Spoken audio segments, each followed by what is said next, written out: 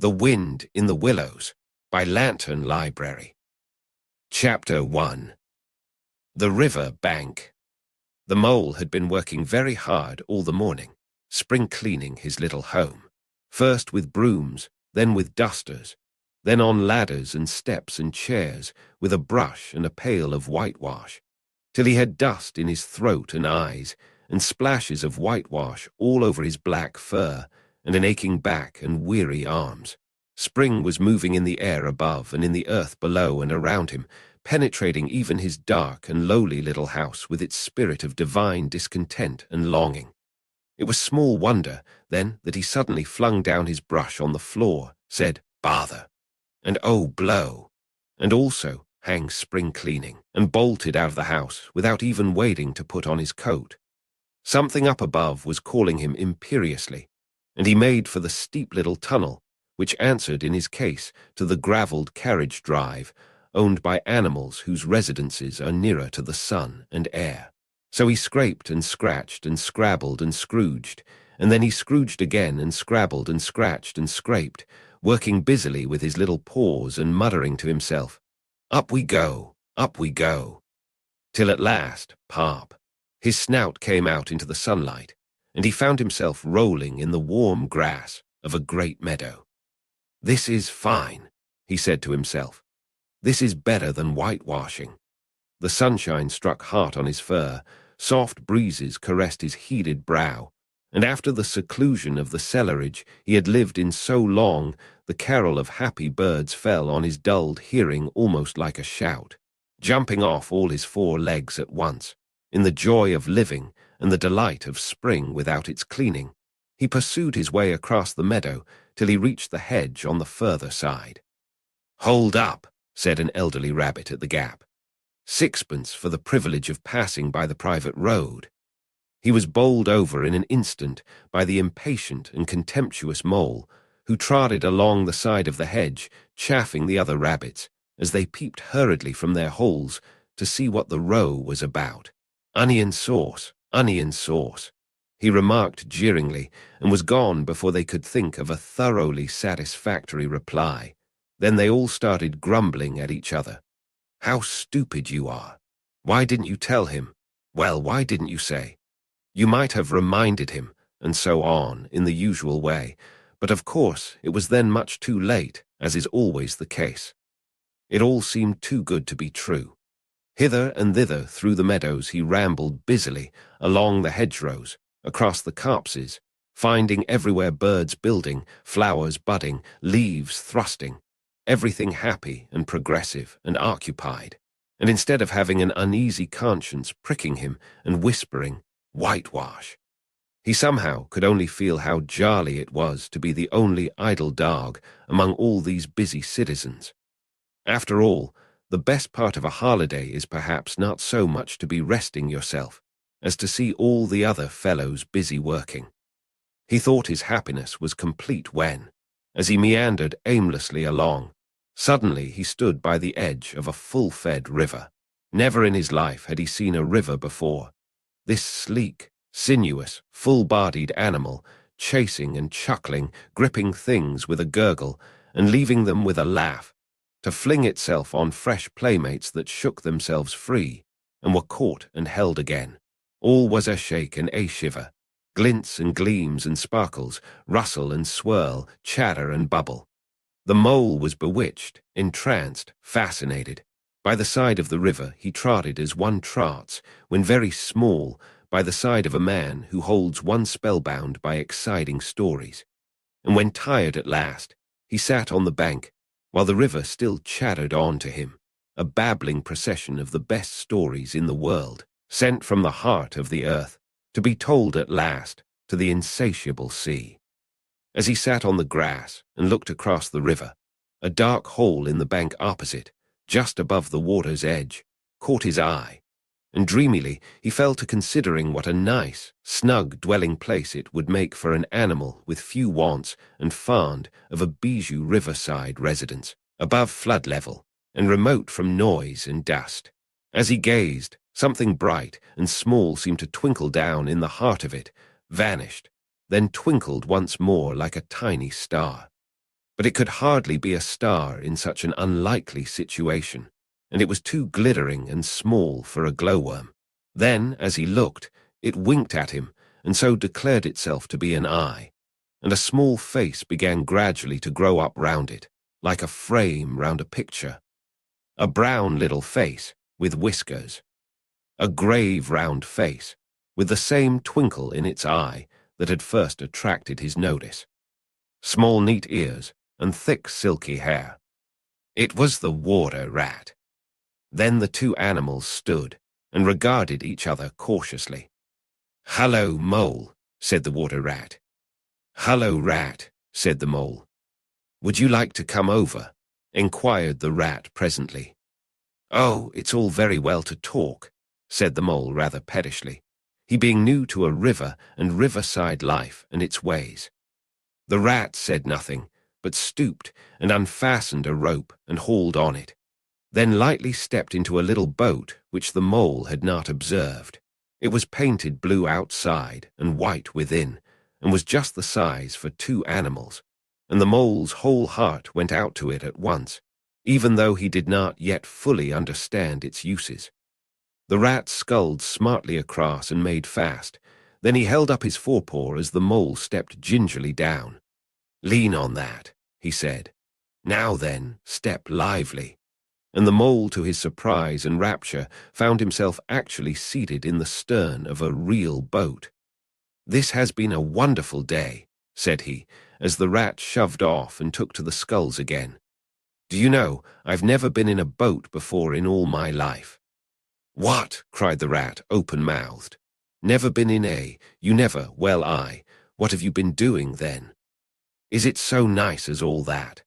asked the mole shyly, though he was quite prepared to believe it as he leant back in his seat and surveyed the cushions, the oars, the rowlocks, and all the fascinating fittings, and felt the boat sway lightly under him.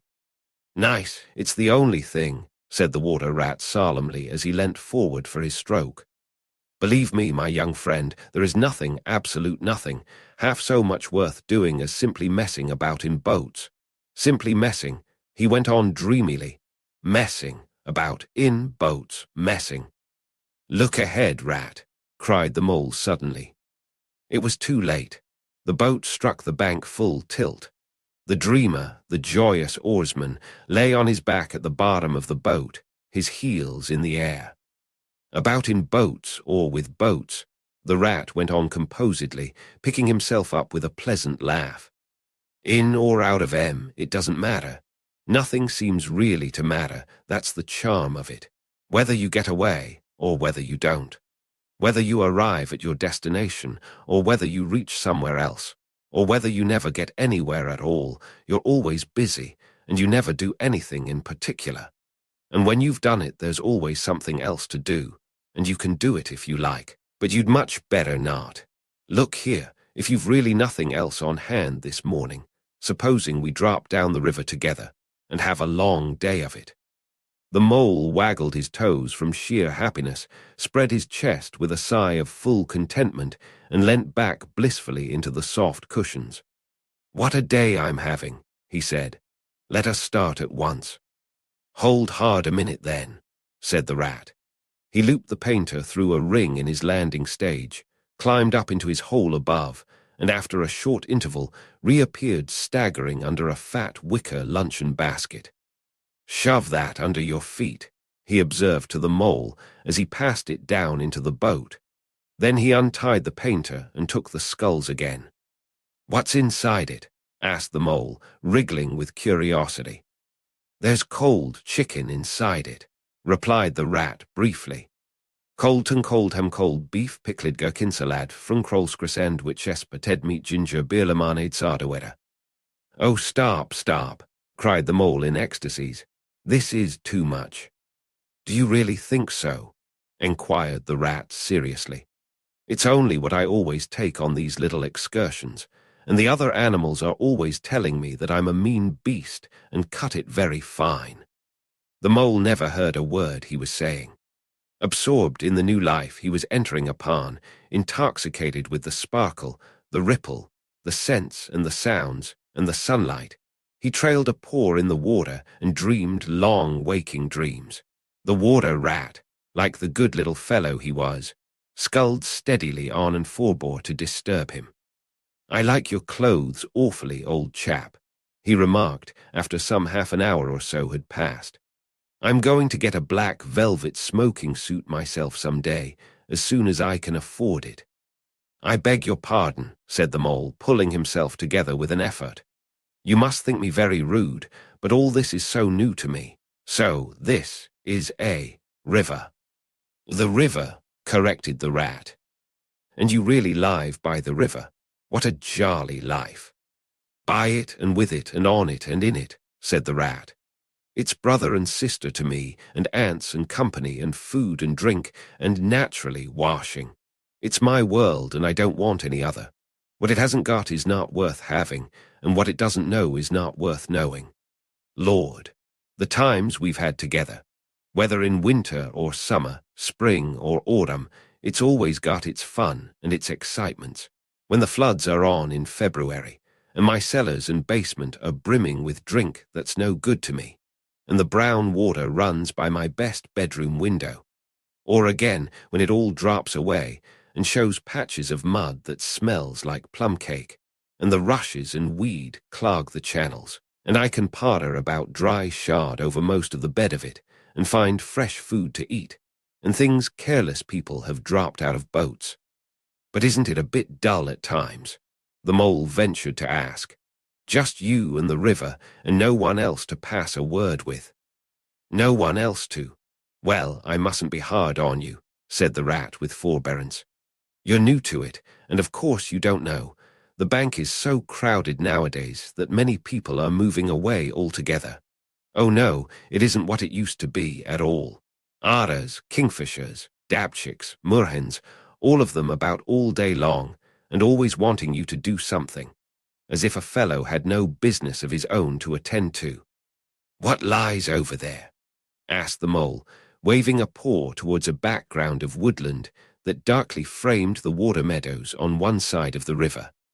That's just the wild wood," said the rat shortly. "We don't go there very much, we riverbankers." Aren't they very nice people in there?" said the mole a trifle nervously. "Well," replied the rat. "Let me see. The squirrels are all right, and the rabbits, some of 'em, but rabbits are a mixed lot. And then there's Badger, of course. He lives right in the heart of it. Wouldn't live anywhere else either if you paid him to do it. Dear old Badger, nobody interferes with him. They'd better not," he added significantly. "Why, who should interfere with him?" asked the mole. "Well, of course, there are others," explained the rat in a hesitating sort of way. "Weasels and stoats and foxes and so on. They're all right in a way. I'm very good friends with them, past the time of day when we meet and all that. But they break out sometimes, there's no denying it, and then, well, you can't really trust them, and that's the fact." The mole knew well that it is quite against animal etiquette to dwell on possible trouble ahead, or even to allude to it, so he dropped the subject. "And beyond the wildwood again?" he asked, "where it's all blue and dim, and one sees what may be hills, or perhaps they mayn't, and something like the smoke of towns, or is it only cloud drift?" "Beyond the wildwood comes the wide world," said the rat. "And that's something that doesn't matter, either to you or me. I've never been there, and I'm never going, nor you either, if you've got any sense at all. Don't ever refer to it again, please. Now then, here's our backwater at last, where we're going to lunch." Leaving the main stream, they now passed into what seemed at first sight like a little landlocked lake. Green turf sloped down to either edge, brown snaky tree roots gleamed below the surface of the quiet water, while ahead of them the silvery shoulder and foamy tumble of a weir, arm in arm with a restless dripping mill wheel that held up in its turn a grey-gabled mill house, filled the air with a soothing murmur of sound, dull and smothery, yet with little clear voices speaking up cheerfully out of it at intervals. It was so very beautiful that the mole could only hold up both forepaws and gasp, "Oh my, oh my, oh my." The rat brought the boat alongside the bank, made her fast, helped the still awkward mole safely ashore, and swung out the luncheon basket. The mole begged as a favor to be allowed to unpack it all by himself, and the rat was very pleased to indulge him and to sprawl at full length on the grass and rest, while his excited friend shook out the tablecloth and spread it, took out all the mysterious packets one by one, and arranged their contents in due order, still gasping, "Oh my! Oh my!" at each fresh revelation. When all was ready, the rat said, "Now, pitch in, old fellow," and the mole was indeed very glad to obey, for he had started his spring cleaning at a very early hour that morning, as people will do, and had not paused for bite or sup, and he had been through a very great deal since that distant time which now seemed so many days ago. "What are you looking at?" said the rat presently, when the edge of their hunger was somewhat dulled, and the mole's eyes were able to wander off the tablecloth a little. "I am looking," said the mole, "at a streak of bubbles that I see travelling along the surface of the water. That is a thing that strikes me as funny." "Bubbles, oh-ho," said the rat, and chirruped cheerily in an inviting sort of way. A broad, glistening muzzle showed itself above the edge of the bank, and the otter hauled himself out and shook the water from his coat. "Greedy beggars," he observed, making for the provender. "Why didn't you invite me, Ratty?" "This was an impromptu affair," explained the rat. "By the way, my friend Mr. Mole." "Proud, I'm sure," said the otter, and the two animals were friends forthwith. "Such a rumpus everywhere," continued the otter. "All the world seems out on the river today. I came up this backwater to try and get a moment's peace, and then stumble upon you fellows. At least, I beg pardon, I don't exactly mean that, you know." There was a rustle behind them, proceeding from a hedge wherein last year's leaves still clung thick, and a stripy head, with high shoulders behind it, peered forth on them. "Come on, old badger," shouted the rat. The badger trotted forward a pace or two, then grunted, "H-m, company," and turned his back and disappeared from view. "That's just the sort of fellow he is," observed the disappointed rat. "Simply hates society. Now we shan't see any more of him today. Well, tell us who's out on the river." "Toad's out for one," replied the otter. "In his brand-new wager boat, new togs, new everything." The two animals looked at each other and laughed. "Once it was nothing but sailing," said the rat. "Then he tired of that and took to punting. Nothing would please him but to punt all day and every day, and a nice mess he made of it. Last year it was houseboating, and we all had to go and stay with him in his houseboat and pretend we liked it. He was going to spend the rest of his life in a houseboat. It's all the same, whatever he takes up. He gets tired of it and starts on something fresh." "Such a good fellow, too," remarked the otter reflectively, "but no stability, especially in a boat." From where they sat, they could get a glimpse of the main stream across the island that separated them. And just then a wager boat flashed into view, the rower, a short, stout figure, splashing badly and rolling a good deal, but working his hardest. The rat stood up and hailed him, but Toad, for it was he, shook his head and settled sternly to his work. "He'll be out of the boat in a minute if he rolls like that," said the rat, sitting down again. "Of course he will," chuckled the otter. "Did I ever tell you that good story about Toad and the lark keeper? It happened this way. Toad."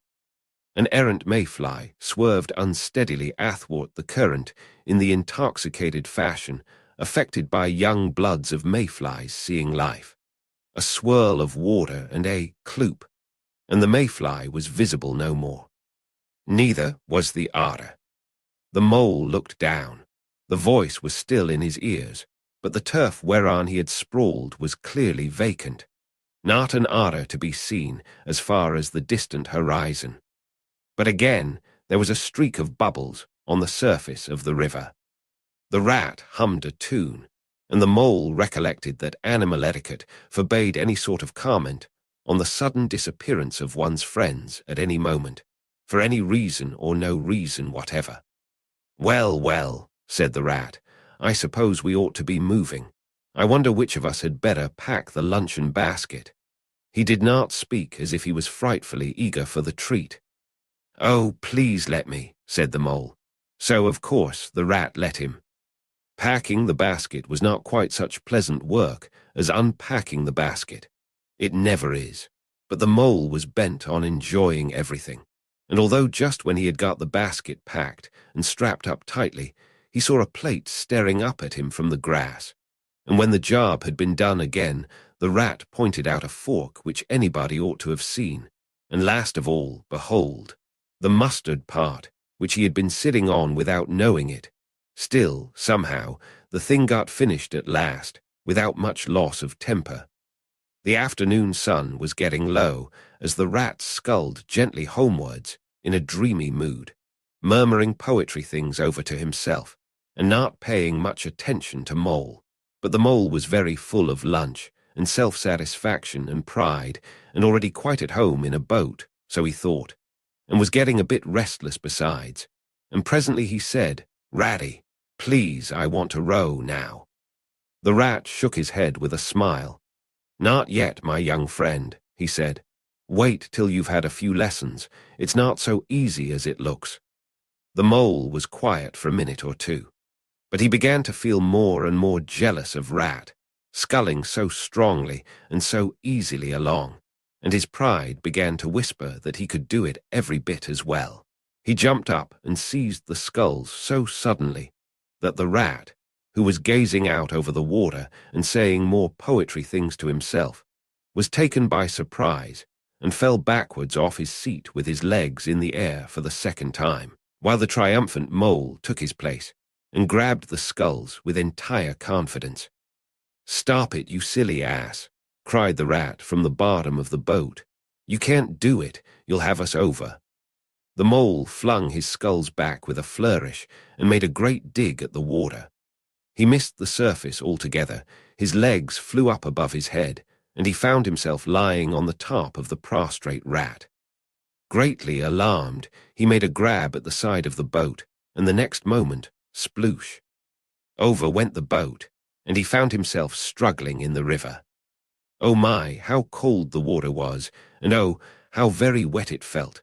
How it sang in his ears as he went down, down, down! How bright and welcome the sun looked as he rose to the surface coughing and spluttering! How black was his despair when he felt himself sinking again! Then a firm paw gripped him by the back of his neck. It was the rat, and he was evidently laughing. The mole could feel him laughing, right down his arm and through his paw, and so into his, the mole's, neck. The rat got hold of a scull and shoved it under the mole's arm. Then he did the same by the other side of him, and swimming behind, propelled the helpless animal to shore, hauled him out, and set him down on the bank, a squashy, pulpy lump of misery. When the rat had rubbed him down a bit and wrung some of the wet out of him, he said, "Now then, old fellow, trot up and down the towing path as hard as you can, till you're warm and dry again, while I dive for the luncheon basket." So the dismal mole, wet without and ashamed within, trotted about till he was fairly dry, while the rat plunged into the water again, recovered the boat, righted her and made her fast, fetched his floating property to shore by degrees, and finally dived successfully for the luncheon basket and struggled to land with it. When all was ready for a start once more, the mole, limp and dejected, took his seat in the stern of the boat, and as they set off, he said in a low voice, broken with emotion, "Ratty, my generous friend, I am very sorry indeed for my foolish and ungrateful conduct. My heart quite fails me when I think how I might have lost that beautiful luncheon basket. Indeed, I have been a complete ass, and I know it. Will you overlook it this once and forgive me, and let things go on as before?" "That's all right, bless you," responded the rat cheerily. "What's a little wet to a water rat? I'm more in the water than out of it most days. Don't you think any more about it, and look here. I really think you had better come and stop with me for a little time. It's very plain and rough, you know, not like Toad's house at all, but you haven't seen that yet. Still, I can make you comfortable. And I'll teach you to row and to swim, and you'll soon be as handy on the water as any of us." The mole was so touched by his kind manner of speaking that he could find no voice to answer him, and he had to brush away a tear or two with the back of his paw. But the rat kindly looked in another direction, and presently the mole's spirits revived again, and he was even able to give some straight-back talk to a couple of moorhens who were sniggering to each other about his bedraggled appearance. When they got home, the rat made a bright fire in the parlour and planted the mole in an armchair in front of it, having fetched down a dressing-gown and slippers for him and told him river stories till supper time. Very thrilling stories they were, too, to an earth-dwelling animal like mole. Stories about weirs and sudden floods and leaping pike and steamers that flung hard bardels. At least bardels were certainly flung, and from steamers, so presumably by them, and about herons and how particular they were whom they spoke to, and about adventures down drains and night fishings with ardour, or excursions far afield with badger. Supper was a most cheerful meal, but very shortly afterwards, a terribly sleepy mole had to be escorted upstairs by his considerate host to the best bedroom, where he soon laid his head on his pillow in great peace and contentment, knowing that his new-found friend, the river, was lapping the sill of his window. This day was only the first of many similar ones for the emancipated mole, each of them longer and full of interest as the ripening summer moved onward. He learnt to swim and to row, and entered into the joy of running water, and with his ear to the reed stems he caught, at intervals, something of what the wind went whispering so constantly among them. Chapter 2. The Open Road. "Ratty," said the mole suddenly, one bright summer morning, "if you please, I want to ask you a favour." The rat was sitting on the river bank, singing a little song. He had just composed it himself, so he was very taken up with it, and would not pay proper attention to mole or anything else. Since early morning he had been swimming in the river in company with his friends, the ducks, and when the ducks stood on their heads suddenly, as ducks will, he would dive down and tickle their necks, just under where their chins would be if ducks had chins, till they were forced to come to the surface again in a hurry, spluttering and angry, and shaking their feathers at him, for it is impossible to say quite all you feel when your head is under water. At last they implored him to go away and attend to his own affairs, and leave them to mind theirs. So the rat went away, and sat on the river bank in the sun, and made up a song about them, which he called Ducks Dirry. All along the backwater, through the rushes tall, ducks are a-dabbling, up tails all. Ducks' tails, drakes' tails, yellow feet a-quiver, yellow bills all out of sight busy in the river. Slushy green undergrowth where the roach swim.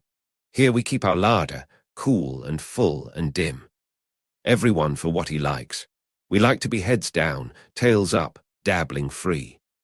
High in the blue above swifts whirl and call, we are down a-dabbling up tails all. I don't know that I think so very much of that little song, rat, observed the mole cautiously. He was no poet himself and didn't care who knew it, and he had a candid nature. Nor don't the ducks neither, replied the rat cheerfully. They say, why can't fellows be allowed to do what they like when they like and as they like, instead of other fellows sitting on banks and watching them all the time and making remarks and poetry and things about them? What nonsense it all is. That's what the ducks say. So it is, said the mole with great heartiness. No, it isn't, cried the rat indignantly. Well then, it isn't, replied the mole soothingly. But what I wanted to ask you was, won't you take me to call on Mr. Toad? I've heard so much about him, and I do so want to make his acquaintance. Why, certainly, said the good-natured rat, jumping to his feet and dismissing poetry from his mind for the day. Get the boat out, and we'll paddle up there at once. It's never the wrong time to call on Toad. Early or late, he's always the same fellow, always good-tempered, Always glad to see you, always sorry when you go. He must be a very nice animal, observed the mole, as he got into the boat and took the sculls, while the rat settled himself comfortably in the stern. He is indeed the best of animals, replied Rat. So simple, so good-natured, and so affectionate. Perhaps he's not very clever, we can't all be geniuses, and it may be that he is both boastful and conceited. But he has got some great qualities, has Toady. Rounding a bend in the river, they came in sight of a handsome, dignified old house of mellowed red brick, with well-kept lawns reaching down to the water's edge. "There's Toad Hall," said the rat, "and that creek on the left where the notice board says private. No landing allowed leads to his boathouse where we'll leave the boat. The stables are over there to the right. That's the banqueting hall you're looking at now, very old, that is. Toad is rather rich, you know, and this is really one of the nicest houses in these parts, though we never admit as much to Toad." They glided up the creek, and the mole shipped his sculls as they passed into the shadow of a large boathouse.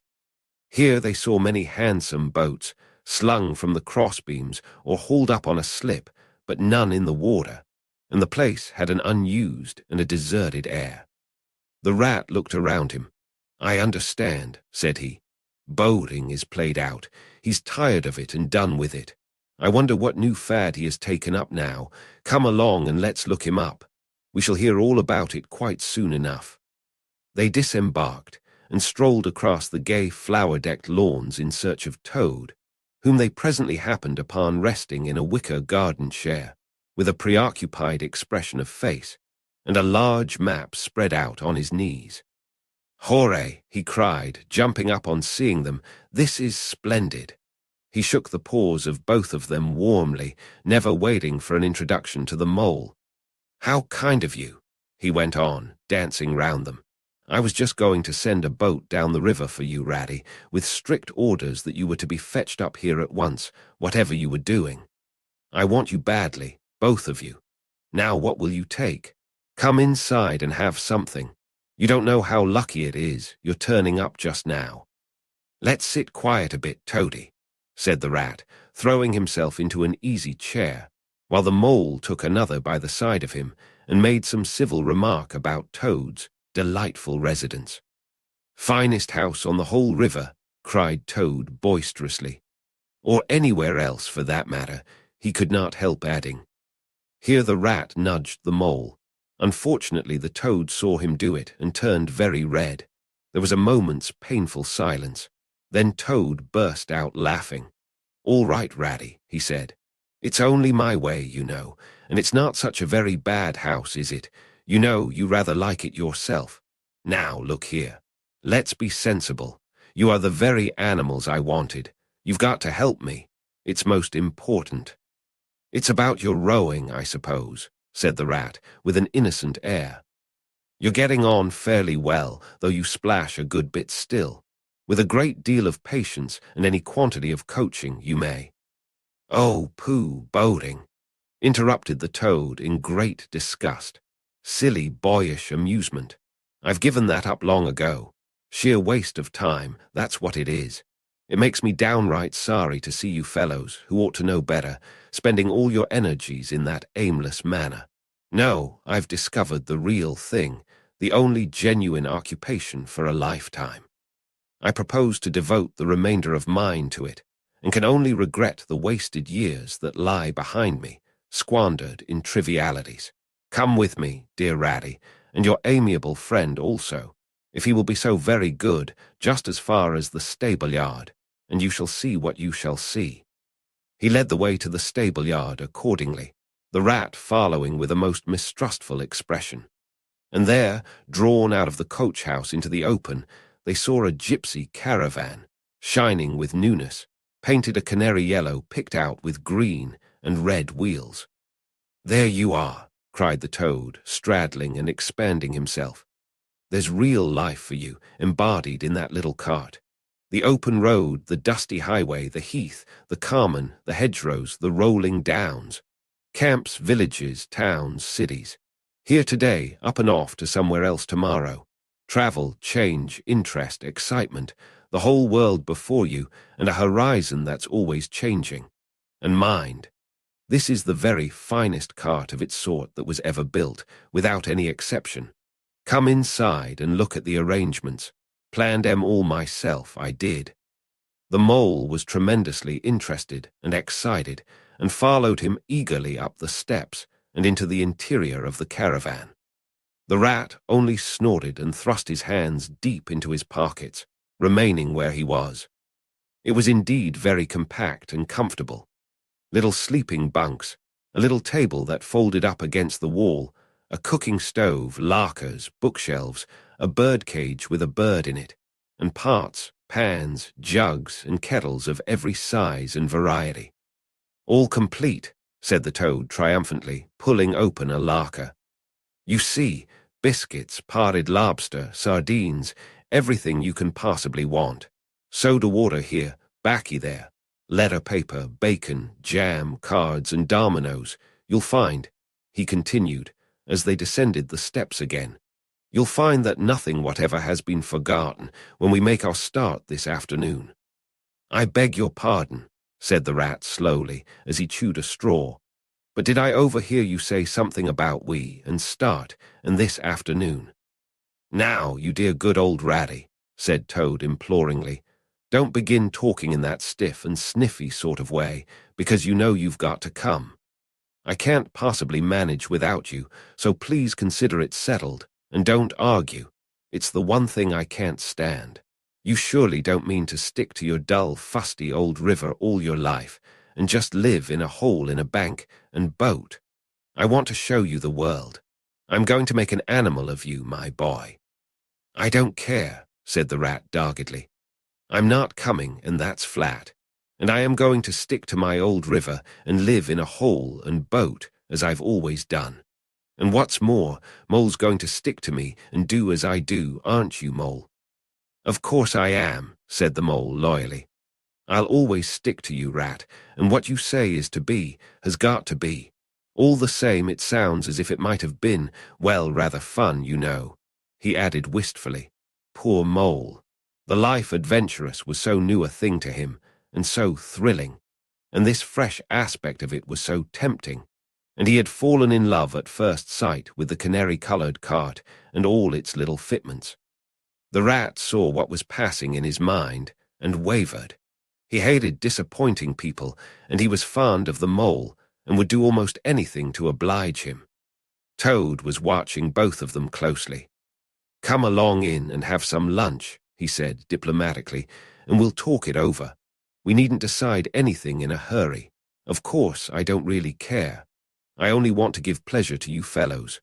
Live for others. That's my motto in life." During luncheon, which was excellent, of course, as everything at Toad Hall always was, the toad simply let himself go.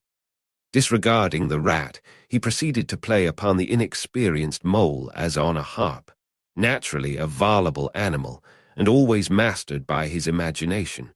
He painted the prospects of the trip and the joys of the open life and the roadside in such glowing colours that the Mole could hardly sit in his chair for excitement. Somehow it soon seemed taken for granted by all three of them that the trip was a settled thing, and the rat, though still unconvinced in his mind, allowed his good nature to override his personal objections. He could not bear to disappoint his two friends, who were already deep in schemes and anticipations, planning out each day's separate occupation for several weeks ahead. When they were quite ready, the now triumphant Toad led his companions to the paddock and set them to capture the old grey horse, who, without having been consulted, and to his own extreme annoyance, had been told off by Toad for the dustiest job in this dusty expedition. He frankly preferred the paddock, and took a deal of catching. Meantime Toad packed the lockers still tighter with necessaries, and hung nosebags, nets of onions, bundles of hay, and baskets from the bottom of the cart. At last the horse was caught and harnessed, and they set off, all talking at once, each animal either trudging by the side of the cart or sitting on the shaft as the humour took him. It was a golden afternoon. The smell of the dust they kicked up was rich and satisfying.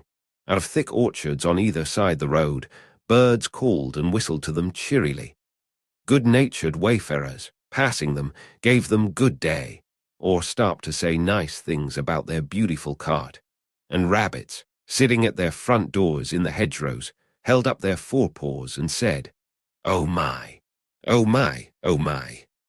Late in the evening, tired and happy and miles from home, they drew up on a remote common far from habitations, turned the horse loose to graze, and ate their simple supper sitting on the grass by the side of the cart.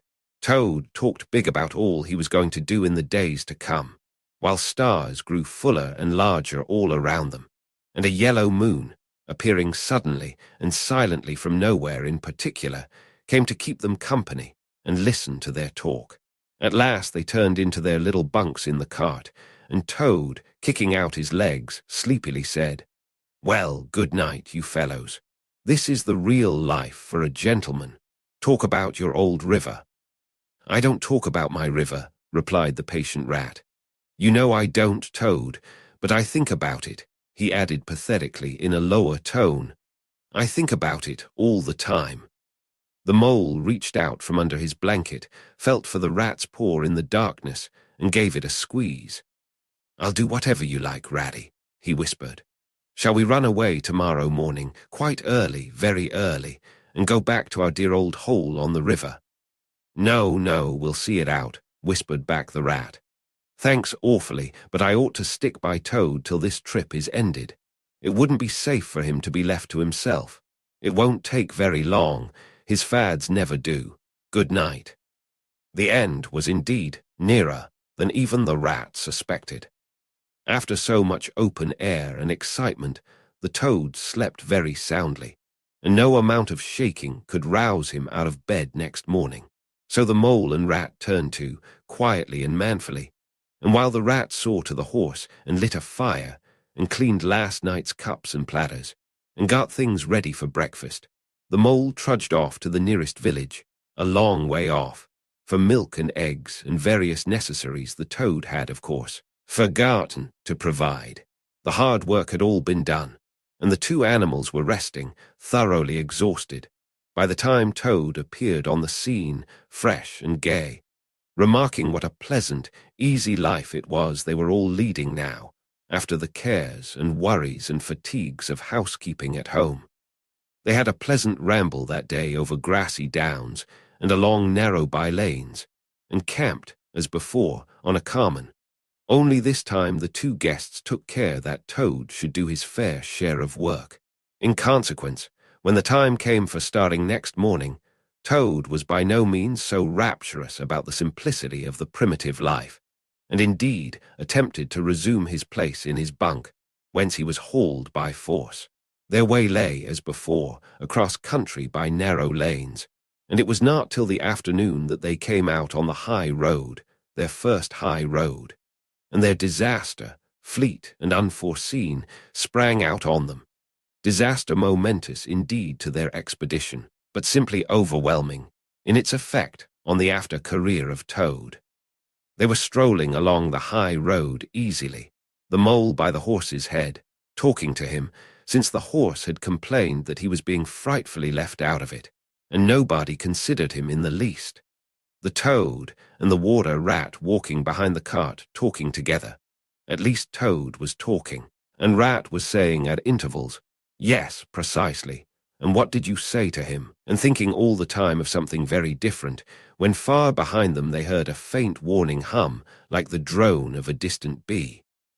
Glancing back, they saw a small cloud of dust, with a dark center of energy, advancing on them at incredible speed, while from out the dust a faint poop-poop wailed like an uneasy animal in pain. Hardly regarding it, they turned to resume their conversation, when in an instant, as it seemed, the peaceful scene was changed, and with a blast of wind and a whirl of sound that made them jump for the nearest ditch. It was on them. The poop-poop rang with a brazen shout in their ears.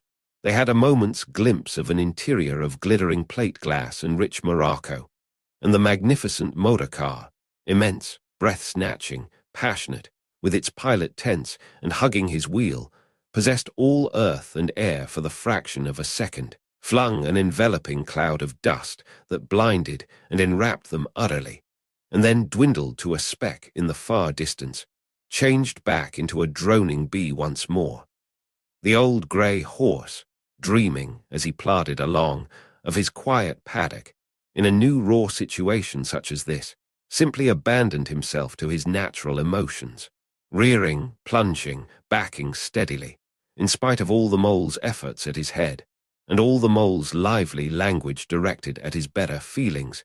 He drove the cart backward towards the deep ditch at the side of the road. It wavered an instant. Then there was a heart-rending crash, and the canary-coloured cart, their pride and their joy, lay on its side in the ditch, an irredeemable wreck. The rat danced up and down in the road, simply transported with passion. "You villains!" he shouted, shaking both fists. "You scoundrels, you highwaymen, you road hogs! I'll have the law of you, I'll report you, I'll take you through all the courts." His homesickness had quite slipped away from him, and for the moment he was the skipper of the canary-coloured vessel, driven on a shoal by the reckless jockeying of rival mariners, and he was trying to recollect all the fine and biting things he used to say to masters of steam launches when their wash, as they drove too near the bank, used to flood his parlour carpet at home. Toad sat straight down in the middle of the dusty road, his legs stretched out before him, and stared fixedly in the direction of the disappearing motor car. He breathed short, his face wore a placid, satisfied expression, and at intervals he faintly murmured, "Poop, poop." The mole was busy trying to quiet the horse, which he succeeded in doing after a time. Then he went to look at the cart, on its side in the ditch. It was indeed a sorry sight. Panels and windows smashed, axles hopelessly bent, one wheel off, sardine tins scattered over the wide world, and the bird in the birdcage sobbing pitifully and calling to be let out. The rat came to help him, but their united efforts were not sufficient to right the cart. "Hi, Toad," they cried. "Come and bear a hand, can't you?" The toad never answered a word or budged from his seat in the road, so they went to see what was the matter with him. They found him in a sort of a trance, a happy smile on his face, his eyes still fixed on the dusty wake of their destroyer. At intervals he was still heard to murmur, "Poop, poop." The rat shook him by the shoulder. "Are you coming to help us, Toad?" he demanded sternly. "Glorious stirring sight," murmured Toad, never offering to move. "The poetry of motion, the real way to travel, the only way to travel, here today, in next week tomorrow. Villages skipped, towns and cities jumped, always somebody else's horizon. Oh bliss, oh poop poop, oh my, oh my." "Oh, stop being an ass, Toad," cried the mole despairingly.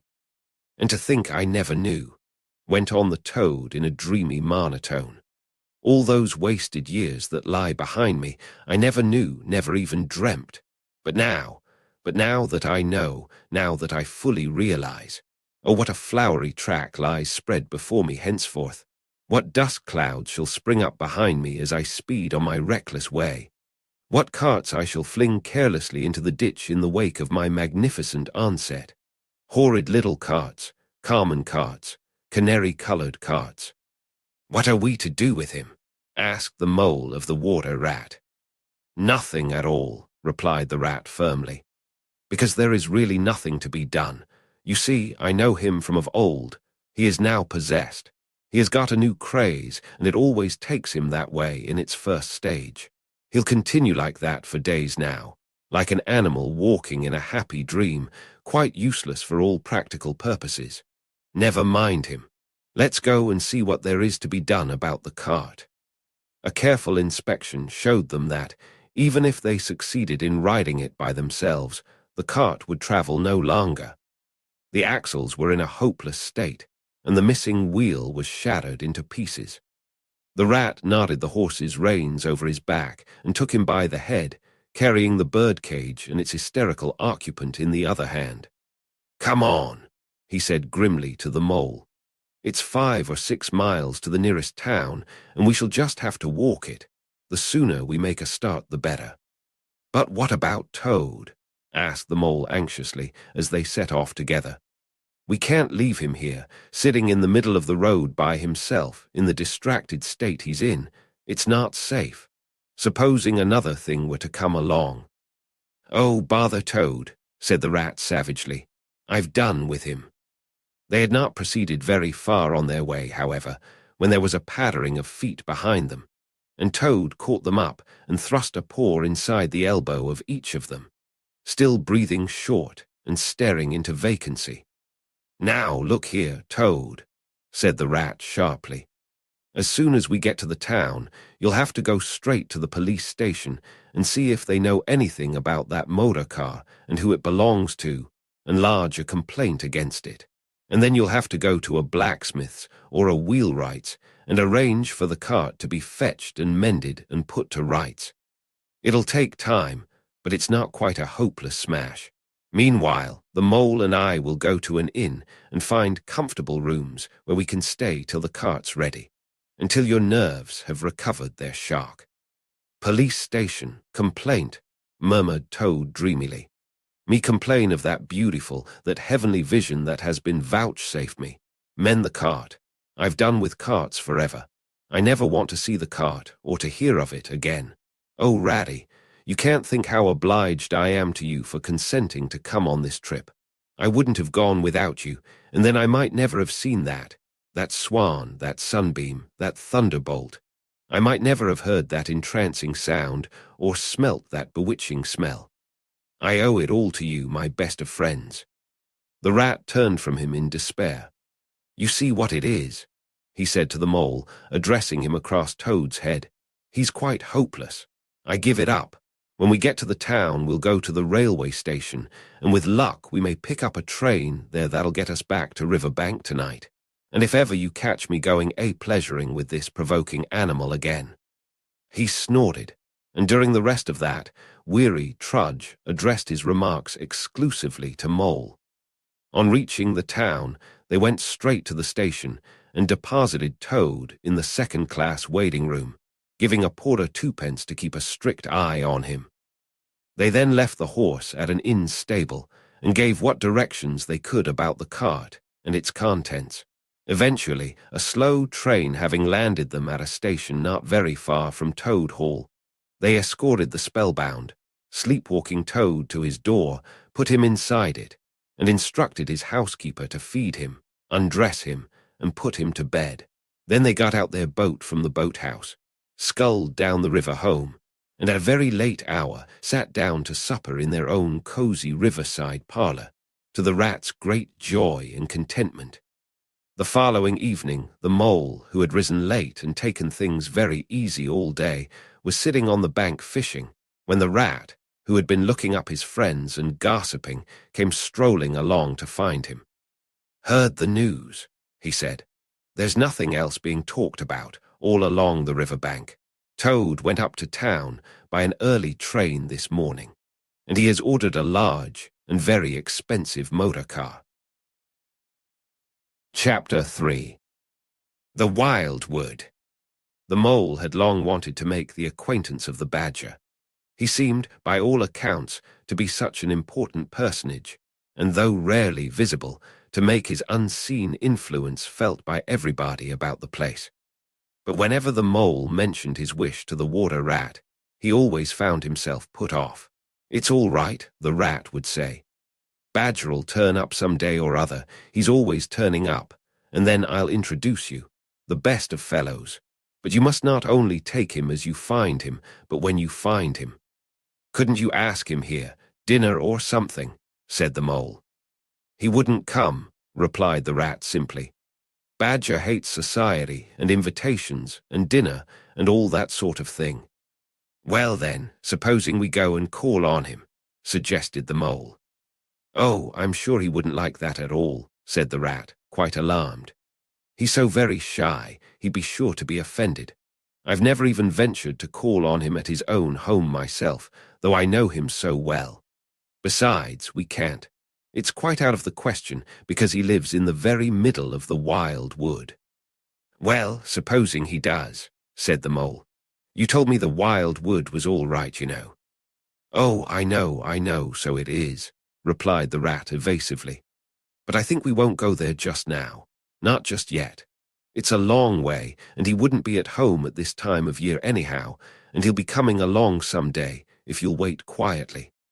The mole had to be content with this, but the badger never came along, and every day brought its amusements, and it was not till summer was long over, and cold and frost and miry ways kept them much indoors, and the swollen river raced past outside their windows with a speed that marked at boding of any sort or kind, that he found his thoughts dwelling again with much persistence on the solitary grey badger, who lived his own life by himself, in his hole in the middle of the wild wood. In the winter-time, the rat slept a great deal, retiring early and rising late. During his short day, he sometimes scribbled poetry or did other small domestic jobs about the house. And of course, there were always animals dropping in for a chat, and consequently there was a good deal of story-telling and comparing notes on the past summer and all its doings. Such a rich chapter it had been, when one came to look back on it all, with illustrations so numerous and so very highly coloured. The pageant of the river-bank had marched steadily along, unfolding itself in scene pictures that succeeded each other in stately procession. Purple leucostrife arrived early, shaking luxuriant tangled larks along the edge of the mirror whence its own face laughed back at it. Willow herb, tender and wistful, like a pink sunset cloud, was not slow to follow. Comfrey, the purple hand in hand with the white, crept forth to take its place in the line.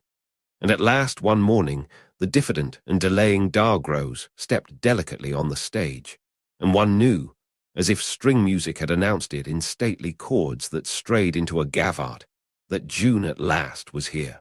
One member of the company was still awaited, the shepherd boy for the nymphs to woo, the knight for whom the ladies waited at the window, the prince that was to kiss the sleeping summer back to life and love. But when Meadowsweet, debonair and odorous in amber jerkin, moved graciously to his place in the group, then the play was ready to begin. And what a play it had been!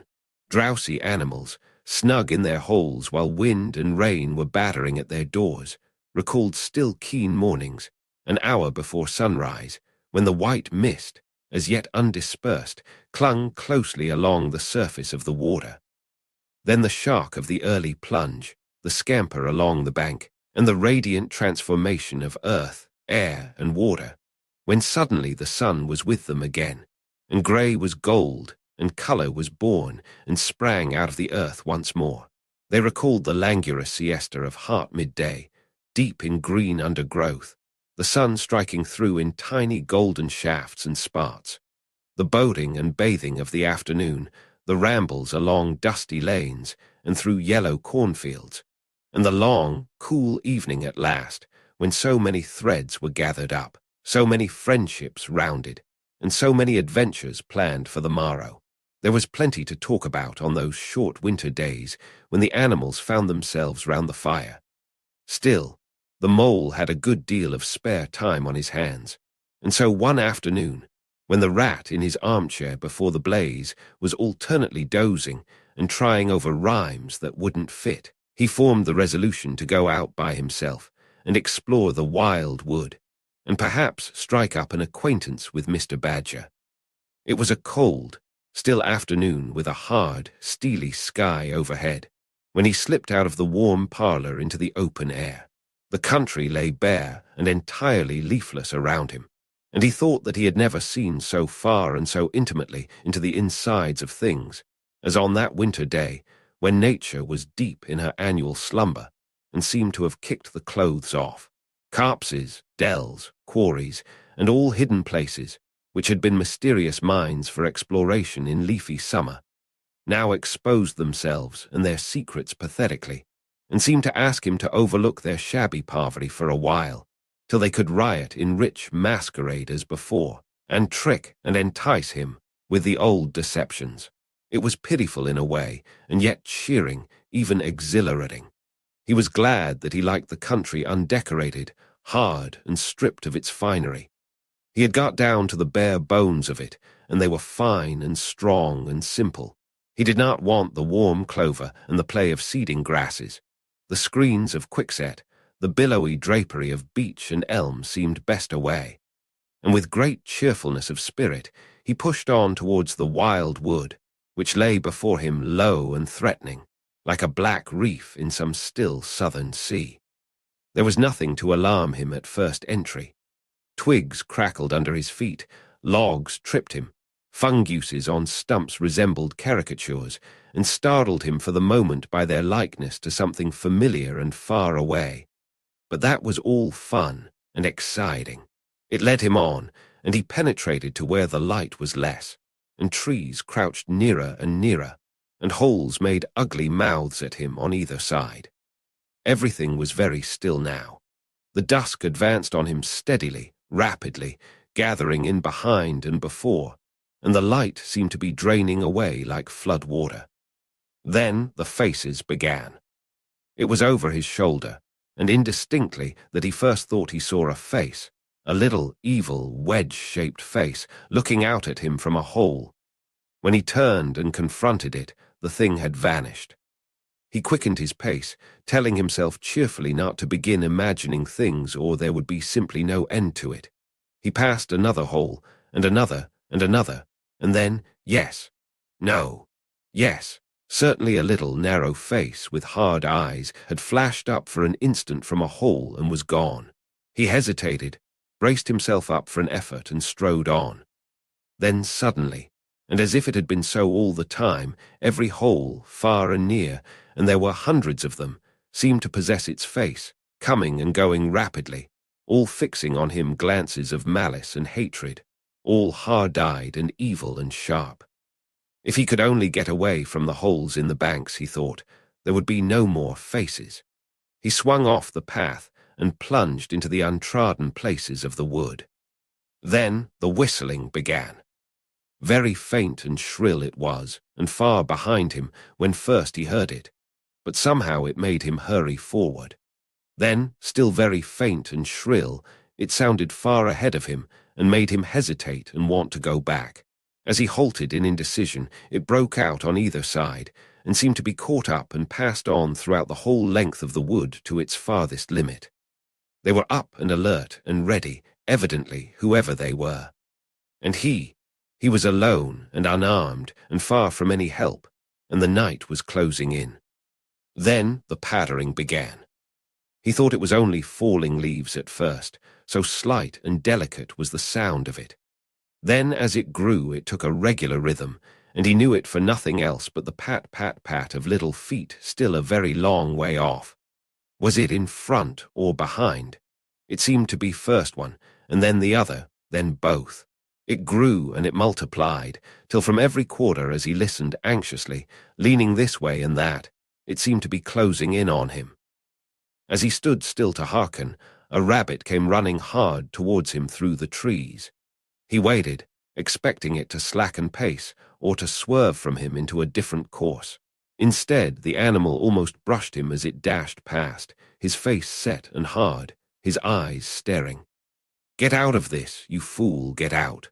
The mole heard him mutter as he swung round a stump and disappeared down a friendly burrow. The pattering increased till it sounded like sudden hail on the dry leaf carpet spread around him. The whole wood seemed running now, running hard, hunting, chasing, closing in round something or somebody. In panic, he began to run too aimlessly, he knew not whither. He ran up against things, he fell over things and into things, he darted under things and dodged round things. At last he took refuge in the deep, dark hollow of an old beech tree, which offered shelter, concealment, perhaps even safety, but who could tell? Anyhow, he was too tired to run any further, and could only snuggle down into the dry leaves which had drifted into the hollow, and hope he was safe for a time. And as he lay there panting and trembling, and listened to the whistlings and the patterings outside, he knew it at last, in all its fullness, that dread thing which other little dwellers in field and hedgerow had encountered here, and known as their darkest moment, that thing which the rat had vainly tried to shield him from, the terror of the wild wood. Meantime the rat, warm and comfortable, dozed by his fireside. His paper of half-finished verses slipped from his knee, his head fell back, his mouth opened, and he wandered by the verdant banks of dream rivers. Then a coal slipped, the fire crackled and sent up a spurt of flame, and he woke with a start. Remembering what he had been engaged upon, he reached down to the floor for his verses, pored over them for a minute, and then looked round for the mole to ask him if he knew a good rhyme for something or other. But the mole was not there. He listened for a time. The house seemed very quiet. Then he called Moly several times, and receiving no answer, got up and went out into the hall. The mole's cap was missing from its accustomed peg. His galoshes, which always lay by the umbrella stand, were also gone. The rat left the house and carefully examined the muddy surface of the ground outside, hoping to find the mole's tracks. There they were, sure enough. The galoshes were new, just bought for the winter, and the pimples on their soles were fresh and sharp. He could see the imprints of them in the mud, running along straight and purposeful, leading direct to the wild wood. The rat looked very grave and stood in deep thought for a minute or two. Then he re-entered the house, strapped a belt round his waist, shoved a brace of pistols into it, took up a stout cudgel that stood in a corner of the hall, and set off for the wild wood at a smart pace. It was already getting towards dusk when he reached the first fringe of trees and plunged without hesitation into the wood, looking anxiously on either side for any sign of his friend. Here and there wicked little faces popped out of holes, but vanished immediately at sight of the valorous animal, his pistols, and the great ugly cudgel in his grasp. And the whistling and pattering, which he had heard quite plainly on his first entry, died away and ceased, and all was very still. He made his way manfully through the length of the wood to its furthest edge. Then, forsaking all paths, he set himself to traverse it, laboriously working over the whole ground, and all the time calling out cheerfully, "Moly, Moly, Moly. Where are you? It's me. It's old Rat." He had patiently hunted through the wood for an hour or more, when at last, to his joy, he heard a little answering cry. Guiding himself by the sound, he made his way through the gathering darkness to the foot of an old beech tree with a hole in it, and from out of the hole came a feeble voice, saying, "Ratty, is that really you?" The rat crept into the harlow, and there he found the mole, exhausted and still trembling. "Oh, Rat," he cried, "I've been so frightened you can't think." "Oh, I quite understand," said the rat soothingly. "You shouldn't really have gone and done it, Mole. I did my best to keep you from it. We riverbankers, we hardly ever come here by ourselves. If we have to come, we come in couples at least. Then we're generally all right. Besides, there are 100 things one has to know, which we understand all about, and you don't, as yet.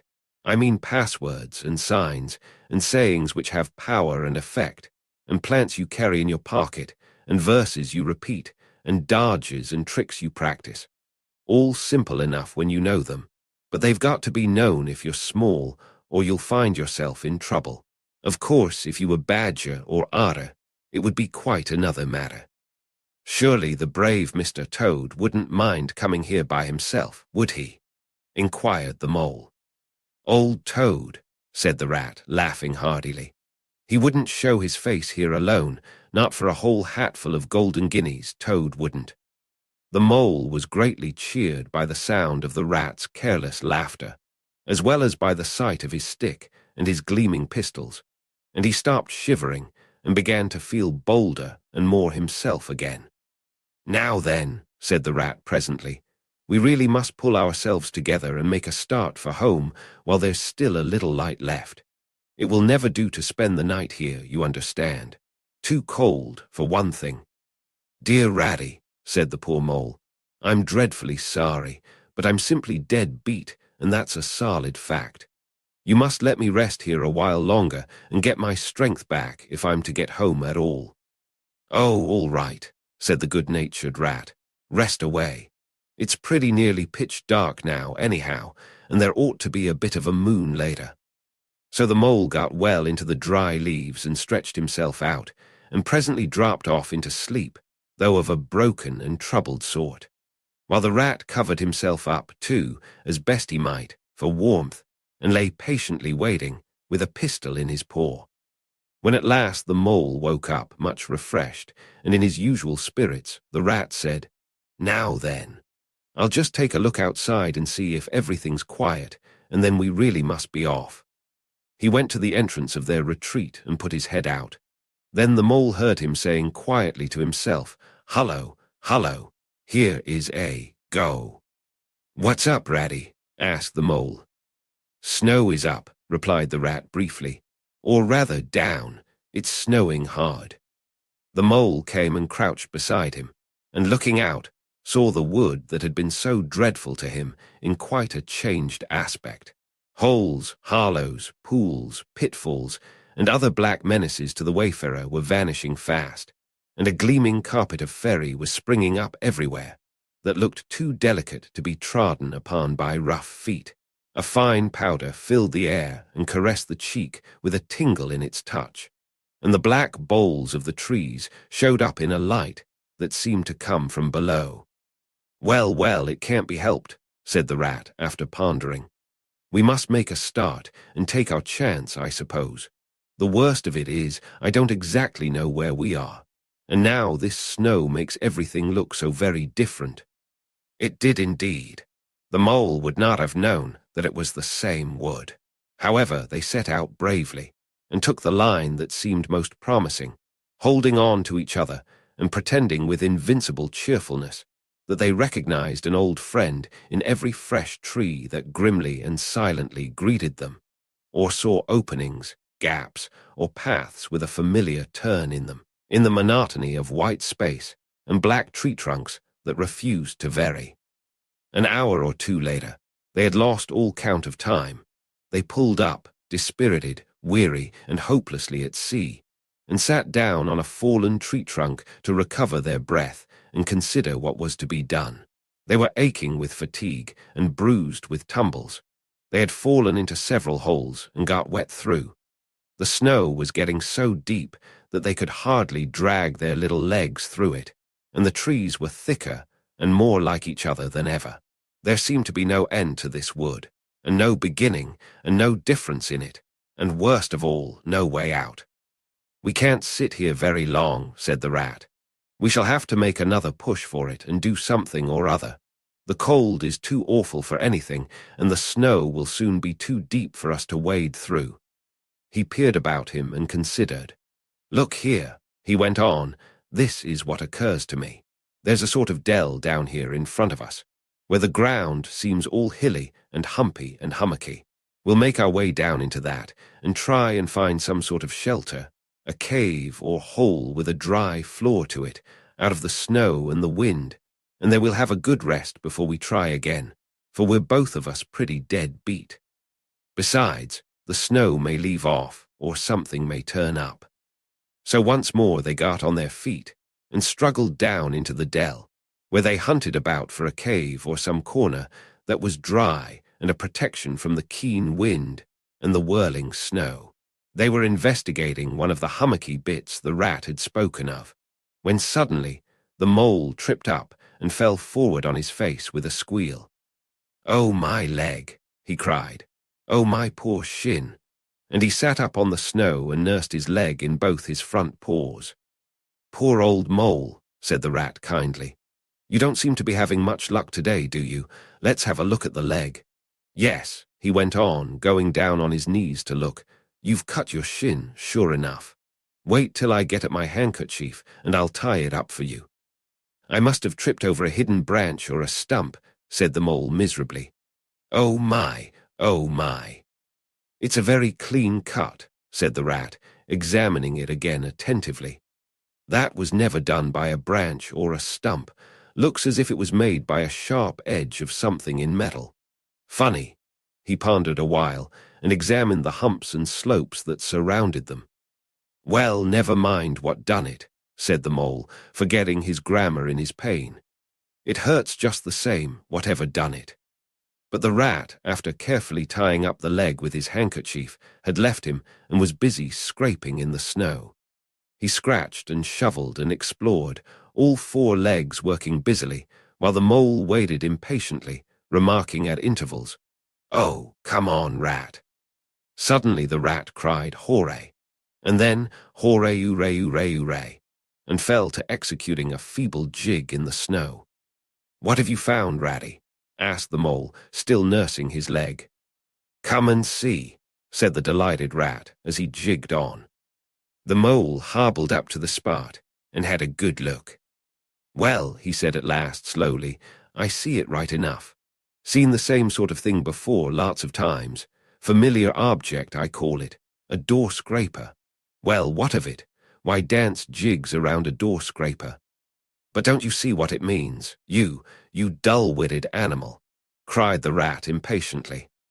"Of course I see what it means," replied the mole. "It simply means that some very careless and forgetful person has left his door scraper lying about in the middle of the wild wood, just where it's sure to trip everybody up. Very thoughtless of him, I call it. When I get home, I shall go and complain about it to somebody or other, see if I don't." "Oh dear, cried the rat in despair at his obtuseness. "Here, stop arguing and come and scrape." And he set to work again and made the snow fly in all directions around him. After some further toil, his efforts were rewarded, and a very shabby doormat lay exposed to view. "There, what did I tell you?" exclaimed the rat in great triumph. "Absolutely nothing whatever," replied the mole with perfect truthfulness. "Well now," he went on, "you seem to have found another piece of domestic litter, done for and thrown away, and I suppose you're perfectly happy. Better go ahead and dance your jig round that if you've got to, and get it over, and then perhaps we can go on and not waste any more time over rubbish heaps. Can we eat a doormat, or sleep under a doormat, or sit on a doormat and sledge home over the snow on it, you exasperating rodent?" "Do you mean to say," cried the excited rat, "that this doormat doesn't tell you anything?" "Really, rat," said the mole quite pettishly, "I think we've had enough of this folly. Whoever heard of a doormat telling anyone anything? They simply don't do it. They are not that sort at all. Doormats know their place."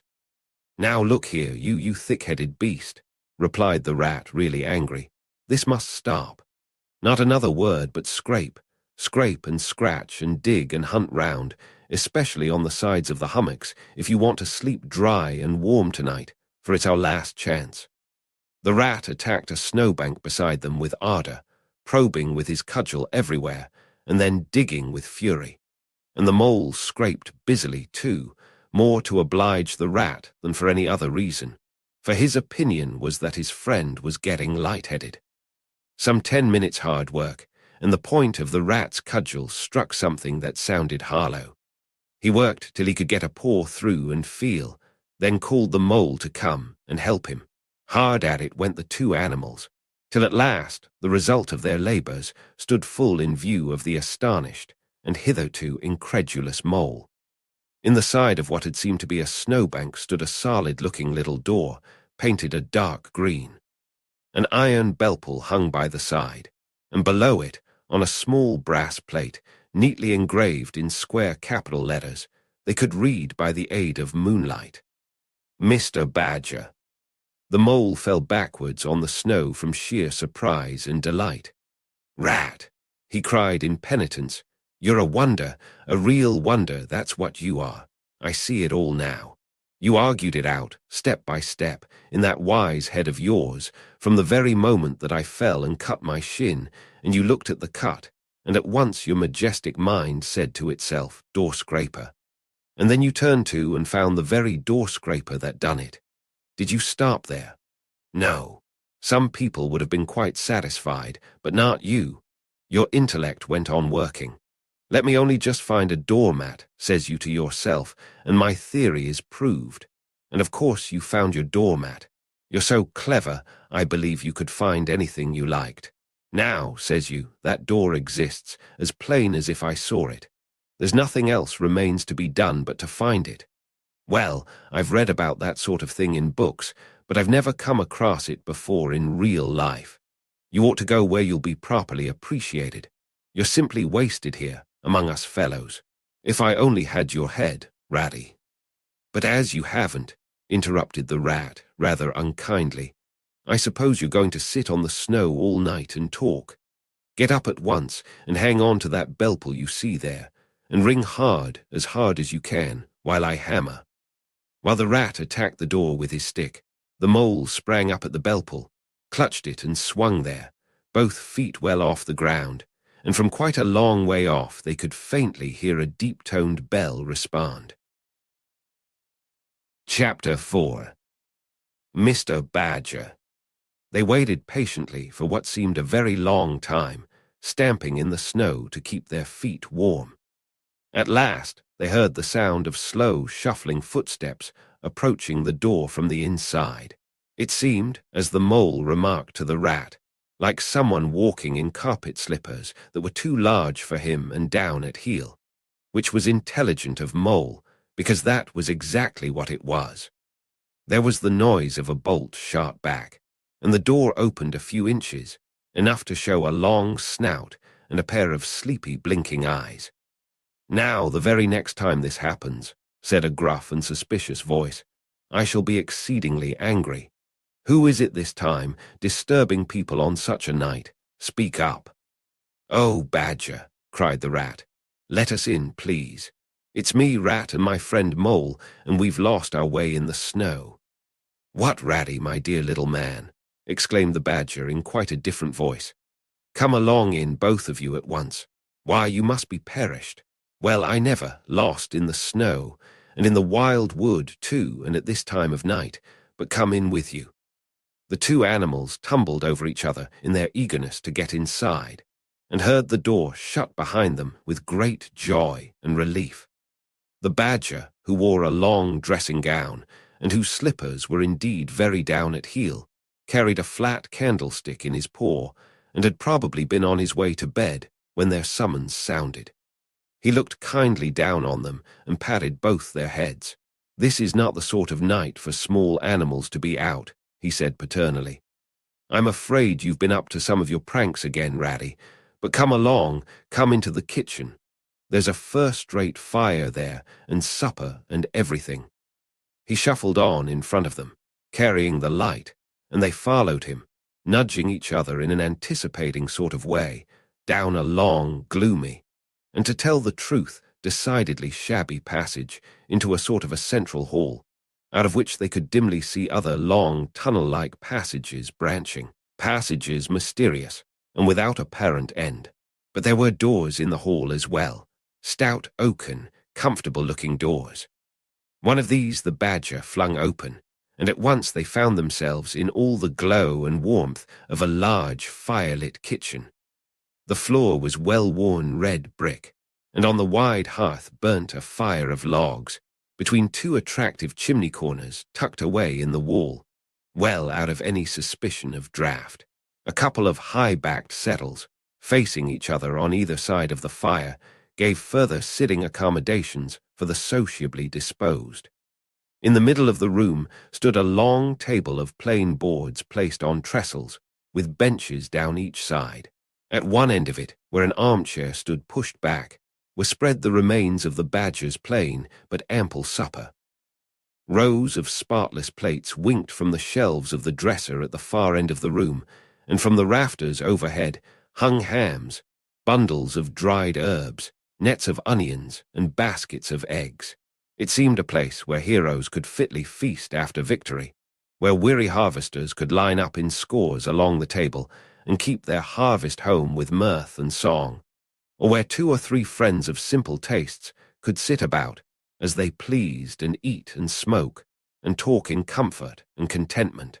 The ruddy brick floor smiled up at the smoky ceiling.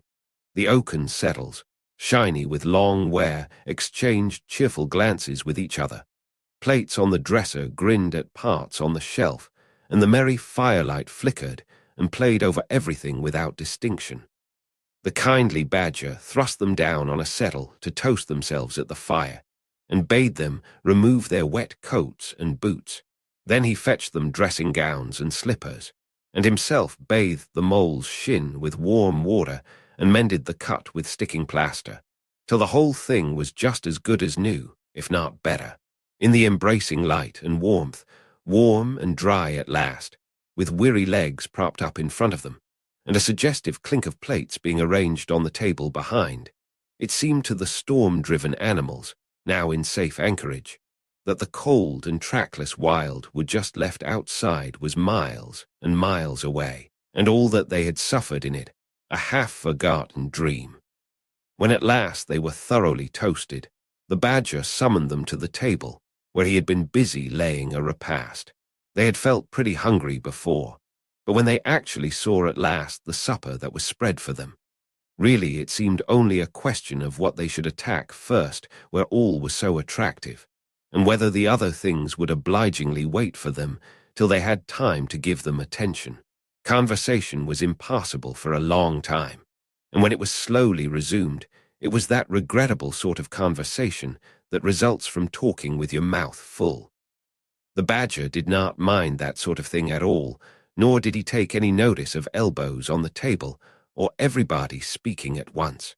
As he did not go into society himself, he had got an idea that these things belonged to the things that didn't really matter.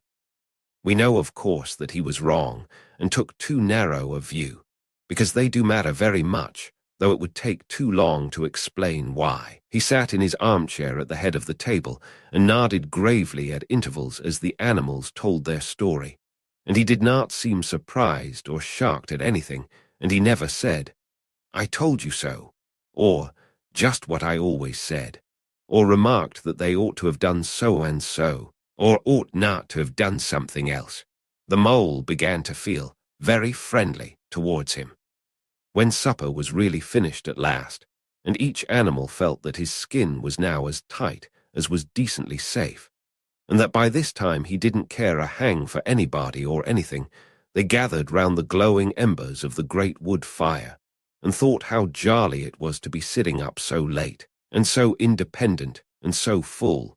And after they had chatted for a time about things in general, the badger said heartily, "Now then, tell us the news from your part of the world. How's old Toad going on?" "Oh, from bad to worse," said the rat gravely, while the mole, cocked up on a settle and basking in the firelight, his heels higher than his head, tried to look properly mournful. "Another smash-up only last week, and a bad one. You see, he will insist on driving himself, and he's hopelessly incapable. If he'd only employ a decent, steady, well-trained animal, pay him good wages, and leave everything to him, he'd get on all right. But no, he's convinced he's a heaven-born driver, and nobody can teach him anything, and all the rest follows." "How many has he had?" inquired the badger gloomily. "Smashes or machines?" asked the rat. "Oh, well, after all, it's the same thing with Toad. This is the 7th. As for the others, you know that coach house of his. Well, it's piled up, literally piled up to the roof, with fragments of motor cars, none of them bigger than your hat. That accounts for the other 6, so far as they can be accounted for. He's been in hospital 3 times, put in the mole. And as for the fines he's had to pay, it's simply awful to think of." "Yes, and that's part of the trouble," continued the rat. "Toad's rich, we all know, but he's not a millionaire, and he's a hopelessly bad driver and quite regardless of law and order. Killed or ruined, it's got to be one of the 2 things sooner or later. Badger, we're his friends. Oughtn't we to do something?" The badger went through a bit of hard thinking. "Now look here," he said at last, rather severely. "Of course you know I can't do anything now." His 2 friends assented, quite understanding his point. No animal, according to the rules of animal etiquette, is ever expected to do anything strenuous or heroic or even moderately active during the off-season of winter. All are sleepy, some actually asleep. All are weather-bound, more or less, and all are resting from arduous days and nights, during which every muscle in them has been severely tested and every energy kept at full stretch. "Very well then," continued the badger. But when once the year has really turned, and the nights are shorter, and halfway through them one rouses and feels fidgety and wanting to be up and doing by sunrise, if not before, you know. Both animals nodded gravely. They knew. Well then, went on the badger, we, that is, you and me and our friend the mole here, will take Toad seriously in hand. We'll stand no nonsense whatever. We'll bring him back to reason by force if need be. We'll make him be a sensible toad. Will you're asleep, Rat? Not me, said the rat, waking up with a jerk. He's been asleep 2 or 3 times since supper, said the mole, laughing. He himself was feeling quite wakeful and even lively, though he didn't know why. The reason was, of course, that he being naturally an underground animal by birth and breeding, the situation of Badger's house exactly suited him and made him feel at home, while the rat, who slept every night in a bedroom the windows of which opened on a breezy river, naturally felt the atmosphere still and oppressive. Well, it's time we were all in bed, said the badger, getting up and fetching flat candlesticks. Come along, you two, and I'll show you your quarters, and take your time tomorrow morning, breakfast at any hour you please. He conducted the 2 animals to a long room that seemed half bedchamber and half loft. The badger's winter stores, which indeed were visible everywhere, took up half the room, piles of apples, turnips and potatoes, baskets full of nuts, and jars of honey. But the 2 little white beds on the remainder of the floor looked soft and inviting, and the linen on them, though coarse, was clean and smelt beautifully of lavender. And the mole and the water rat, shaking off their garments in some 30 seconds, tumbled in between the sheets in great joy and contentment. In accordance with the kindly badger's injunctions, the 2 tired animals came down to breakfast very late next morning, and found a bright fire burning in the kitchen, and 2 young hedgehogs sitting on a bench at the table, eating oatmeal porridge out of wooden bowls. The hedgehogs dropped their spoons, rose to their feet, and ducked their heads respectfully as the 2 entered. There, sit down, said the rat pleasantly, and go on with your porridge. Where have you youngsters come from? Lost your way in the snow, I suppose. Yes, please, sir, said the elder of the 2 hedgehogs respectfully. Me and little Billy here, we was trying to find our way to school. Mother would have us go, was the weather ever so. And of course we lost ourselves, sir, and Billy he got frightened and took and cried, being young and faint-hearted. And at last we happened up against Mr. Badger's back door, and made so bold as to knock, sir. For Mr. Badger he's a kind-hearted gentleman, as everyone knows. I understand, said the rat, cutting himself some rashers from a side of bacon, while the mole dropped some eggs into a saucepan. And what's the weather like outside? You needn't sir me quite so much, he added. Oh, terrible bad, sir, terrible deep the snow is, said the hedgehog. No getting out for the likes of you gentlemen today. Where's Mr. Badger? Inquired the mole as he warmed the coffee pot before the fire. The master's gone into his study, sir, replied the hedgehog, and he said as how he was going to be particular busy this morning, and on no account was he to be disturbed. This explanation, of course, was thoroughly understood by everyone present. The fact is, as already set forth, when you live a life of intense activity for 6 months in the year, and of comparative or actual somnolence for the other 6, during the latter period you cannot be continually pleading sleepiness when there are people about or things to be done. The excuse gets monotonous. The animals well knew that Badger, having eaten a hearty breakfast, had retired to his study, and settled himself in an armchair with his legs up on another and a red cotton handkerchief over his face, and was being busy in the usual way at this time of the year. The front door bell clanged loudly, and the rat, who was very greasy with buttered toast, sent Billy, the smaller hedgehog, to see who it might be. There was a sound of much stamping in the hall, and presently Billy returned in front of the arder, who threw himself on the rat with an embrace and a shout of affectionate greeting. Get off, spluttered the rat with his mouth full. "Thought I should find you here all right," said the Otter cheerfully. "They were all in a great state of alarm along riverbank when I arrived this morning. Rat never been home all night, nor Mole either.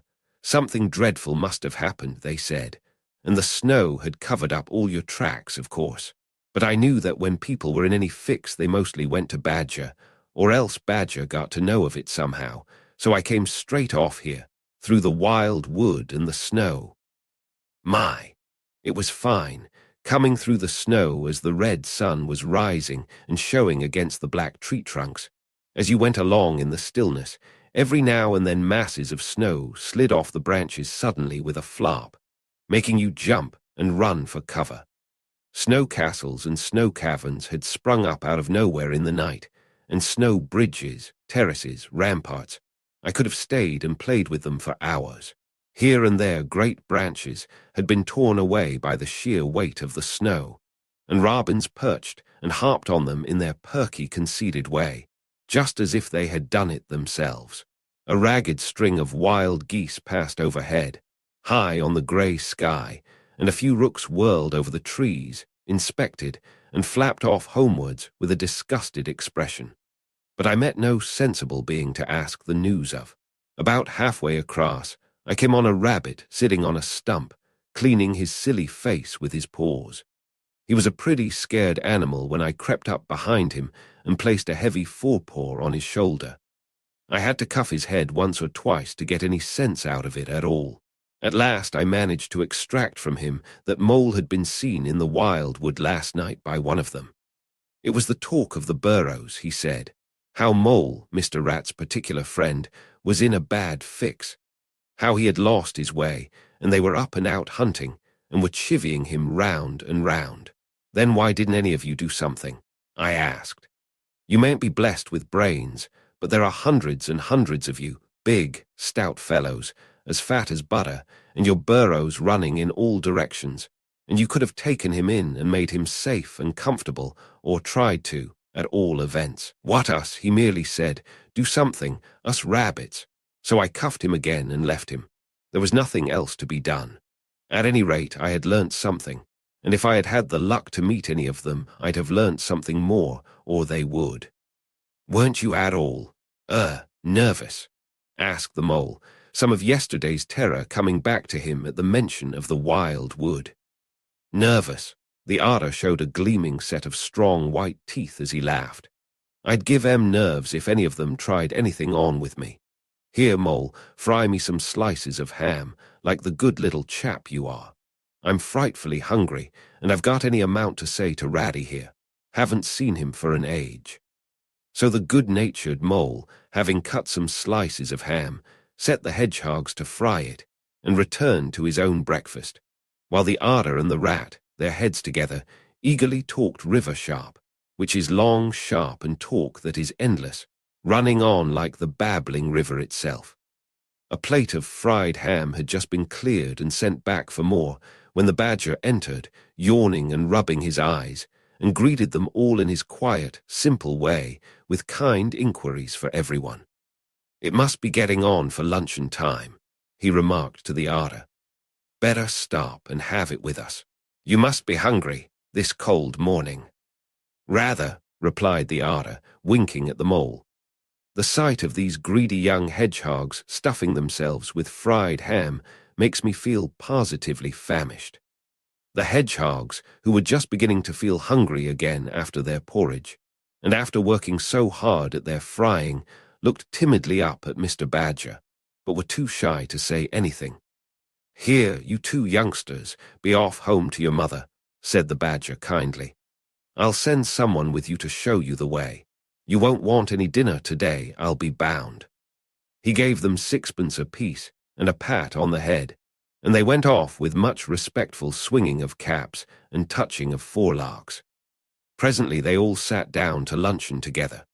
The Mole found himself placed next to Mr. Badger, and as the other two were still deep in river gossip, from which nothing could divert them, he took the opportunity to tell Badger how comfortable and homelike it all felt to him.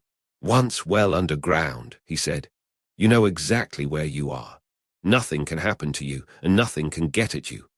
You're entirely your own master, and you don't have to consult anybody or mind what they say. Things go on all the same overhead, and you let 'em, and don't bother about 'em. When you want to, up you go, and there the things are, waiting for you."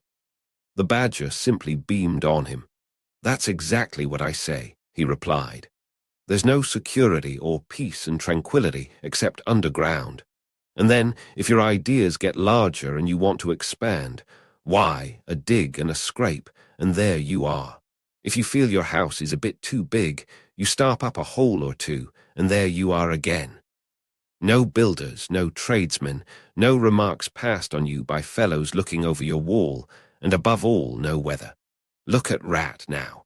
A couple of feet of flood water, and he's got to move into hired lodgings, uncomfortable, inconveniently situated, and horribly expensive.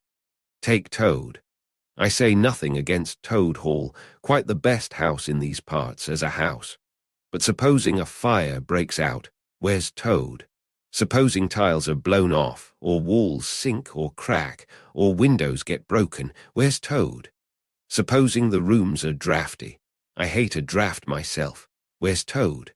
No, up and out of doors is good enough to roam about and get one's living in, but underground to come back to at last, that's my idea of home." The mole assented heartily, and the badger in consequence got very friendly with him. "When lunch is over," he said, "I'll take you all round this little place of mine. I can see you'll appreciate it. You understand what domestic architecture ought to be, you do."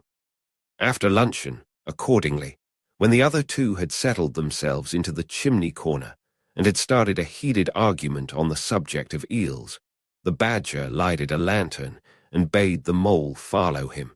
Crossing the hall, they passed down one of the principal tunnels, and the wavering light of the lantern gave glimpses on either side of rooms both large and small, some mere cupboards, others nearly as broad and imposing as Toad's dining hall. A narrow passage at right angles led them into another corridor, and here the same thing was repeated. The mole was staggered at the size, the extent, the ramifications of it all. At the length of the dim passages, the solid vaultings of the crammed store chambers, the masonry everywhere, the pillars, the arches, the pavements. "How on earth, Badger," he said at last, "did you ever find time and strength to do all this? It's astonishing." "It would be astonishing indeed," said the badger simply, "if I had done it. But as a matter of fact, I did none of it, only cleaned out the passages and chambers as far as I had need of them. There's lots more of it, all round about. I see you don't understand, and I must explain it to you. Well, very long ago, on the spot where the wild wood waves now, before ever it had planted itself and grown up to what it now is, there was a city of people, you know.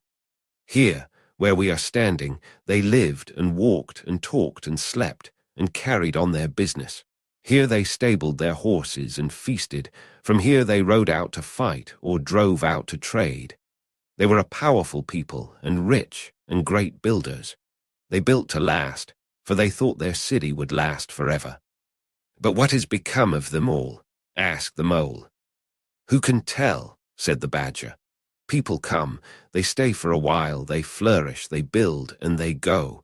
It is their way. But we remain. There were badgers here, I've been told, long before that same city ever came to be. And now there are badgers here again.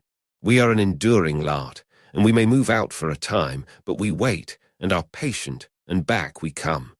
And so it will ever be." "Well, and when they went at last, those people," said the mole. "When they went," continued the badger, "the strong winds and persistent rains took the matter in hand, patiently, ceaselessly, year after year. Perhaps we badgers, too, in our small way, helped a little. Who knows? It was all down, down, down, gradually, ruin and levelling and disappearance. Then it was all up, up, up, gradually, as seeds grew to saplings, and saplings to forest trees, and bramble and fern came creeping in to help.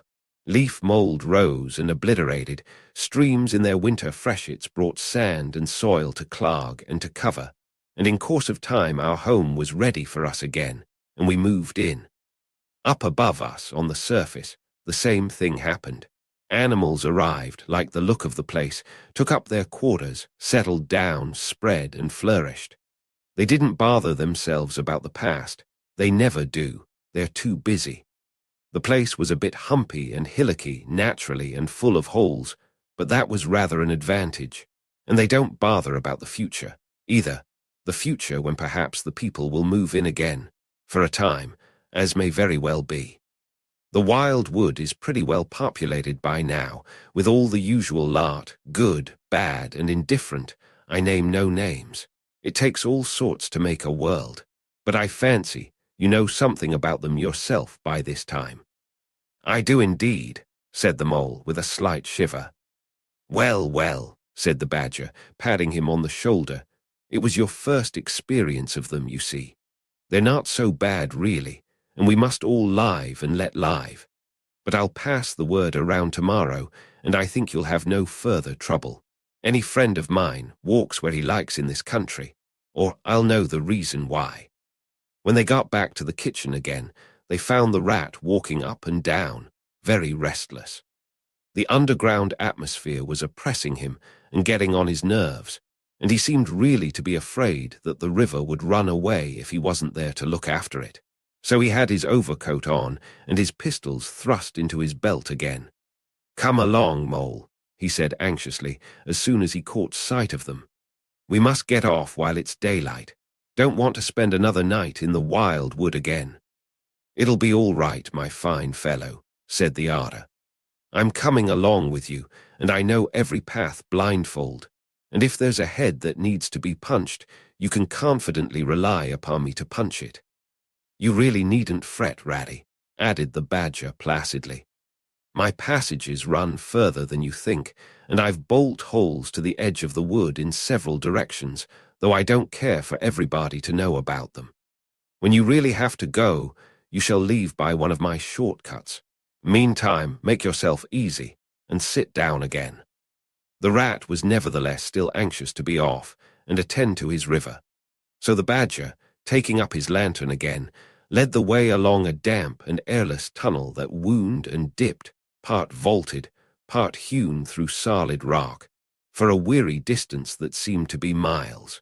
At last, daylight began to show itself confusedly through tangled growth overhanging the mouth of the passage, and the badger, bidding them a hasty goodbye, pushed them hurriedly through the opening, made everything look as natural as possible again, with creepers, brushwood, and dead leaves, and retreated.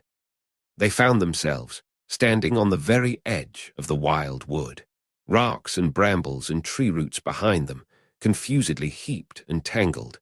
In front, a great space of quiet fields, hemmed by lines of hedges black on the snow, and far ahead a glint of the familiar old river, while the wintry sun hung red and low on the horizon. The otter, as knowing all the paths, took charge of the party, and they trailed out on a beeline for a distant stile.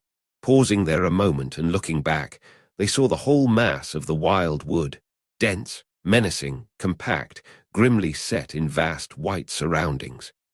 Simultaneously they turned and made swiftly for home, for firelight and the familiar things it played on, for the voice, sounding cheerily outside their window, of the river that they knew and trusted in all its moods, that never made them afraid with any amazement. As he hurried along, eagerly anticipating the moment when he would be at home again among the things he knew and liked, the mole saw clearly that he was an animal of tilled field and hedgerow, linked to the ploughed furrow, the frequented pasture, the lane of evening lingerings, the cultivated garden plot. For others, the asperities, the stubborn endurance, or the clash of actual conflict that went with nature in the rough. He must be wise, must keep to the pleasant places in which his lines were laid, and which held adventure enough in their way to last for a lifetime. Chapter 5. Dels Damum. The sheep ran huddling together against the hurdles, blowing out thin nostrils and stamping with delicate forefeet, their heads thrown back, and a light steam rising from the crowded sheep pen into the frosty air, as the two animals hastened by in high spirits, with much chatter and laughter. They were returning across country after a long day's outing with Ada, hunting and exploring on the wide uplands, where certain streams tributary to their own river had their first small beginnings, and the shades of the short winter day were closing in on them, and they had still some distance to go. Plodding at random across the plough, they had heard the sheep and had made for them. And now, leading from the sheep pen, they found a beaten track that made walking a lighter business, and responded, moreover, to that small inquiring something which all animals carry inside them, saying unmistakably, "Yes, quite right, this leads home." "It looks as if we were coming to a village," said the mole somewhat dubiously, slackening his pace, as the track, that had in time become a path and then had developed into a lane, now handed them over to the charge of a well-metalled road. The animals did not hold with villages, and their own highways, thickly frequented as they were, took an independent course, regardless of church, post office, or public house. "Oh, never mind," said the rat. "At this season of the year they are all safe indoors by this time, sitting round the fire, men, women, and children, dogs and cats and all. We shall slip through all right, without any bother or unpleasantness, and we can have a look at them through their windows if you like, and see what they are doing." The rapid nightfall of mid-December had quite beset the little village, as they approached it on soft feet over a first thin fall of powdery snow. Little was visible but squares of a dusky orange-red on either side of the street, where the firelight or lamplight of each cottage overflowed through the casements into the dark world without. Most of the low latticed windows were innocent of blinds, and to the lookers-in from outside, the inmates, gathered round the tea-table, absorbed in handiwork or talking with laughter and gesture, had each that happy grace which is the last thing the skilled actor shall capture, the natural grace which goes with perfect unconsciousness of observation.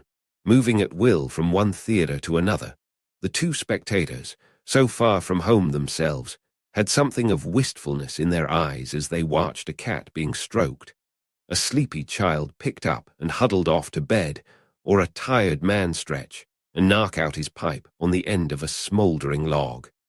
But it was from one little window, with its blind drawn down, a mere blank transparency on the night, that the sense of home and the little curtained world within walls, the larger stressful world of outside nature shut out and forgotten, most pulsated.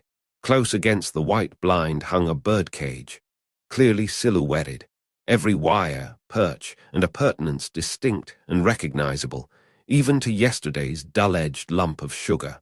On the middle perch the fluffy occupant, head tucked well into feathers, seemed so near to them as to be easily stroked, had they tried. Even the delicate tips of his plumped-out plumage penciled plainly on the illuminated screen. As they looked, the sleepy little fellow stirred uneasily, woke, shook himself, and raised his head.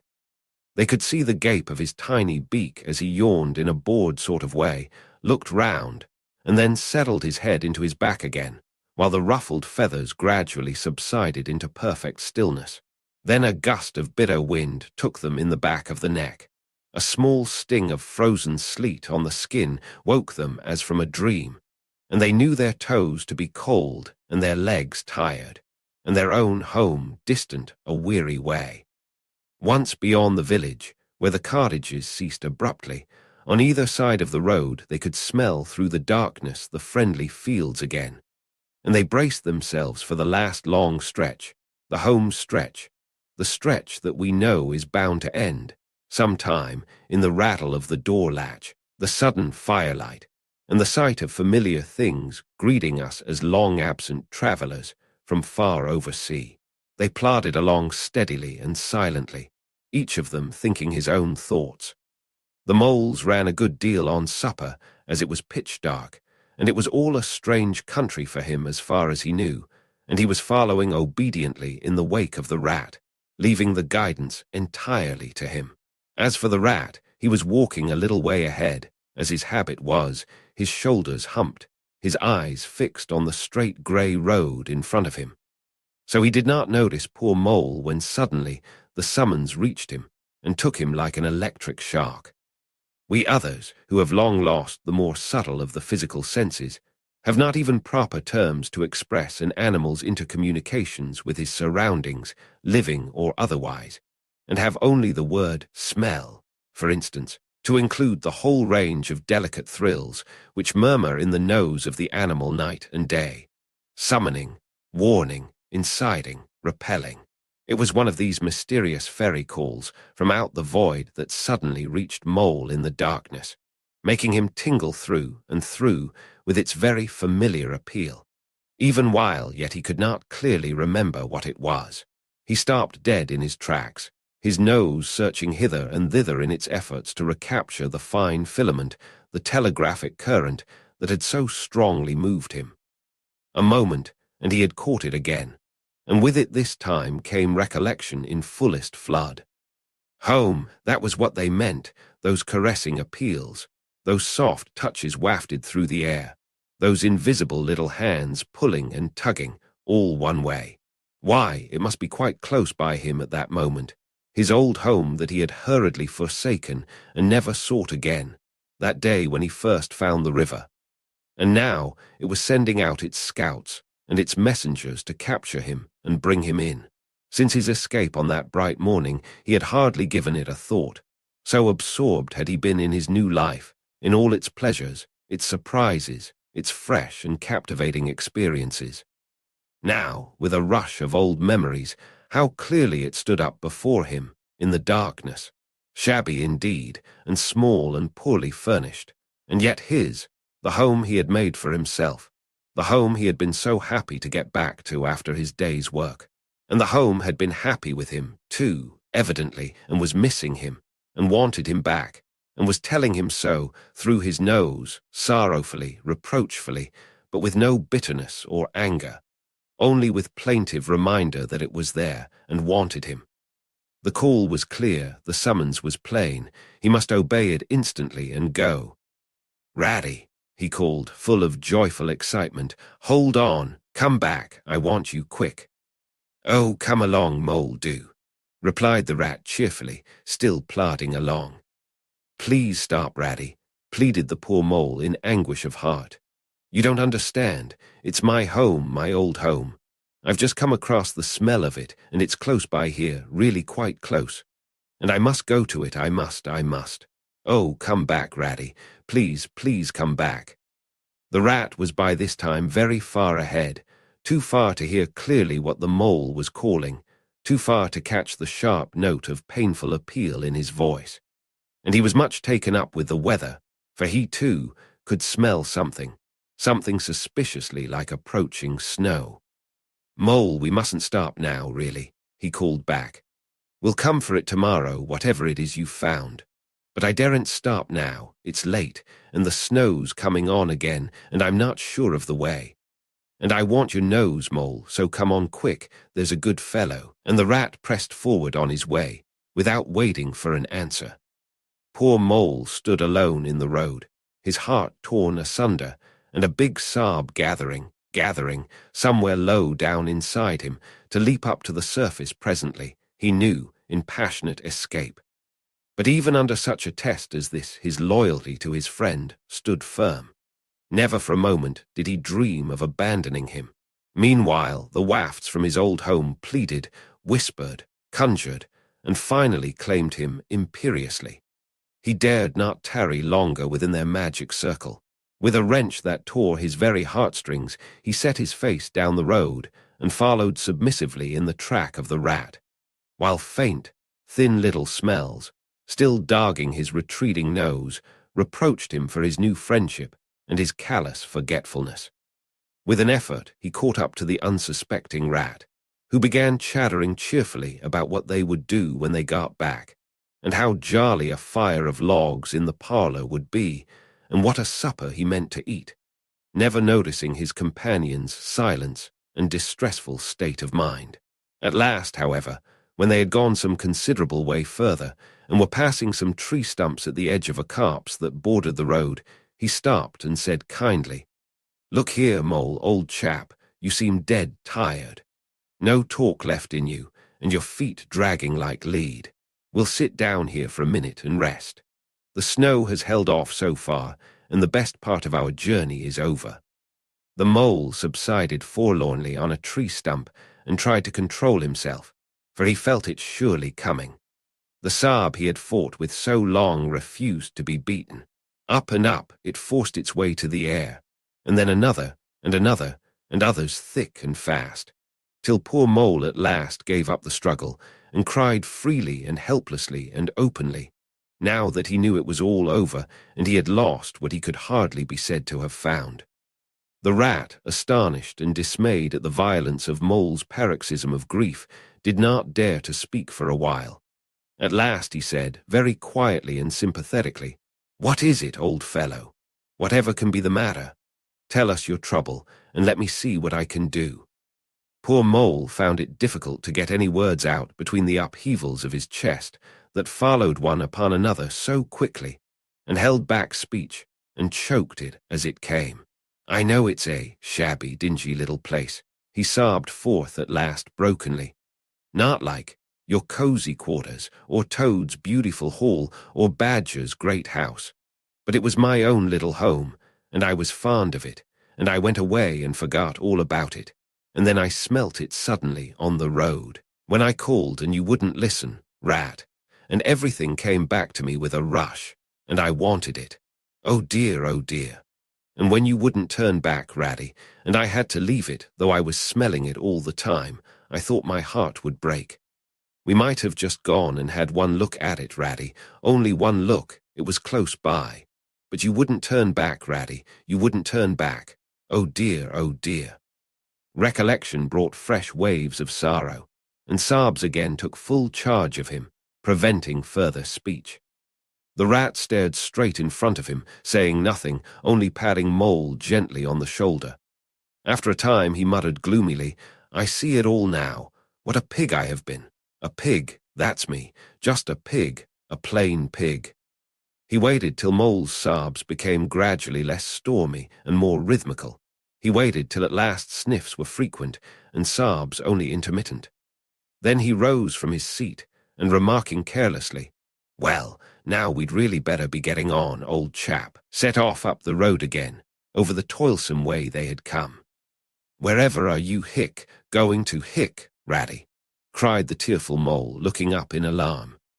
"We're going to find that home of yours, old fellow," replied the rat pleasantly. "So you had better come along, for it will take some finding, and we shall want your nose." "Oh, come back, Ratty, do," cried the Mole, getting up and hurrying after him. "It's no good, I tell you. It's too late and too dark, and the place is too far off, and the snow's coming. And I never meant to let you know I was feeling that way about it.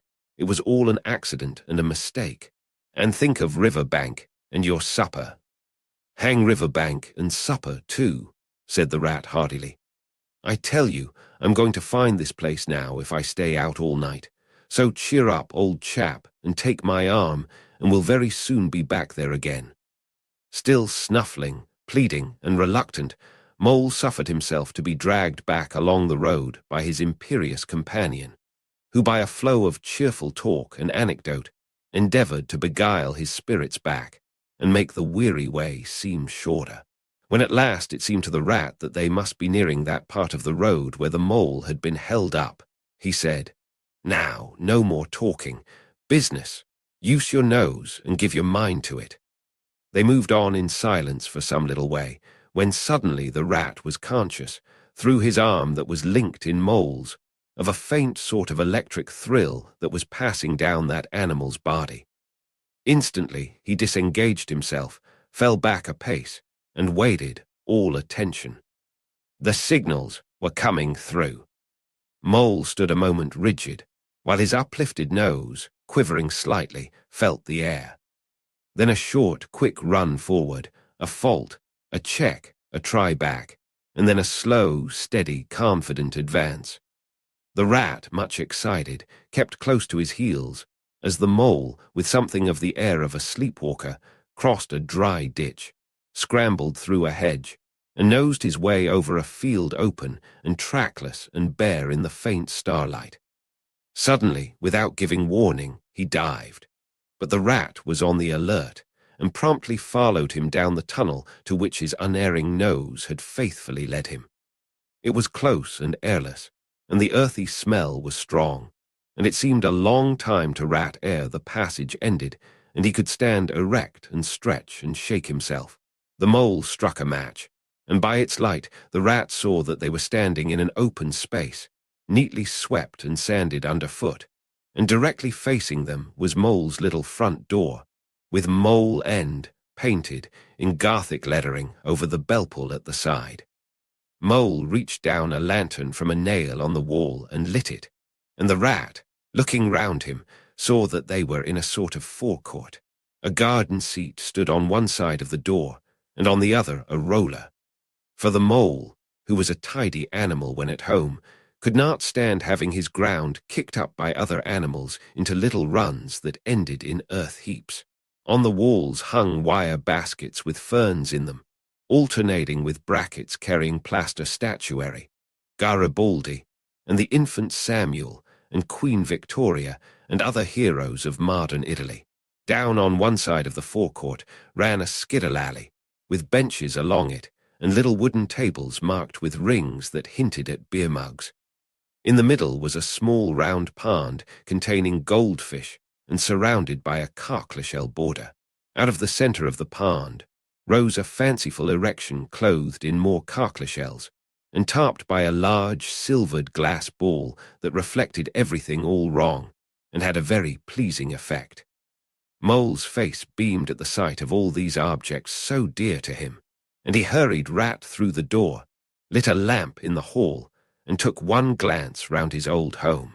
He saw the dust lying thick on everything, saw the cheerless, deserted look of the long-neglected house, and its narrow, meagre dimensions, its worn and shabby contents, and collapsed again on a halt-chair, his nose to his paws. "Oh, Ratty," he cried dismally, "why ever did I do it? Why did I bring you to this poor, cold little place, on a night like this, when you might have been at Riverbank by this time, toasting your toes before a blazing fire, with all your own nice things about you?" The rat paid no heed to his doleful self-reproaches. He was running here and there, opening doors, inspecting rooms and cupboards, and lighting lamps and candles and sticking them up everywhere. "What a capital little house this is," he called out cheerily. "So compact, so well planned. Everything here and everything in its place. We'll make a jolly night of it. The first thing we want is a good fire. I'll see to that. I always know where to find things. So this is the parlour. Splendid. Your own idea, those little sleeping bunks in the wall. Capital. Now I'll fetch the wood and the coals, and you get a duster, Mole. You'll find one in the drawer of the kitchen table, and try and smarten things up a bit. Bustle about, old chap." Encouraged by his inspiriting companion, the mole roused himself and dusted and polished with energy and heartiness, while the rat, running to and fro with armfuls of fuel, soon had a cheerful blaze roaring up the chimney.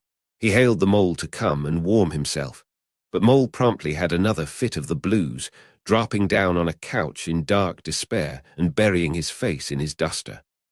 "Rat," he moaned, "how about your supper, you poor, cold, hungry, weary animal? I've nothing to give you, nothing, not a crumb." "What a fellow you are for giving in," said the rat reproachfully. "Why, only just now I saw a sardine opener on the kitchen dresser quite distinctly, and everybody knows that means there are sardines about somewhere in the neighbourhood. Rouse yourself, pull yourself together, and come with me and forage." They went and foraged accordingly, hunting through every cupboard and turning out every drawer. The result was not so very depressing after all, though of course it might have been better. A tin of sardines, a box of Captain's biscuits, nearly full, and a German sausage encased in silver paper. "There's a banquet for you," observed the rat as he arranged the table. "I know some animals who would give their ears to be sitting down to supper with us tonight." "No bread," groaned the mole dolorously. "No butter, no. No pâté de foie gras, no champagne," continued the rat, grinning. And that reminds me, what's that little door at the end of the passage? Your cellar, of course. Every luxury in this house. Just you wait a minute." He made for the cellar door, and presently reappeared, somewhat dusty, with a bottle of beer in each paw and another under each arm. "Self-indulgent beggar you seem to be, Mole," he observed. "Deny yourself nothing. This is really the jolliest little place I ever was in. Now, wherever did you pick up those prints? Make the place look so home-like, they do. No wonder you're so fond of it, Mole. Tell us all about it, and how you came to make it what it is." Then, while the rat busied himself fetching plates, and knives and forks, and mustard which he mixed in an egg cup, the mole, his bosom still heaving with the stress of his recent emotion, related, somewhat shyly at first, but with more freedom as he warmed to his subject, how this was planned, and how that was thought out, and how this was got through a windfall from an ant, and that was a wonderful find, and a bargain, and this other thing was bought out of laborious savings and a certain amount of going without. His spirits finally quite restored, he must needs go and caress his possessions, and take a lamp and show off their points to his visitor and expatiate on them, quite forgetful of the supper they both so much needed. Rat, who was desperately hungry but strove to conceal it, nodding seriously, examining with a puckered brow, and saying, "Wonderful" and "most remarkable," at intervals, when the chance for an observation was given him. At last the rat succeeded in decoying him to the table, and had just got seriously to work with the sardine opener, when sounds were heard from the forecourt without, sounds like the scuffling of small feet in the gravel and a confused murmur of tiny voices, while broken sentences reached them. "Now, all in a line. Hold the lantern up a bit, Tommy. Clear your throats first. No coughing after I say 1, 2, 3. Where's young Bill? Here, come on, do. We're all waiting." "What's up?" inquired the rat, pausing in his labors. "I think it must be the field mice," replied the mole, with a touch of pride in his manner. "They go round carol-singing regularly at this time of the year. They're quite an institution in these parts, and they never pass me over. They come to Mole End last of all, and I used to give them hot drinks and supper too sometimes when I could afford it. It will be like old times to hear them again." "Let's have a look at them," cried the rat, jumping up and running to the door. It was a pretty sight, and a seasonable one, that met their eyes when they flung the door open. In the forecourt, lit by the dim rays of a horn lantern, some 8 or 10 little field mice stood in a semicircle, red worsted comforters round their throats, their forepaws thrust deep into their pockets, their feet jigging for warmth. With bright beady eyes they glanced shyly at each other, sniggering a little, sniffing and applying coat sleeves a good deal. As the door opened, one of the elder ones that carried the lantern was just saying, "Now then, 1, 2, 3, and forthwith their shrill little voices uprose on the air, singing one of the old-time carols that their forefathers composed in fields that were fallow and held by frost, or when snowbound in chimney corners, and handed down to be sung in the miry street to lamp-lit windows at Yule time. Carol. Villagers all this frosty tide, let your doors swing open wide, though wind may follow, and snow beside, yet draw us in by your fire to bide. Joy shall be yours in the morning. Here we stand in the cold and the sleet, blowing fingers and stamping feet, come from far away you to greet. You by the fire and we in the street, bidding you joy in the morning. For ere one half of the night was gone, sudden a star has led us on, raining bliss and benison, bliss tomorrow and more anon, joy for every morning. Goodman Joseph toiled through the snow, saw the star o'er a stable low. Merry she might not further go, welcome thatch, and lit her below. Joy was hers in the morning. And then they heard the angels tell, who were the first to cry Noel. Animals all, as it befell, in the stable where they did dwell. Joy shall be theirs in the morning. The voices ceased. The singers, bashful but smiling, exchanged sidelong glances, and silence succeeded, but for a moment only. Then, from up above and far away, down the tunnel they had so lately travelled was borne to their ears, in a faint musical hum, the sound of distant bells ringing a joyful and clangorous peal. "Very well sung, boys," cried the Rat hardily. "And now come along in, all of you, and warm yourselves by the fire, and have something hot." "Yes, come along, field mice," cried the Mole eagerly. "This is quite like old times. Shut the door after you, pull up that settle to the fire. Now, you just wait a minute while oh, Ratty," he cried in despair, plumping down on a seat with tears impending. "Whatever are we doing? We've nothing to give them." "You leave all that to me," said the masterful Rat. "Here, you with the lantern, come over this way. I want to talk to you. Now, tell me, are there any shops open at this hour of the night?" "Why, certainly, sir," replied the field mouse respectfully. "At this time of the year, our shops keep open to all sorts of hours." "Then look here," said the Rat. "You go off at once, you and your lantern, and you get me." Here much muttered conversation ensued, and the Mole only heard bits of it, such as, "Fresh, mind." "No, a pound of that will do. See you get Buggins's, for I won't have any other. No, only the best. If you can't get it there, try somewhere else. Yes, of course, homemade, no tinned stuff. Well then, do the best you can." Finally, there was a chink of coin passing from paw to paw. The field mouse was provided with an ample basket for his purchases, and off he hurried, he and his lantern. The rest of the field mice, perched in a row on the settle, their small legs swinging, gave themselves up to enjoyment of the fire, and toasted their chilblains till they tingled, while the Mole, failing to draw them into easy conversation, plunged into family history, and made each of them recite the names of his numerous brothers, who were too young, it appeared, to be allowed to go out a-carolling this year, but looked forward very shortly to winning the parental consent. The Rat, meanwhile, was busy examining the label on one of the beer bottles. "I perceive this to be old Burton," he remarked approvingly. "Sensible Mole, the very thing. Now we shall be able to mull some ale. Get the things ready, Mole, while I draw the corks." It did not take long to prepare the brew, and thrust the tin heater well into the red heart of the fire, and soon every field mouse was sipping and coughing and choking. For a little mulled, ale goes a long way, and wiping his eyes and laughing and forgetting he had ever been cold in all his life. "They act plays too, these fellows," the Mole explained to the Rat. "Make them up all by themselves, and act them afterwards, and very well they do it too. They gave us a capital one last year, about a field mouse who was captured at sea by a Barbary corsair, and made to row in a galley, and when he escaped and got home again, his lady-love had gone into a convent. Here, you were in it, I remember. Get up and recite a bit." The field mouse addressed got up on his legs, giggled shyly, looked round the room, and remained absolutely tongue-tied.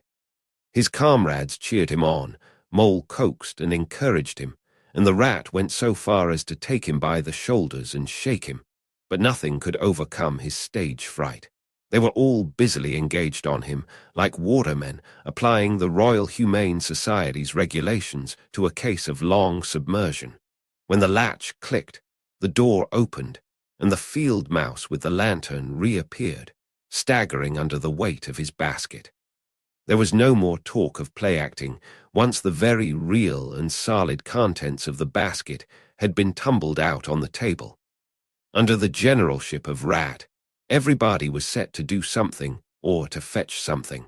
In a very few minutes supper was ready, and Mole, as he took the head of the table in a sort of a dream, saw a lately barren board set thick with savoury comforts, saw his little friends' faces brighten and beam as they fell to without delay, and then let himself loose, for he was famished indeed, on the provender so magically provided, thinking what a happy homecoming this had turned out after all.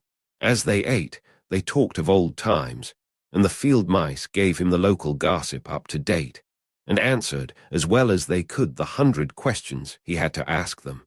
The Rat said little or nothing, only taking care that each guest had what he wanted, and plenty of it, and that Mole had no trouble or anxiety about anything. They clattered off at last, very grateful and showering wishes of the season, with their jacket pockets stuffed with remembrances for the small brothers and sisters at home. When the door had closed on the last of them and the chink of the lanterns had died away, Mole and Rat kicked the fire up, drew their chairs in, brewed themselves a last nightcap of mulled ale, and discussed the events of the long day. At last the Rat, with a tremendous yawn, said, "Mole, old chap, I'm ready to drop. Sleepy is simply not the word. That your own bunk over on that side. Very well, then, I'll take this. What a ripping little house this is. Everything so handy." He clambered into his bunk and rolled himself well up in the blankets, and slumber gathered him forthwith, as a swat of barley is folded into the arms of the reaping machine. The weary Mole also was glad to turn in without delay, and soon had his head on his pillow, in great joy and contentment. But ere he closed his eyes, he let them wander round his old room, mellow in the glow of the firelight that played or rested on familiar and friendly things which had long been unconsciously a part of him, and now smilingly received him back, without rancour. He was now in just the frame of mind that the tactful Rat had quietly worked to bring about in him. He saw clearly how plain and simple, how narrow, even, it all was, but clearly, too, how much it all meant to him, and the special value of some such anchorage in one's existence. He did not at all want to abandon the new life and its splendid spaces, to turn his back on sun and air, and all they offered him, and creep home and stay there. The upper world was all too strong. It called to him still, even down there, and he knew he must return to the larger stage. But it was good to think he had this to come back to, this place which was all his own, these things which were so glad to see him again and could always be counted upon for the same simple welcome. Chapter 6. Mr. Toad. It was a bright morning in the early part of summer. The river had resumed its wonted banks and its accustomed pace, and a hot sun seemed to be pulling everything green and bushy and spiky up out of the earth towards him, as if by strings.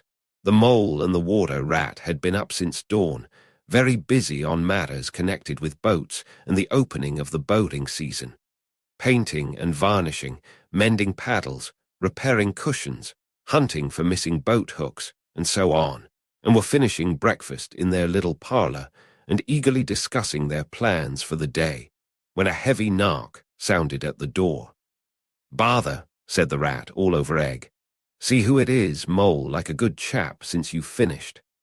The Mole went to attend the summons, and the Rat heard him utter a cry of surprise. Then he flung the parlour door open and announced with much importance, "Mr. Badger." This was a wonderful thing, indeed, that the Badger should pay a formal call on them, or indeed on anybody. He generally had to be caught, if you wanted him badly, as he slipped quietly along a hedgerow of an early morning or a late evening, or else hunted up in his own house in the middle of the wood, which was a serious undertaking. The Badger strode heavily into the room and stood looking at the two animals with an expression full of seriousness. The Rat let his egg-spoon fall on the tablecloth and sat open-mouthed. "The hour has come," said the Badger at last with great solemnity. "What hour?" asked the Rat uneasily, glancing at the clock on the mantelpiece. "Whose hour, you should rather say," replied the Badger. "Why, Toad's hour, the hour of Toad. I said I would take him in hand as soon as the winter was well over, and I'm going to take him in hand today." "Toad's hour, of course," cried the Mole delightedly. "Hooray, I remember now. We'll teach him to be a sensible Toad." "This very morning," continued the Badger, taking an armchair, "as I learnt last night from a trustworthy source, another new and exceptionally powerful motor car will arrive at Toad Hall on approval or return. At this very moment, perhaps, Toad is busy arraying himself in those singularly hideous habiliments so dear to him, which transform him from a, comparatively, good-looking toad into an object which throws any decent-minded animal that comes across it into a violent fit. We must be up and doing, ere it is too late. You two animals will accompany me instantly to Toad Hall, and the work of rescue shall be accomplished." "Right you are," cried the rat, starting up. "We'll rescue the poor unhappy animal. We'll convert him. He'll be the most converted toad that ever was before we've done with him." They set off up the road on their mission of mercy, Badger leading the way. Animals, when in company, walk in a proper and sensible manner, in single file, instead of sprawling all across the road and being of no use or support to each other in case of sudden trouble or danger. They reached the carriage drive of Toad Hall to find, as Badger had anticipated, a shiny new motor car of great size, painted a bright red, Toad's favorite color, standing in front of the house. As they neared the door, it was flung open, and Mr. Toad, arrayed in goggles, cap, gaiters, and enormous overcoat, came swaggering down the steps, drawing on his gauntleted gloves. "Hullo, come on, you fellows," he cried cheerfully on catching sight of them. "You're just in time to come with me for a jolly, for a jolly." His hearty accents faltered and fell away as he noticed the stern, unbending look on the countenances of his silent friends, and his invitation remained unfinished. The Badger strode up the steps. "Take him inside," he said sternly to his companions. Then, as Toad was hustled through the door, struggling and protesting, he turned to the chauffeur in charge of the new motor car. "I'm afraid you won't be wanted today," he said. "Mr. Toad has changed his mind. He will not require the car. Please understand that this is final. You needn't wait." Then he followed the others inside and shut the door. "Now then," he said to the Toad, when the four of them stood together in the hall, "first of all, take those ridiculous things off." "Shan't," replied Toad with great spirit. "What is the meaning of this gross outrage? I demand an instant explanation." "Take them off him, then, you two," ordered the Badger briefly. They had to lay Toad out on the floor, kicking and calling all sorts of names, before they could get to work properly. Then the rat sat on him, and the mole got his motor clothes off him bit by bit, and they stood him up on his legs again. A good deal of his blustering spirit seemed to have evaporated with the removal of his fine panoply. Now that he was merely Toad, and no longer the terror of the highway, he giggled feebly and looked from one to the other appealingly, seeming quite to understand the situation. "You knew it must come to this, sooner or later, Toad," the Badger explained severely. "You've disregarded all the warnings we've given you. You've gone on squandering the money your father left you, and you're getting us animals a bad name in the district by your furious driving and your smashes and your rows with the police. Independence is all very well, but we animals never allow our friends to make fools of themselves beyond a certain limit, and that limit you've reached. Now, you're a good fellow in many respects, and I don't want to be too hard on you. I'll make one more effort to bring you to reason. You will come with me into the smoking room, and there you will hear some facts about yourself, and we'll see whether you come out of that room the same Toad that you went in." He took Toad firmly by the arm, led him into the smoking room, and closed the door behind them. "That's no good," said the rat contemptuously. "Talking to Toad'll never cure him. He'll say anything." They made themselves comfortable in armchairs and waited patiently. Through the closed door, they could just hear the long, continuous drone of the Badger's voice, rising and falling in waves of oratory. And presently they noticed that the sermon began to be punctuated at intervals by long-drawn sobs, evidently proceeding from the bosom of Toad, who was a soft-hearted and affectionate fellow, very easily converted, for the time being, to any point of view. After some 3/4 of an hour the door opened, and the Badger reappeared, solemnly leading by the paw a very limp and dejected Toad. His skin hung baggily about him, his legs wobbled, and his cheeks were furrowed by the tears so plentifully called forth by the badger's moving discourse. "Sit down there, Toad," said the badger kindly, pointing to a chair. "My friends," he went on, "I am pleased to inform you that Toad has at last seen the error of his ways. He is truly sorry for his misguided conduct in the past, and he has undertaken to give up motor cars entirely and forever. I have his solemn promise to that effect." "That is very good news," said the mole gravely. "Very good news indeed," observed the rat dubiously. If only. He was looking very hard at Toad as he said this, and could not help thinking he perceived something vaguely resembling a twinkle in that animal's still sorrowful eye. "There's only one thing more to be done," continued the gratified badger. "Toad, I want you solemnly to repeat, before your friends here, what you fully admitted to me in the smoking room just now. First, you are sorry for what you've done, and you see the folly of it all." There was a long, long pause. Toad looked desperately this way and that, while the other animals waited in grave silence. At last he spoke.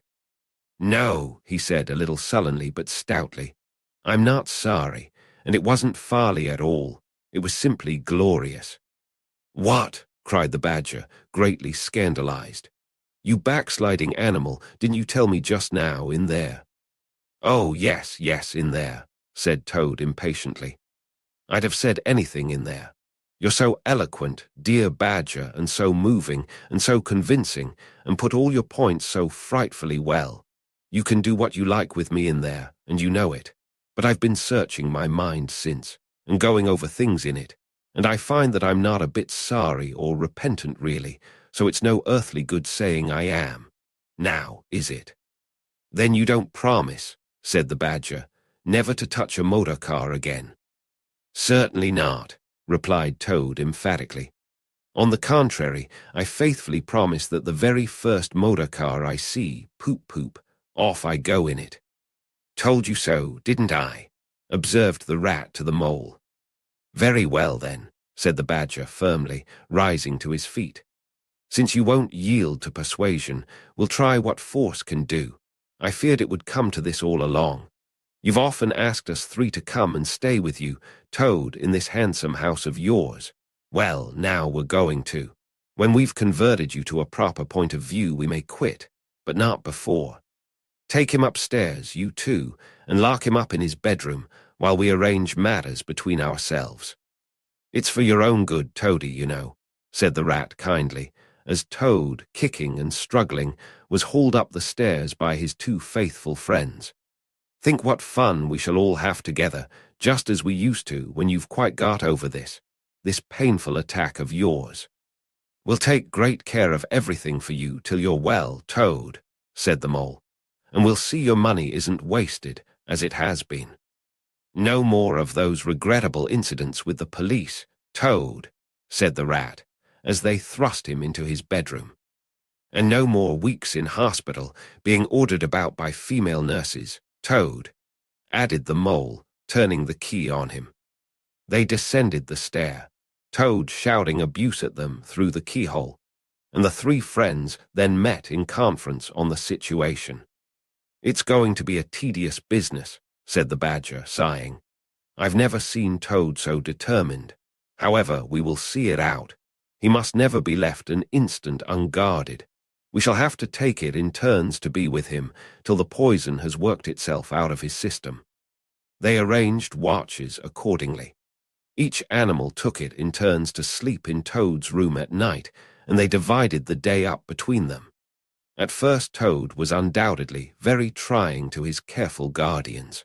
When his violent paroxysms possessed him, he would arrange bedroom chairs in rude resemblance of a motor car, and would crouch on the foremost of them, bent forward and staring fixedly ahead, making uncouth and ghastly noises, till the climax was reached, when, turning a complete somersault, he would lie prostrate amidst the ruins of the chairs, apparently completely satisfied for the moment. As time passed, however, these painful seizures grew gradually less frequent, and his friends strove to divert his mind into fresh channels. But his interest in other matters did not seem to revive, and he grew apparently languid and depressed. One fine morning the rat, whose turn it was to go on duty, went upstairs to relieve Badger, whom he found fidgeting to be off and stretch his legs in a long ramble round his wood and down his earths and burrows. Toad's still in bed, he told the rat, outside the door. Can't get much out of him, except, oh, leave him alone. He wants nothing. Perhaps he'll be better presently. It may pass off in time. Don't be unduly anxious, and so on. Now, you look out, rat. When Toad's quiet and submissive, and playing at being the hero of a Sunday school prize, then he's at his artfulest. There's sure to be something up. I know him. Well, now, I must be off. How are you today, old chap? Inquired the rat cheerfully as he approached Toad's bedside. He had to wait some minutes for an answer. At last, a feeble voice replied, "Thank you so much, dear Ratty. So good of you to inquire. But first tell me how you are yourself and the excellent Mole." "Oh, we're all right," replied the rat. "Mole," he added incautiously, "is going out for a run round with Badger. They'll be out till luncheon time, so you and I will spend a pleasant morning together, and I'll do my best to amuse you. Now jump up, there's a good fellow, and don't lie moping there on a fine morning like this." "Dear, kind rat," murmured Toad, "how little you realize my condition, and how very far I am from jumping up now, if ever. But do not trouble about me. I hate being a burden to my friends, and I do not expect to be one much longer. Indeed, I almost hope not." "Well, I hope not, too," said the rat hardily. "You've been a fine bother to us all this time, and I'm glad to hear it's going to stop. And in weather like this, and the boating season just beginning. It's too bad of you, Toad. It isn't the trouble we mind, but you're making us miss such an awful lot." "I'm afraid it is the trouble you mind, though," replied the Toad languidly. "I can quite understand it. It's natural enough. You're tired of bothering about me. I mustn't ask you to do anything further. I'm a nuisance, I know." "You are indeed," said the rat. "But I tell you, I'd take any trouble on earth for you, if only you'd be a sensible animal." "If I thought that, Ratty," murmured Toad, more feebly than ever, "then I would beg you, for the last time probably, to step round to the village as quickly as possible. Even now it may be too late, and fetch the doctor. But don't you bother. It's only a trouble, and perhaps we may as well let things take their course." "Why, what do you want a doctor for?" inquired the rat, coming closer and examining him. He certainly lay very still and flat, and his voice was weaker and his manner much changed. "Surely you have noticed of late," murmured Toad. "But no, why should you? Noticing things is only a trouble. Tomorrow, indeed, you may be saying to yourself, 'Oh, if only I had noticed sooner, if only I had done something.' But no, it's a trouble. Never mind, forget that I asked." "Look here, old man," said the rat, beginning to get rather alarmed. "Of course I'll fetch a doctor to you if you really think you want him. But you can hardly be bad enough for that yet. Let's talk about something else." "I fear, dear friend," said Toad with a sad smile, "that talk can do little in a case like this, or doctors either for that matter. Still, one must grasp at the slightest straw. And by the way, while you are about it, I hate to give you additional trouble, but I happen to remember that you will pass the door. Would you mind at the same time asking the lawyer to step up? It would be a convenience to me, and there are moments, perhaps I should say there is a moment, when one must face disagreeable tasks, at whatever cost to exhausted nature." "A lawyer! Oh, he must be really bad," the affrighted rat said to himself as he hurried from the room, not forgetting, however, to lock the door carefully behind him. Outside, he stopped to consider. The other two were far away, and he had no one to consult. "It's best to be on the safe side," he said, on reflection. "I've known Toad fancy himself frightfully bad before, without the slightest reason, but I've never heard him ask for a lawyer. If there's nothing really the matter, the doctor will tell him he's an old ass and cheer him up, and that will be something gained. I'd better humor him and go. It won't take very long. So he ran off to the village on his errand of mercy. The toad, who had hopped lightly out of bed as soon as he heard the key turned in the lock, watched him eagerly from the window till he disappeared down the carriage drive. Then, laughing heartily, he dressed as quickly as possible in the smartest suit he could lay hands on at the moment, filled his pockets with cash which he took from a small drawer in the dressing table, and next, knotting the sheets from his bed together, and tying one end of the improvised rope round the central mullion of the handsome Tudor window which formed such a feature of his bedroom, he scrambled out, slid lightly to the ground, and taking the opposite direction to the Rat, marched off light-heartedly, whistling a merry tune. It was a gloomy luncheon for Rat when the Badger and the Mole at length returned, and he had to face them at table with his pitiful and unconvincing story. The Badger's caustic, not to say brutal, remarks may be imagined and therefore passed over, but it was painful to the Rat that even the Mole, though he took his friend's side as far as possible, could not help saying, "You've been a bit of a duffer this time, Ratty." Toad, too, of all animals. "He did it awfully well," said the crestfallen Rat. "He did you awfully well," rejoined the Badger heartily. "However, talking won't mend matters. He's got clear away for the time, that's certain, and the worst of it is he'll be so conceited with what he'll think is his cleverness that he may commit any folly. One comfort is, we're free now, and needn't waste any more of our precious time doing sentry go. But we'd better continue to sleep at Toad Hall for a while longer. Toad may be brought back at any moment, on a stretcher or between two policemen." So spoke the Badger, not knowing what the future held in store, or how much water, and of how turbid a character, was to run under bridges before Toad should sit at ease again in his ancestral hall. Meanwhile, Toad, gay and irresponsible, was walking briskly along the high road, some miles from home. At first he had taken bypaths, and crossed many fields, and changed his course several times, in case of pursuit. But now, feeling by this time safe from recapture, and the sun smiling brightly on him, and all nature joining in a chorus of approval to the song of self-praise that his own heart was singing to him, he almost danced along the road, in his satisfaction and conceit. "Smart piece of work that," he remarked to himself, chuckling. "Brain against brute force, and brain came out on the top, as it's bound to do. Poor old Ratty. My, won't he catch it when the Badger gets back? A worthy fellow, Ratty, with many good qualities, but very little intelligence and absolutely no education. I must take him in hand some day, and see if I can make something of him."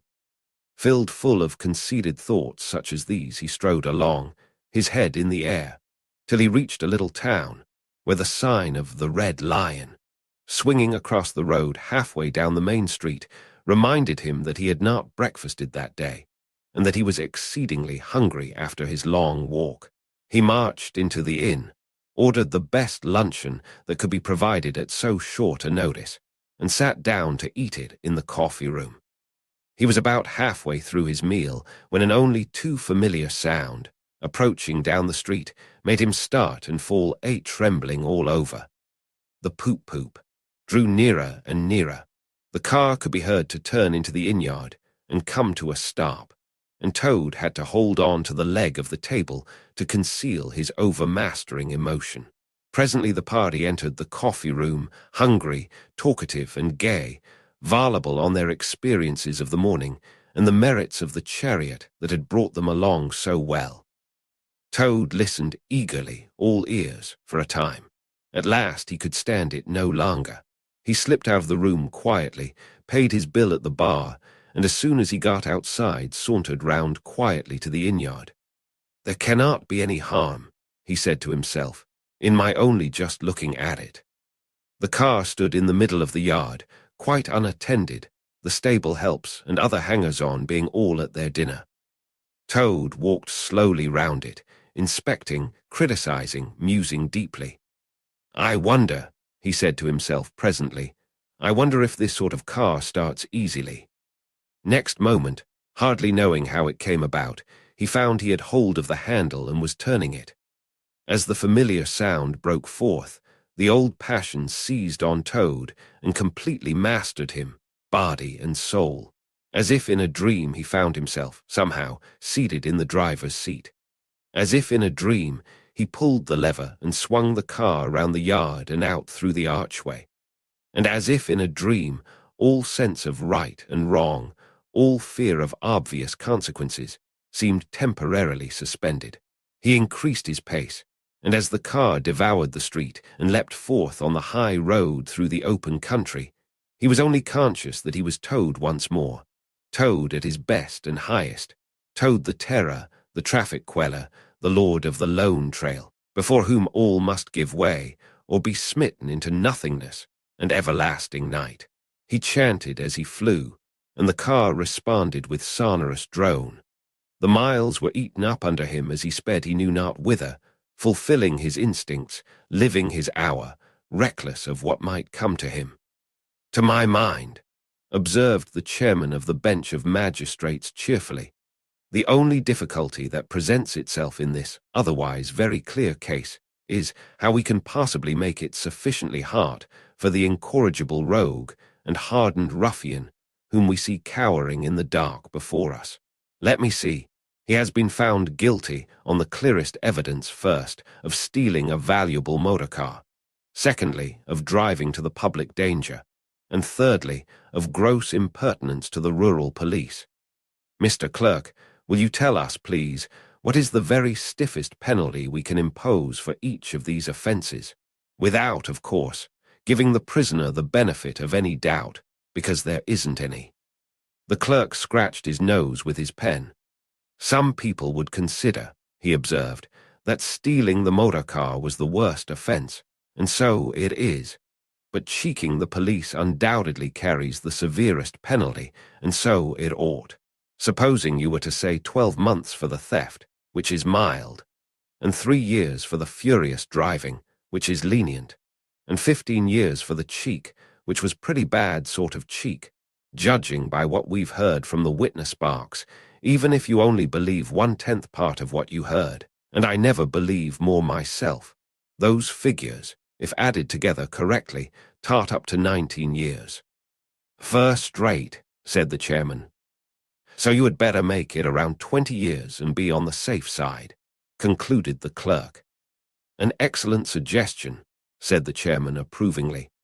"Prisoner, pull yourself together and try and stand up straight. It's going to be 20 years for you this time. And mind, if you appear before us again, upon any charge whatever, we shall have to deal with you very seriously."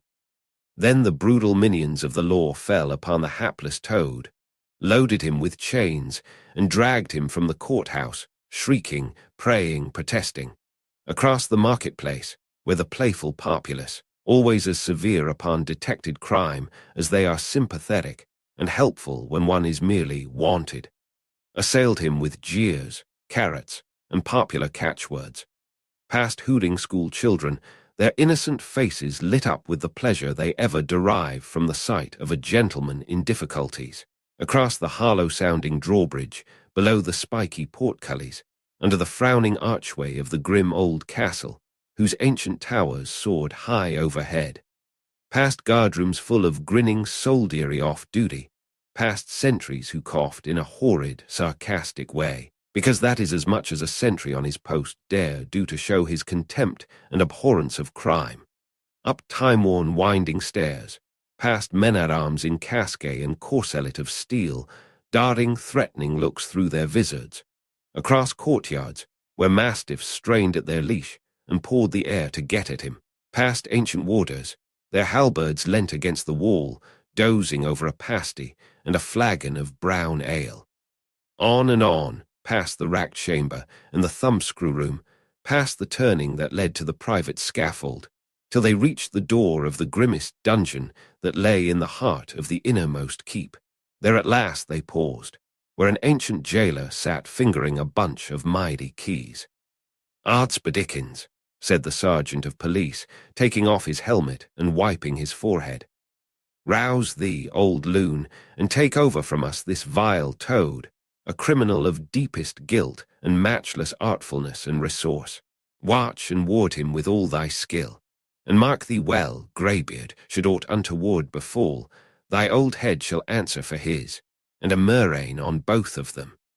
The jailer nodded grimly, laying his withered hand on the shoulder of the miserable toad. The rusty key creaked in the lock, the great door clanged behind them, and Toad was a helpless prisoner in the remotest dungeon of the best-guarded keep of the stoutest castle in all the length and breadth of merry England. Chapter 7. The Piper at the Gates of Dawn. The willow wren was twittering his thin little song, hidden himself in the dark selvage of the river bank. Though it was past 10 o'clock at night, the sky still clung to and retained some lingering skirts of light from the departed day, and the sullen heats of the torrid afternoon broke up and rolled away at the dispersing touch of the cool fingers of the short midsummer night. Mole lay stretched on the bank, still panting from the stress of the fierce day that had been cloudless from dawn to late sunset, and waited for his friend to return.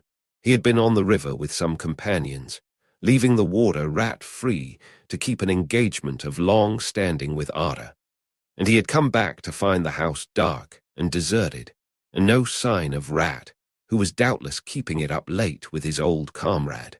It was still too hot to think of staying indoors, so he lay on some cool dark leaves and thought over the past day and its doings, and how very good they all had been. The rat's light footfall was presently heard approaching over the parched grass. "Oh, the blessed coolness," he said, and sat down, gazing thoughtfully into the river, silent and preoccupied. "You stayed to supper, of course," said the mole presently. "Simply had to," said the rat. "They wouldn't hear of my going before. You know how kind they always are. And they made things as jolly for me as ever they could, right up to the moment I left. But I felt a brute all the time, as it was clear to me they were very unhappy, though they tried to hide it. Mole, I'm afraid they're in trouble. Little Portly is missing again, and you know what a lot his father thinks of him, though he never says much about it." "What, that child?" said the mole lightly. "Well, suppose he is. Why worry about it? He's always straying off and getting lost and turning up again. He's so adventurous. But no harm ever happens to him. Everybody hereabouts knows him and likes him, just as they do old Ada, and you may be sure some animal or other will come across him and bring him back again all right. Why, we've found him ourselves, miles from home, and quite self-possessed and cheerful." "Yes, but this time it's more serious," said the rat gravely. "He's been missing for some days now, and the Adas have hunted everywhere, high and low, without finding the slightest trace. And they've asked every animal, too, for miles around, and no one knows anything about him. Ada's evidently more anxious than he'll admit. I got out of him that young Portly hasn't learnt to swim very well yet, and I can see he's thinking of the weir. There's a lot of water coming down still, considering the time of the year, and the place always had a fascination for the child. And then there are, well, traps and things, you know. Ada's not the fellow to be nervous about any son of his before it's time, and now he is nervous. When I left, he came out with me, said he wanted some air, and talked about stretching his legs.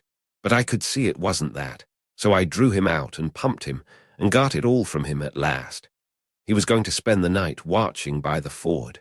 You know the place where the old ford used to be in bygone days before they built the bridge?" "I know it well," said the mole. "But why should Ada choose to watch there?" "Well, it seems that it was there he gave Portly his first swimming lesson," continued the rat.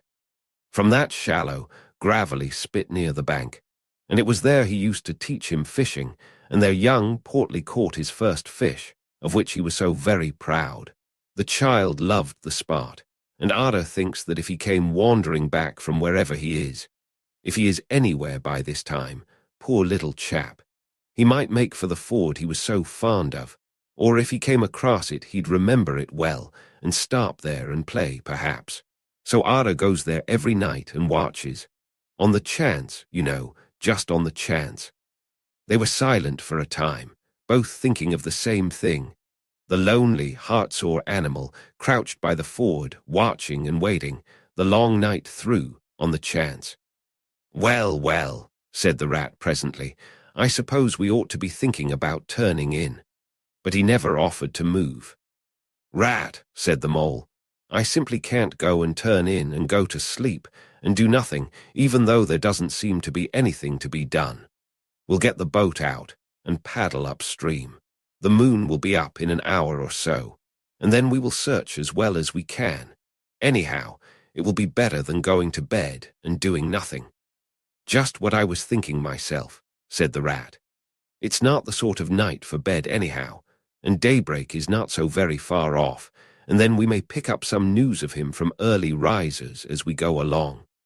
They got the boat out, and the rat took the sculls, paddling with caution. Out in midstream, there was a clear, narrow track that faintly reflected the sky. But wherever shadows fell on the water from bank, bush, or tree, they were as solid to all appearance as the banks themselves, and the mole had to steer with judgment accordingly. Dark and deserted as it was, the night was full of small noises, song and chatter and rustling, telling of the busy little population who were up and about, plying their trades and vocations through the night till sunshine should fall on them at last and send them off to their well-earned repose. The water's own noises, too, were more apparent than by day, its gurglings and cloops more unexpected and near at hand. And constantly they started at what seemed a sudden clear call from an actual articulate voice. The line of the horizon was clear and hard against the sky, and in one particular quarter it showed black against a silvery climbing phosphorescence that grew and grew.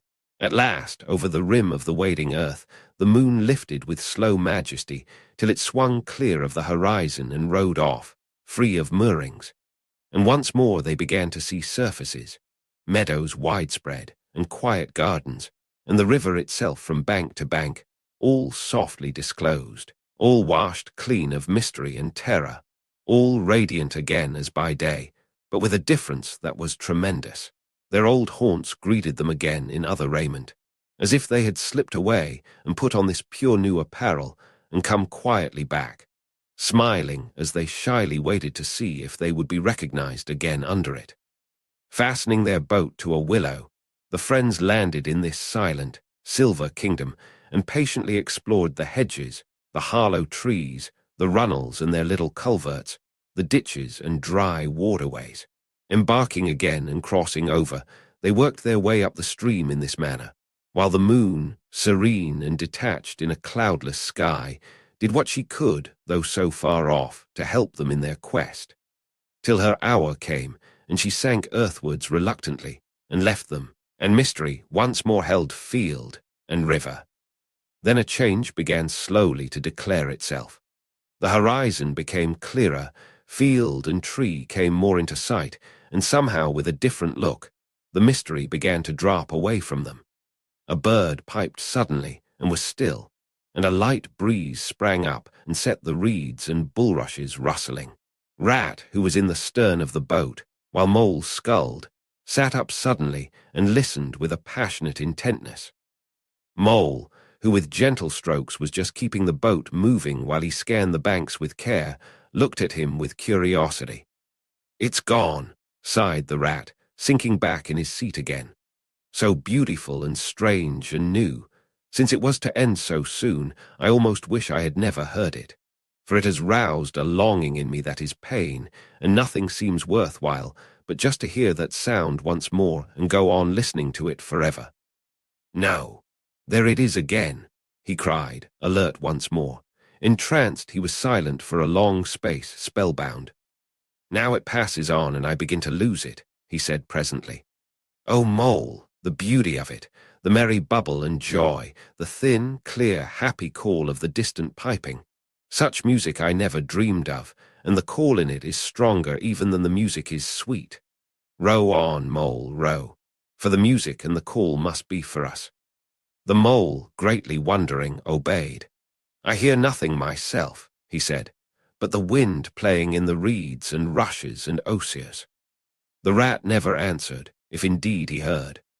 Rapt, transported, trembling, he was possessed in all his senses by this new divine thing that caught up his helpless soul and swung and dandled it, a powerless but happy infant in a strong, sustaining grasp. In silence Mole rowed steadily, and soon they came to a point where the river divided, a long backwater branching off to one side. With a slight movement of his head, Rat, who had long dropped the rudder lines, directed the rower to take the backwater. The creeping tide of light gained and gained, and now they could see the color of the flowers that gemmed the water's edge. "Clearer and nearer still," cried the rat joyously. "Now you must surely hear it. At last, I see you do." Breathless and transfixed, the mole stopped rowing as the liquid run of that glad piping broke on him like a wave, caught him up, and possessed him utterly. He saw the tears on his comrade's cheeks and bowed his head and understood. For a space they hung there, brushed by the purple leucostrife that fringed the bank.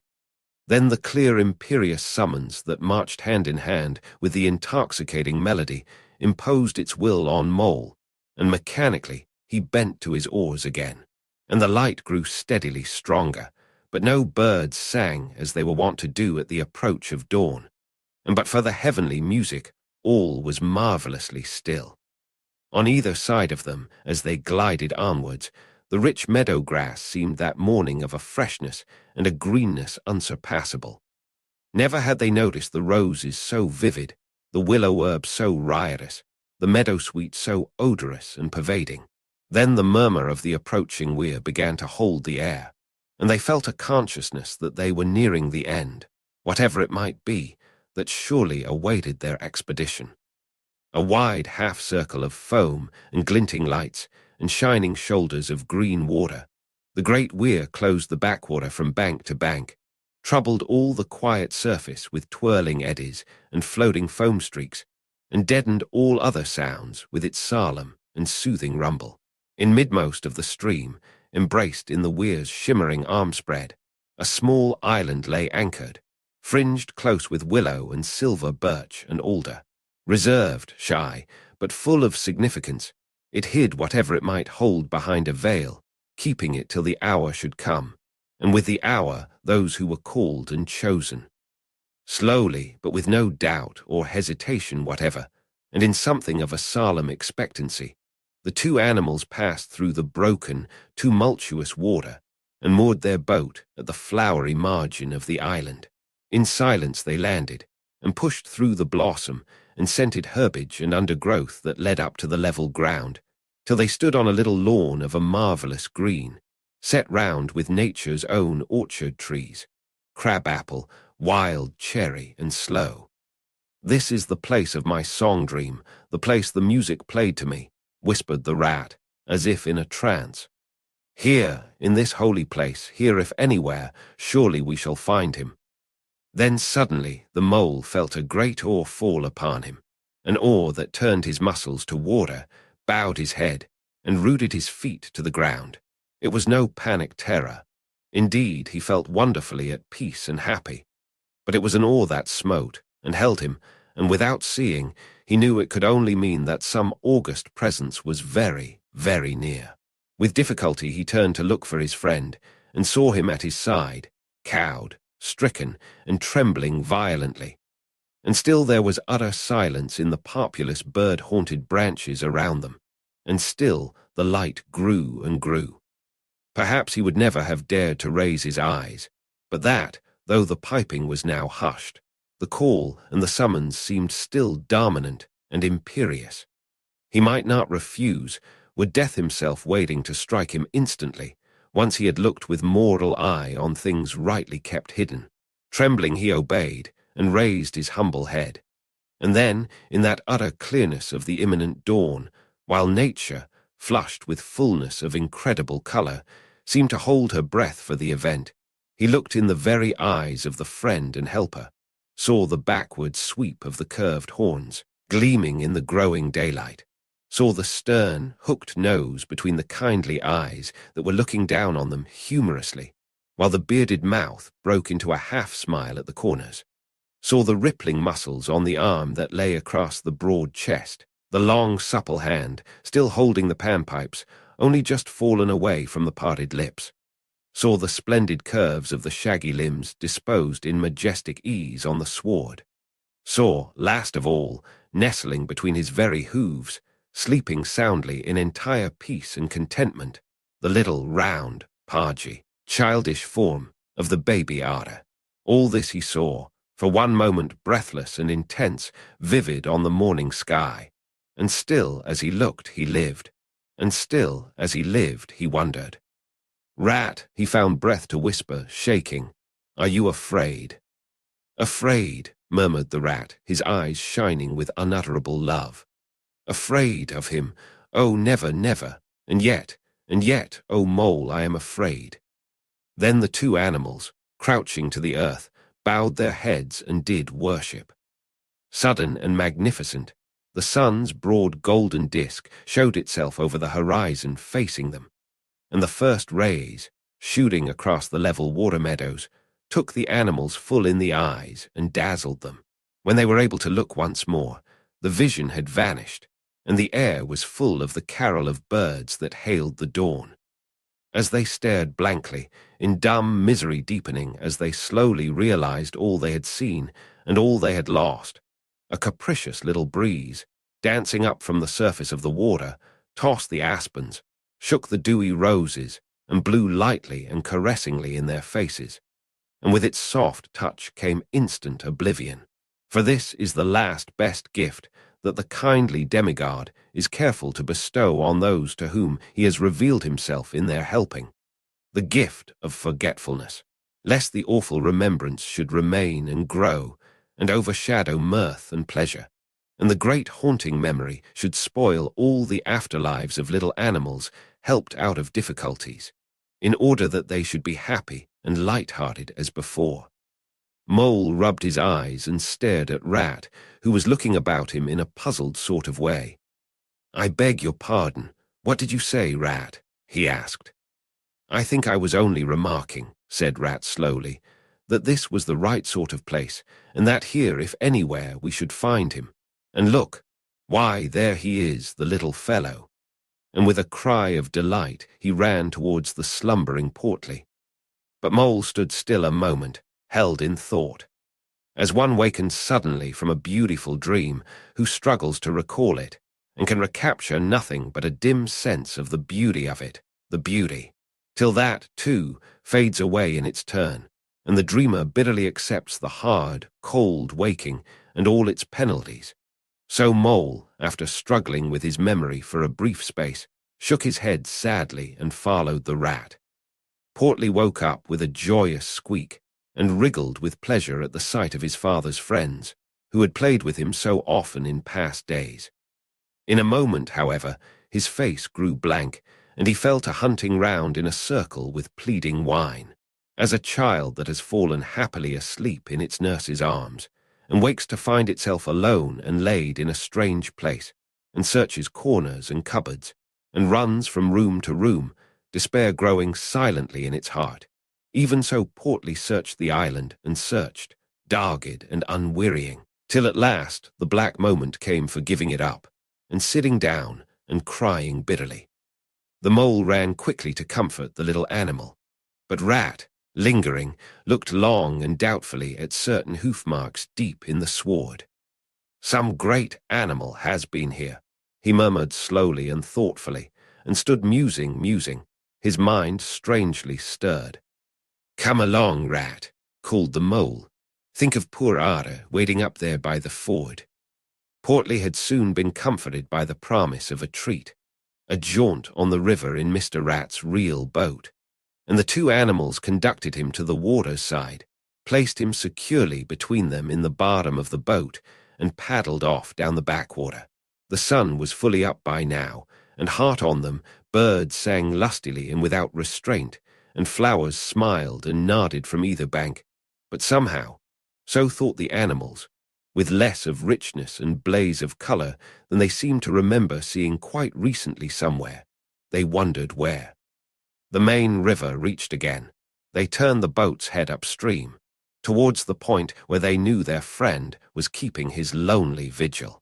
As they drew near the familiar ford, the mole took the boat into the bank, and they lifted Portly out and set him on his legs on the towpath, gave him his marching orders and a friendly farewell pat on the back, and shoved out into midstream. They watched the little animal as he waddled along the path contentedly and with importance, watched him till they saw his muzzle suddenly lift and his waddle break into a clumsy amble as he quickened his pace with shrill whines and wriggles of recognition. Looking up the river, they could see Ara start up, tense and rigid, from out of the shallows where he crouched in dumb patience, and could hear his amazed and joyous bark as he bounded up through the osiers onto the path. Then the mole, with a strong pull on one oar, swung the boat round and let the full stream bear them down again whither it would, their quest now happily ended. "I feel strangely tired, Rat," said the mole, leaning wearily over his oars as the boat drifted. "It's being up all night, you'll say, perhaps, but that's nothing. We do as much half the nights of the week at this time of the year. No, I feel as if I had been through something very exciting and rather terrible, and it was just over, and yet nothing particular has happened." "Or something very surprising and splendid and beautiful," murmured the rat, leaning back and closing his eyes.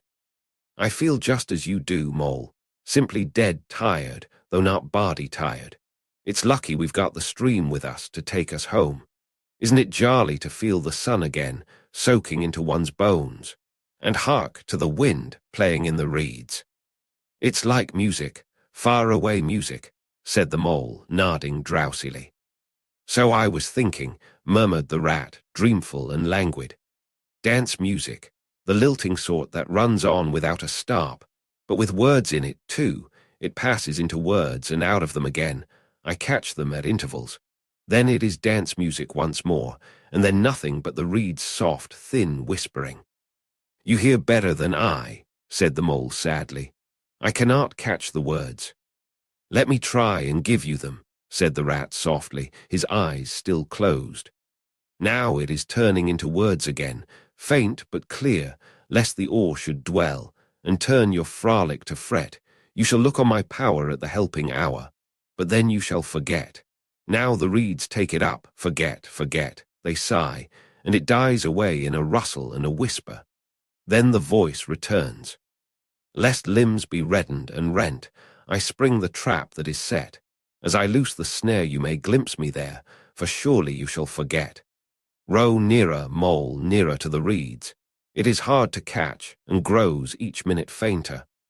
Helper and healer I cheer, small waifs in the woodland wet, strays I find in it, wounds I bind in it, bidding them all forget. Nearer, mole, nearer. No, it is no good. The song has died away into reed talk. But what do the words mean? Asked the wondering mole. That I do not know, said the rat simply. I pass them on to you as they reach me. Ah, now they return again, and this time full and clear. This time, at last, it is the real, the unmistakable thing, simple, passionate, perfect. Well, let's have it then, said the mole, after he had waited patiently for a few minutes, half dozing in the hot sun.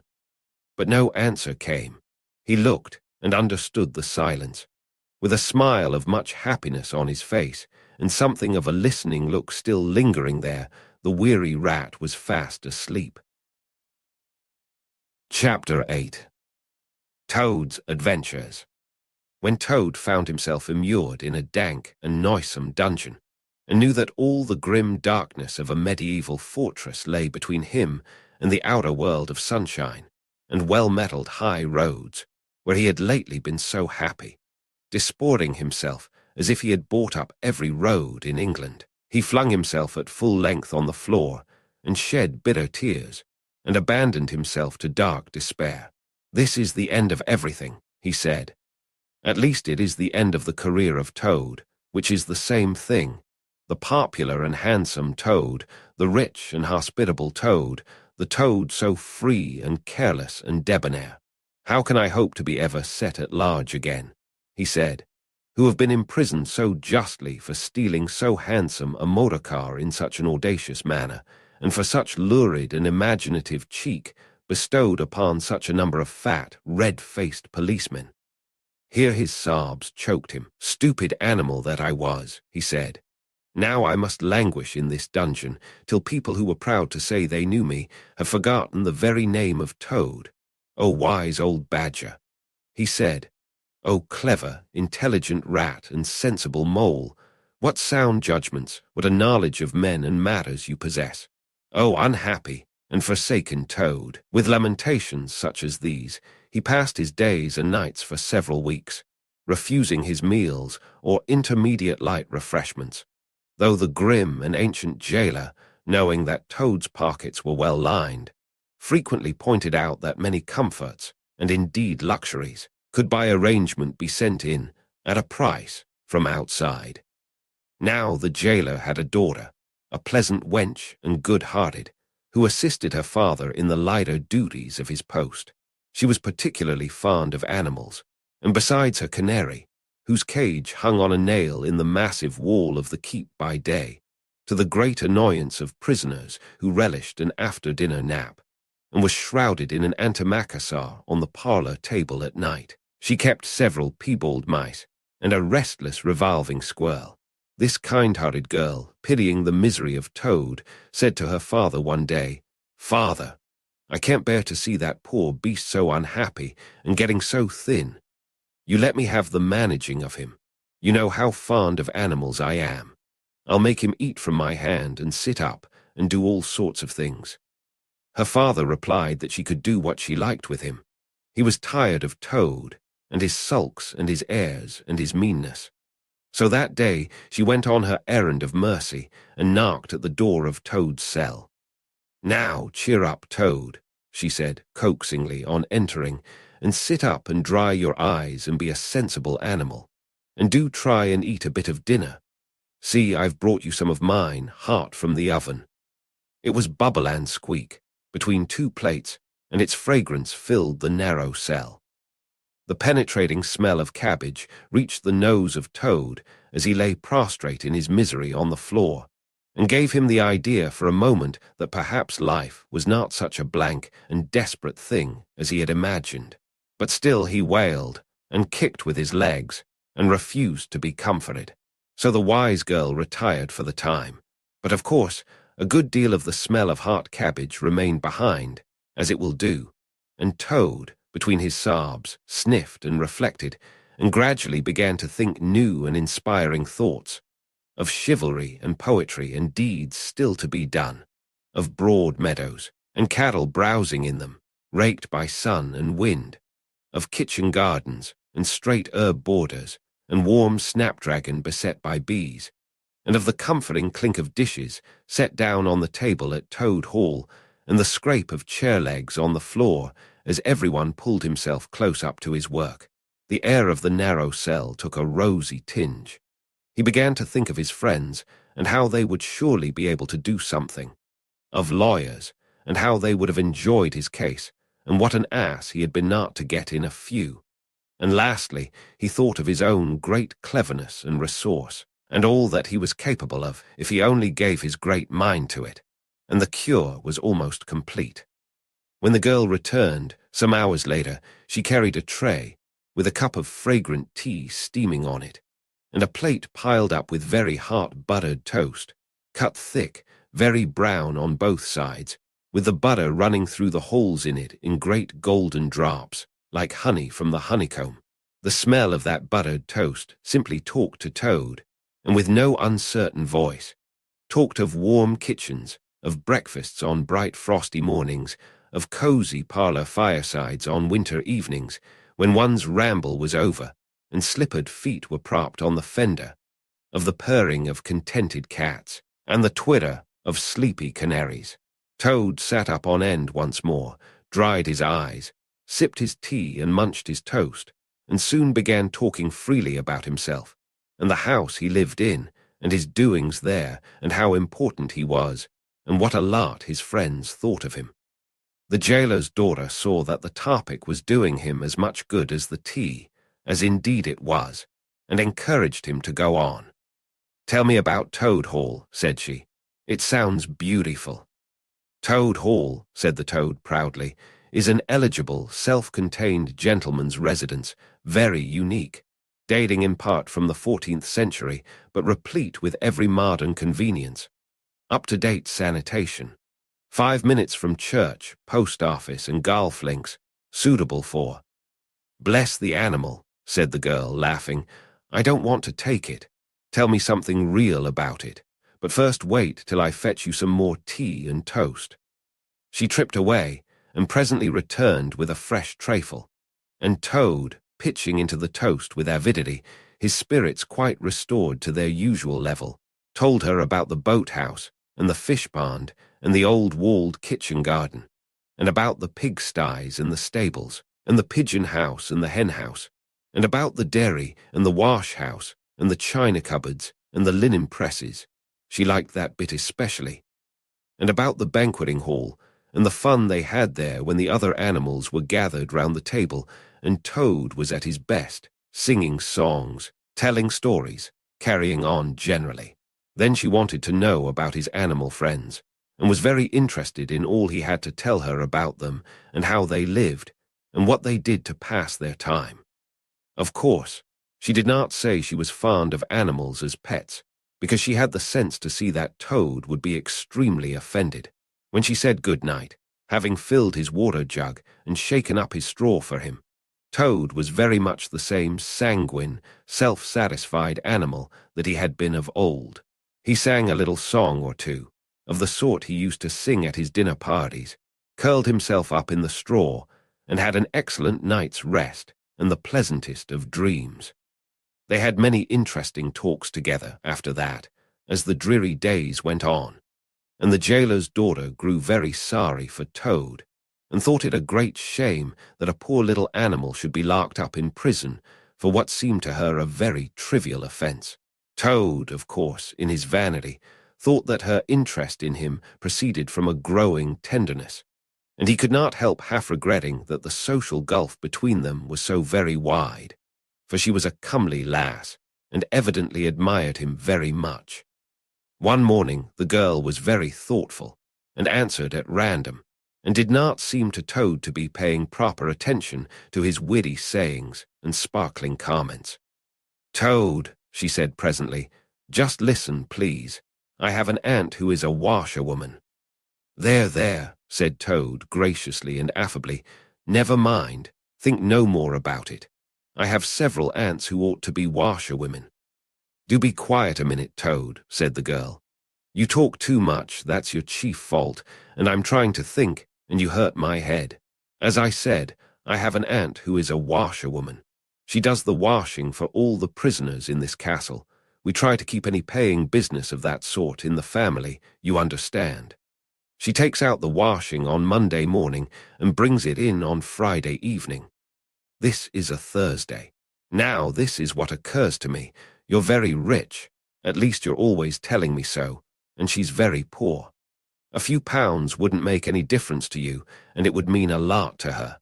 Now, I think if she were properly approached, squared, I believe is the word you animals use, you could come to some arrangement by which she would let you have her dress and bonnet and so on, and you could escape from the castle as the official washerwoman.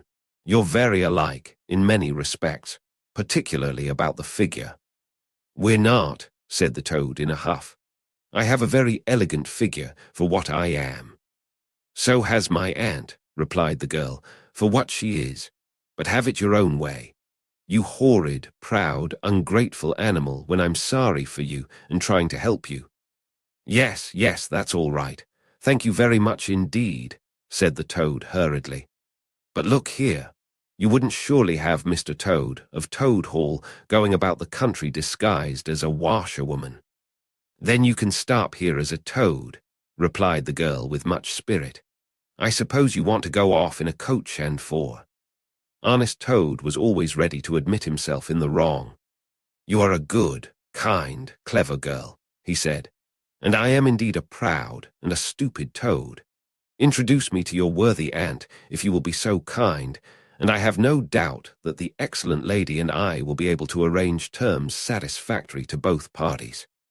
Next evening, the girl ushered her aunt into Toad's cell, bearing his week's washing pinned up in a towel.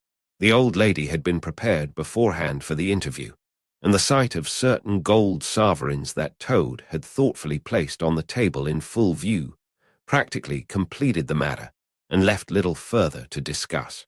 In return for his cash, Toad received a tartan print gown, an apron, a shawl, and a rusty black barnet. The only stipulation the old lady made being that she should be gagged and bound and dumped down in a corner. By this not very convincing artifice, she explained, aided by picturesque fiction which she could supply herself, she hoped to retain her situation in spite of the suspicious appearance of things. Toad was delighted with the suggestion. It would enable him to leave the prison in some style, and with his reputation for being a desperate and dangerous fellow untarnished, and he readily helped the jailer's daughter to make her aunt appear as much as possible the victim of circumstances over which she had no control. "Now it's your turn, Toad," said the girl. "Take off that coat and waistcoat of yours, you're fat enough as it is." Shaking with laughter, she proceeded to hook-and-eye him into the tartan print gown, arranged the shawl with a professional fold, and tied the strings of the rusty barnet under his chin. "You're the very image of her," she giggled. "Only I'm sure you never looked half so respectable in all your life before. Now, goodbye, Toad, and good luck. Go straight down the way you came up. And if anyone says anything to you, as they probably will, being but men, you can chaff back a bit, of course. But remember you're a widow woman, quite alone in the world, with a character to lose." With a quaking heart, but as firm a footstep as he could command, Toad set forth cautiously on what seemed to be a most harebrained and hazardous undertaking. But he was soon agreeably surprised to find how easy everything was made for him, and a little humbled at the thought that both his popularity and the sex that seemed to inspire it were really another's. The washerwoman's squat figure in its familiar tartan print seemed a passport for every barred door and grim gateway. Even when he hesitated, uncertain as to the right turning to take, he found himself helped out of his difficulty by the warder at the next gate, anxious to be off to his tea, summoning him to come along sharp and not keep him waiting there all night. The chaff and the humorous sallies to which he was subjected, and to which, of course, he had to provide prompt and effective reply, formed, indeed, his chief danger. For Toad was an animal with a strong sense of his own dignity, and the chaff was mostly, he thought, poor and clumsy, and the humor of the sallies entirely lacking. However, he kept his temper, though with great difficulty, suited his retorts to his company and his supposed character, and did his best not to overstep the limits of good taste. It seemed hours before he crossed the last courtyard, rejected the pressing invitations from the last guardroom, and dodged the outspread arms of the last warder, pleading with simulated passion for just one farewell embrace. But at last he heard the wicket gate in the great outer door click behind him, felt the fresh air of the outer world upon his anxious brow, and knew that he was free.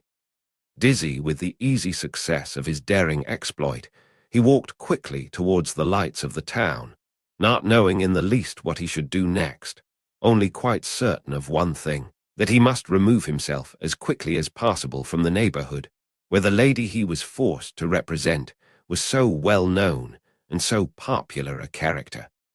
As he walked along, considering, his attention was caught by some red and green lights a little way off, to one side of the town, and the sound of the puffing and snoring of engines and the banging of shunted trucks fell on his ear. "Aha," he thought, "this is a piece of luck. A railway station is the thing I want most in the whole world at this moment. And what's more, I needn't go through the town to get it, and shan't have to support this humiliating character by repartees which, though thoroughly effective, do not assist one's sense of self-respect." He made his way to the station accordingly, consulted a timetable, and found that a train bound more or less in the direction of his home, was due to start in half an hour. "More luck," said Toad, his spirits rising rapidly, and went off to the booking office to buy his ticket. He gave the name of the station that he knew to be nearest to the village of which Toad Hall was the principal feature, and mechanically put his fingers, in search of the necessary money, where his waistcoat pocket should have been. But here the cotton gown, which had nobly stood by him so far, and which he had basely forgotten, intervened and frustrated his efforts. In a sort of nightmare, he struggled with the strange, uncanny thing that seemed to hold his hands, turn all muscular strivings to water, and laugh at him all the time, while other travellers, forming up in a line behind, waited with impatience, making suggestions of more or less value, and comments of more or less stringency and point. At last, somehow, he never rightly understood how, he burst the barriers, attained the goal, arrived at where all waistcoat pockets are eternally situated, and found not only no money, but no pocket to hold it, and no waistcoat to hold the pocket. To his horror, he recollected that he had left both coat and waistcoat behind him in his cell, and with them his pocketbook, money, keys, watch, matches, pencil case, all that makes life worth living, all that distinguishes the many-pocketed animal, the lord of creation, from the inferior one-pocketed or no-pocketed productions that hop or trip about permissively, unequipped for the real contest. In his misery, he made one desperate effort to carry the thing off, and with a return to his fine old manner, a blend of the squire and the college don, he said, "Look here, I find I've left my purse behind. Just give me that ticket, will you, and I'll send the money on tomorrow. I'm well known in these parts." The clerk stared at him and the rusty black bonnet a moment, and then laughed. "I should think you were pretty well known in these parts," he said, "if you've tried this game on often. Here, stand away from the window, please, madam. You're obstructing the other passengers." An old gentleman who had been prodding him in the back for some moments here thrust him away, and, what was worse, addressed him as his good woman, which angered Toad more than anything that had occurred that evening. Baffled and full of despair, he wandered blindly down the platform where the train was standing, and tears trickled down each side of his nose. It was hard, he thought, to be within sight of safety and almost of home, and to be balked by the want of a few wretched shillings and by the pettifogging mistrustfulness of paid officials. Very soon his escape would be discovered, the hunt would be up. He would be caught, reviled, loaded with chains, dragged back again to prison and bread and water and straw. His guards and penalties would be doubled. And oh, what sarcastic remarks the girl would make. What was to be done? He was not swift of foot. His figure was unfortunately recognizable. Could he not squeeze under the seat of a carriage? He had seen this method adopted by schoolboys when the journey money provided by thoughtful parents had been diverted to other and better ends. As he pondered, he found himself opposite the engine, which was being oiled, wiped, and generally caressed by its affectionate driver, a burly man with an oil can in one hand and a lump of cotton waste in the other. "Hullo, mother," said the engine driver. "What's the trouble? You don't look particularly cheerful." "Oh, sir," said Toad, crying afresh, "I am a poor unhappy washerwoman, and I've lost all my money, and can't pay for a ticket, and I must get home tonight somehow, and whatever I am to do I don't know. Oh dear, oh dear." "That's a bad business indeed," said the engine driver reflectively. "Lost your money, and can't get home, and got some kids, too, waiting for you, I dare say." "Any amount of 'em," sobbed Toad. "And they'll be hungry, and playing with matches, and upsetting lamps, the little innocents, and quarrelling, and going on generally. Oh dear, oh dear." "Well, I'll tell you what I'll do," said the good engine driver. "You're a washerwoman to your trade, says you. Very well, that's that. And I'm an engine driver, as you well may see, and there's no denying it's terribly dirty work. Uses up a power of shirts, it does, till my missus is fair tired of washing of 'em. If you'll wash a few shirts for me when you get home, and send 'em along, I'll give you a ride on my engine. It's against the company's regulations, but we're not so very particular in these out-of-the-way parts." The Toad's misery turned into rapture as he eagerly scrambled up into the cab of the engine. Of course, he had never washed a shirt in his life, and couldn't if he tried, and anyhow, he wasn't going to begin. But he thought, when I get safely home to Toad Hall and have money again and pockets to put it in, I will send the engine driver enough to pay for quite a quantity of washing, and that will be the same thing, or better. The guard waved his welcome flag. The engine driver whistled in cheerful response, and the train moved out of the station. As the speed increased, and the Toad could see on either side of him real fields, and trees, and hedges, and cows, and horses, all flying past him. And as he thought how every minute was bringing him nearer to Toad Hall, and sympathetic friends, and money to chink in his pocket, and a soft bed to sleep in, and good things to eat, and praise and admiration at the recital of his adventures and his surpassing cleverness, he began to skip up and down and shout and sing snatches of song, to the great astonishment of the engine driver, who had come across washerwomen before at long intervals, but never one at all like this. They had covered many and many a mile, and Toad was already considering what he would have for supper as soon as he got home, when he noticed that the engine driver, with a puzzled expression on his face, was leaning over the side of the engine and listening hard. Then he saw him climb on to the coals and gaze out over the top of the train. Then he returned and said to Toad, "It's very strange. With the last train running in this direction tonight, yet I could be sworn that I heard another following us." Toad ceased his frivolous antics at once. He became grave and depressed, and a dull pain in the lower part of his spine, communicating itself to his legs, made him want to sit down and try desperately not to think of all the possibilities. By this time, the moon was shining brightly, and the engine driver, steadying himself on the coal, could command a view of the line behind them for a long distance. Presently he called out, "I can see it clearly now. It is an engine on our rails, coming along at a great pace. It looks as if we were being pursued." The miserable Toad, crouching in the coal dust, tried hard to think of something to do, with dismal want of success. "They are gaining on us fast," cried the engine driver, "and the engine is crowded with the queerest lot of people. Men like ancient warders, waving halberds, policemen in their helmets, waving truncheons, and shabbily dressed men in part hats, obvious and unmistakable plainclothes detectives even at this distance, waving revolvers and walking sticks, all waving and all shouting the same thing, 'Stop, stop, stop.'" Then Toad fell on his knees among the coals, and raising his clasped paws in supplication, cried, "Save me, only save me, dear kind Mr. Engine Driver, and I will confess everything. I am not the simple washerwoman I seem to be. I have no children waiting for me, innocent or otherwise. I am a Toad, the well-known and popular Mr. Toad, a landed proprietor. I have just escaped, by my great daring and cleverness, from a loathsome dungeon into which my enemies had flung me. And if those fellows on that engine recapture me, it will be chains and bread and water and straw and misery once more for poor, unhappy, innocent Toad." The engine driver looked down upon him very sternly and said, "Now tell the truth.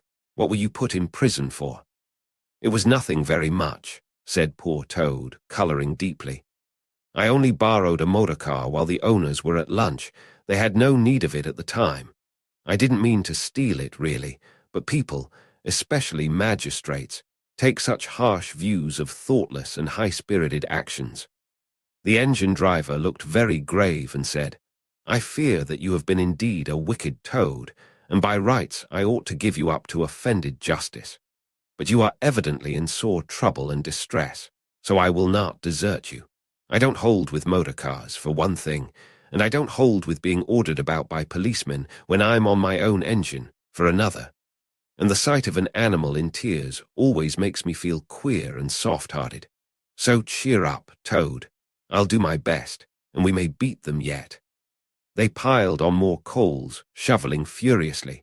The furnace roared, the sparks flew, the engine leapt and swung, but still their pursuers slowly gained. The engine driver, with a sigh, wiped his brow with a handful of carton waste and said, "I'm afraid it's no good, Toad. You see, they are running light, and they have the better engine. There's just one thing left for us to do, and it's your only chance, so attend very carefully to what I tell you. A short way ahead of us is a long tunnel, and on the other side of that the line passes through a thick wood. Now I will put on all the speed I can while we are running through the tunnel, but the other fellows will slow down a bit, naturally, for fear of an accident. When we are through, I will shut off steam and put on brakes as hard as I can, and the moment it's safe to do so you must jump and hide in the wood, before they get through the tunnel and see you. Then I will go full speed ahead again, and they can chase me if they like, for as long as they like, and as far as they like. Now mind and be ready to jump when I tell you." They piled on more coals, and the train shot into the tunnel, and the engine rushed and roared and rattled, till at last they shot out at the other end into fresh air and the peaceful moonlight, and saw the wood lying dark and helpful upon either side of the line. The driver shut off steam and put on brakes. The Toad got down on the step, and as the train slowed down to almost a walking pace, he heard the driver call out, "Now, jump." Toad jumped, rolled down a short embankment, picked himself up unhurt, scrambled into the wood and hid. Peeping out, he saw his train get up speed again and disappear at a great pace. Then out of the tunnel burst the pursuing engine, roaring and whistling, her motley crew waving their various weapons and shouting, "Stop! Stop! Stop!" When they were past, the Toad had a hearty laugh, for the first time since he was thrown into prison.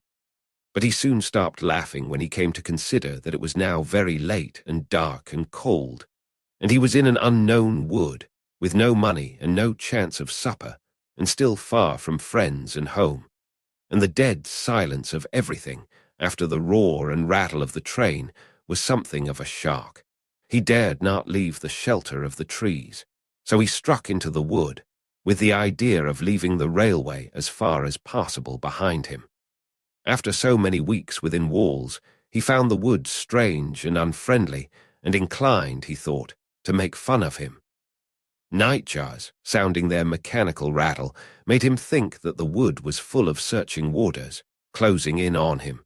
An owl, swooping noiselessly towards him, brushed his shoulder with its wing, making him jump with the horrid certainty that it was a hand, then flitted off, moth-like, laughing its low ho, ho, ho, which Toad thought in very poor taste. Once he met a fox who stopped, looked him up and down in a sarcastic sort of way, and said, "Hullo, washerwoman, half a pair of socks and a pillowcase short this week. Mind it doesn't occur again," and swaggered off, sniggering. Toad looked about for a stone to throw at him, but could not succeed in finding one, which vexed him more than anything. At last, cold, hungry, and tired out, he sought the shelter of a hollow tree, where with branches and dead leaves he made himself as comfortable a bed as he could, and slept soundly till the morning. Chapter 9. Wayfarers all. The warder rat was restless, and he did not exactly know why. To all appearance the summer's pomp was still at fullest height, and although in the tilled acres green had given way to gold, though rowans were reddening, and the woods were dashed here and there with a tawny fierceness, yet light and warmth and colour were still present in undiminished measure, clean of any chilly premonitions of the passing year. But the constant chorus of the orchards and hedges had shrunk to a casual evensong from a few yet unwearied performers. The robin was beginning to assert himself once more, and there was a feeling in the air of change and departure. The cuckoo, of course, had long been silent, but many another feathered friend, for months a part of the familiar landscape and its small society, was missing too, and it seemed that the ranks thinned steadily day by day. Rat, ever observant of all winged movement, saw that it was taking daily a southing tendency, and even as he lay in bed at night, he thought he could make out, passing in the darkness overhead, the beat and quiver of impatient pinions, obedient to the peremptory call. Nature's grand hotel has its season, like the others. As the guests one by one pack, pay, and depart, and the seats at the table d'hote shrink pitifully at each succeeding meal. As suites of rooms are closed, carpets taken up, and waiters sent away, those boarders who are staying on en pension until the next year's full reopening cannot help being somewhat affected by all these flittings and farewells, this eager discussion of plans, routes, and fresh quarters, this daily shrinkage in the stream of comradeship. One gets unsettled, depressed, and inclined to be querulous. Why this craving for change? Why not stay on quietly here like us and be jolly? You don't know this hotel out of the season, and what fun we have among ourselves, we fellows who remain and see the whole interesting year out. All very true, no doubt, the others always reply. We quite envy you, and some other year perhaps. But just now we have engagements, and there's the bus at the door. Our time is up. So they depart with a smile and a nod, and we miss them and feel resentful. The rat was a self-sufficing sort of animal, rooted to the land, and whoever went, he stayed. Still, he could not help noticing what was in the air and feeling some of its influence in his bones. It was difficult to settle down to anything seriously, with all this flitting going on. Leaving the waterside, where rushes stood thick and tall in a stream that was becoming sluggish and low, he wandered countrywards, crossed a field or two of pasturage already looking dusty and parched, and thrust into the great sea of wheat, yellow, wavy, and murmurous, full of quiet motion and small whisperings. Here he often loved to wander, through the forest of stiff, strong stalks that carried their own golden sky away over his head, a sky that was always dancing, shimmering, softly talking, or swaying strongly to the passing wind and recovering itself with a toss and a merry laugh. Here, too, he had many small friends, a society complete in itself, leading full and busy lives, but always with a spare moment to gossip and exchange news with a visitor. Today, however, though they were civil enough, the field mice and harvest mice seemed preoccupied. Many were digging and tunneling busily. Others, gathered together in small groups, examined plans and drawings of small flats, stated to be desirable and compact, and situated conveniently near the stores. Some were hauling out dusty trunks and dress baskets. Others were already elbow-deep packing their belongings, while everywhere piles and bundles of wheat, oats, barley, beechmast, and nuts lay about ready for transport. "Here's old Ratty," they cried as soon as they saw him. "Come and bear a hand, Rat, and don't stand about idle." "What sort of games are you up to?" said the water rat severely. "You know it isn't time to be thinking of winter quarters yet, by a long way." "Oh, yes, we know that," explained a field mouse rather shamefacedly. "But it's always as well to be in good time, isn't it? We really must get all the furniture and baggage and stores moved out of this before those horrid machines begin clicking round the fields. And then, you know, the best flats get picked up so quickly nowadays, and if you're late you have to put up with anything. And they want such a lot of doing up, too, before they are fit to move into. Of course, we're early, we know that, but we're only just making a start." "Oh, bother starts," said the rat. "It's a splendid day. Come for a row or a stroll along the hedges or a picnic in the woods or something." "Well, I think not today, thank you," replied the field mouse hurriedly. "Perhaps some other day, when we've more time." The rat, with a snort of contempt, swung round to go, tripped over a hat-box, and fell, with undignified remarks. "If people would be more careful," said a field mouse rather stiffly, "and look where they're going, people wouldn't hurt themselves and forget themselves. Mind that hold-all, Rat. You'd better sit down somewhere. In an hour or two we may be more free to attend to you." "You won't be free as you call it, much this side of Christmas. I can see that," retorted the rat grumpily as he picked his way out of the field. He returned somewhat despondently to his river again, his faithful, steady-going old river, which never packed up, flitted, or went into winter quarters. In the osiers which fringed the bank he spied a swallow sitting. Presently it was joined by another, and then by a third, and the birds, fidgeting restlessly on their bough, talked together earnestly and low. "What, already?" said the rat, strolling up to them. "What's the hurry? I call it simply ridiculous." "Oh, we're not off yet, if that's what you mean," replied the first swallow. "We're only making plans and arranging things. Talking it over, you know, what route we're taking this year, and where we'll stop, and so on. That's half the fun." "Fun," said the rat. "Now that's just what I don't understand. If you've got to leave this pleasant place, and your friends who will miss you, and your snug homes that you've just settled into, why, when the hour strikes I've no doubt you'll go bravely, and face all the trouble and discomfort and change and newness, and make believe that you're not very unhappy, but to want to talk about it, or even think about it, till you really need." "No, you don't understand, naturally," said the second swallow. "First, we feel it stirring within us, a sweet unrest. Then back come the recollections one by one, like homing pigeons. They flutter through our dreams at night, they fly with us in our wheelings and circlings by day. We hunger to inquire of each other, to compare notes and assure ourselves that it was all really true. As one by one, the scents and sounds and names of long-forgotten places come gradually back and beckon to us. Couldn't you stop on for just this year?" suggested the water rat wistfully. "We'll all do our best to make you feel at home. You've no idea what good times we have here while you are far away." "I tried stopping on one year," said the third swallow. "I had grown so fond of the place that when the time came I hung back and let the others go on without me. For a few weeks it was all well enough, but afterwards, oh, the weary length of the nights, the shivering, sunless days, the air so clammy and chill, and not an insect in an acre of it. No, it was no good. My courage broke down, and one cold, stormy night I took wing, flying well inland on account of the strong easterly gales.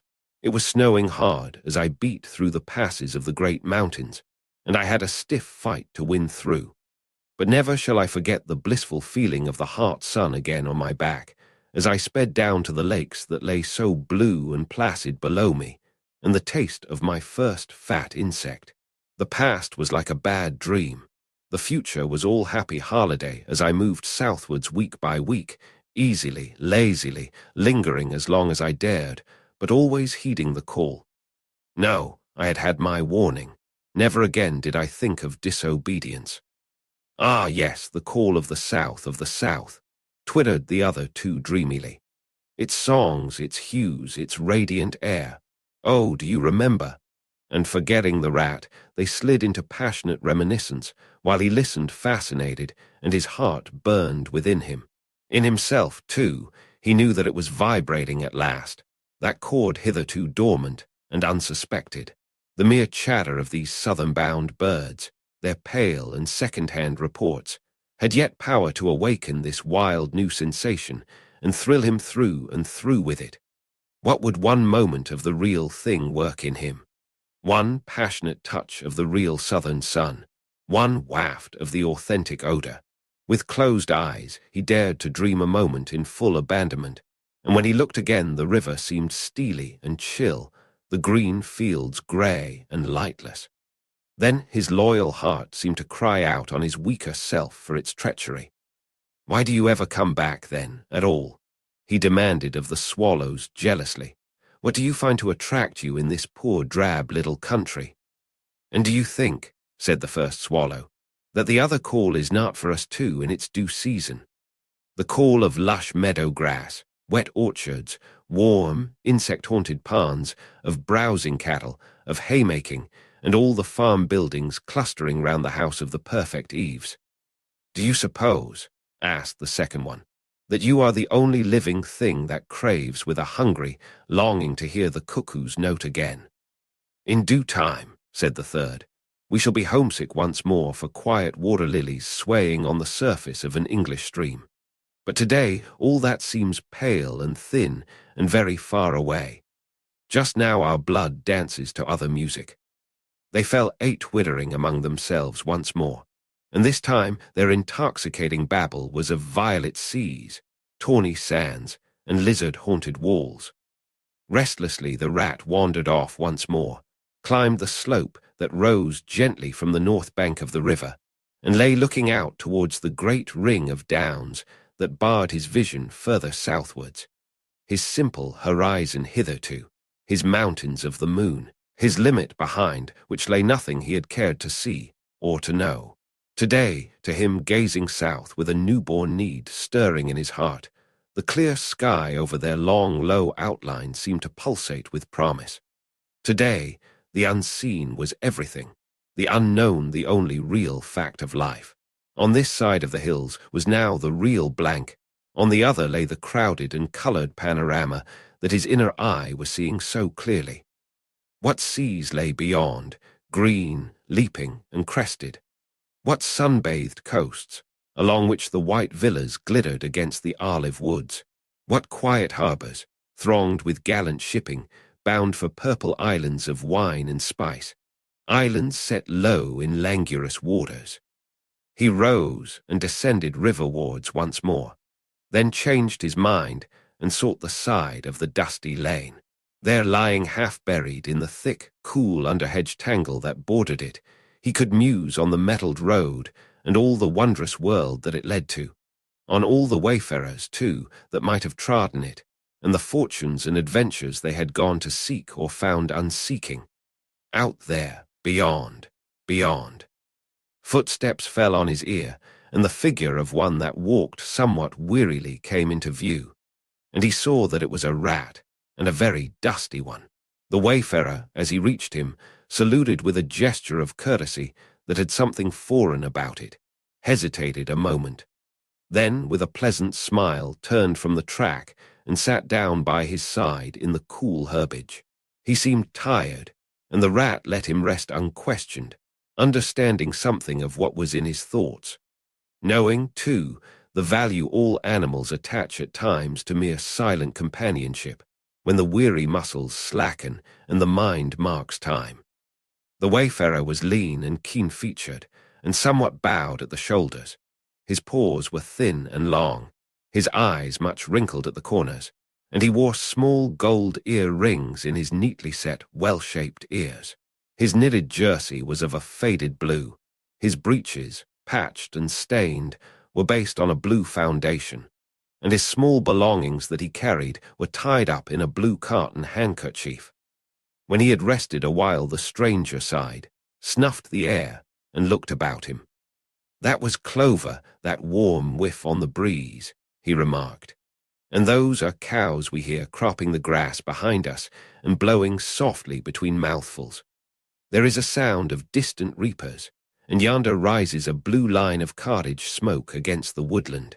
The river runs somewhere close by, for I hear the call of a moorhen, and I see by your build that you're a freshwater mariner.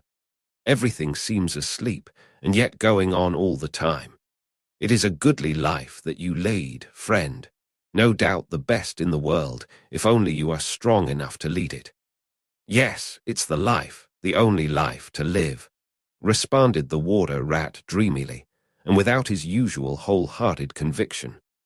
"I did not say exactly that," replied the stranger cautiously, "but no doubt it's the best. I've tried it, and I know. And because I've just tried it, 6 months of it, and know it's the best, here am I, footsore and hungry, tramping away from it, tramping southwards, following the old call, back to the old life, the life which is mine and which will not let me go." "Is this, then, yet another of them?" mused the rat. "And where have you just come from?" he asked. He hardly dared to ask where he was bound for. He seemed to know the answer only too well. "Nice little farm," replied the wayfarer briefly. "You belong in that direction." He nodded northwards. "Never mind about it.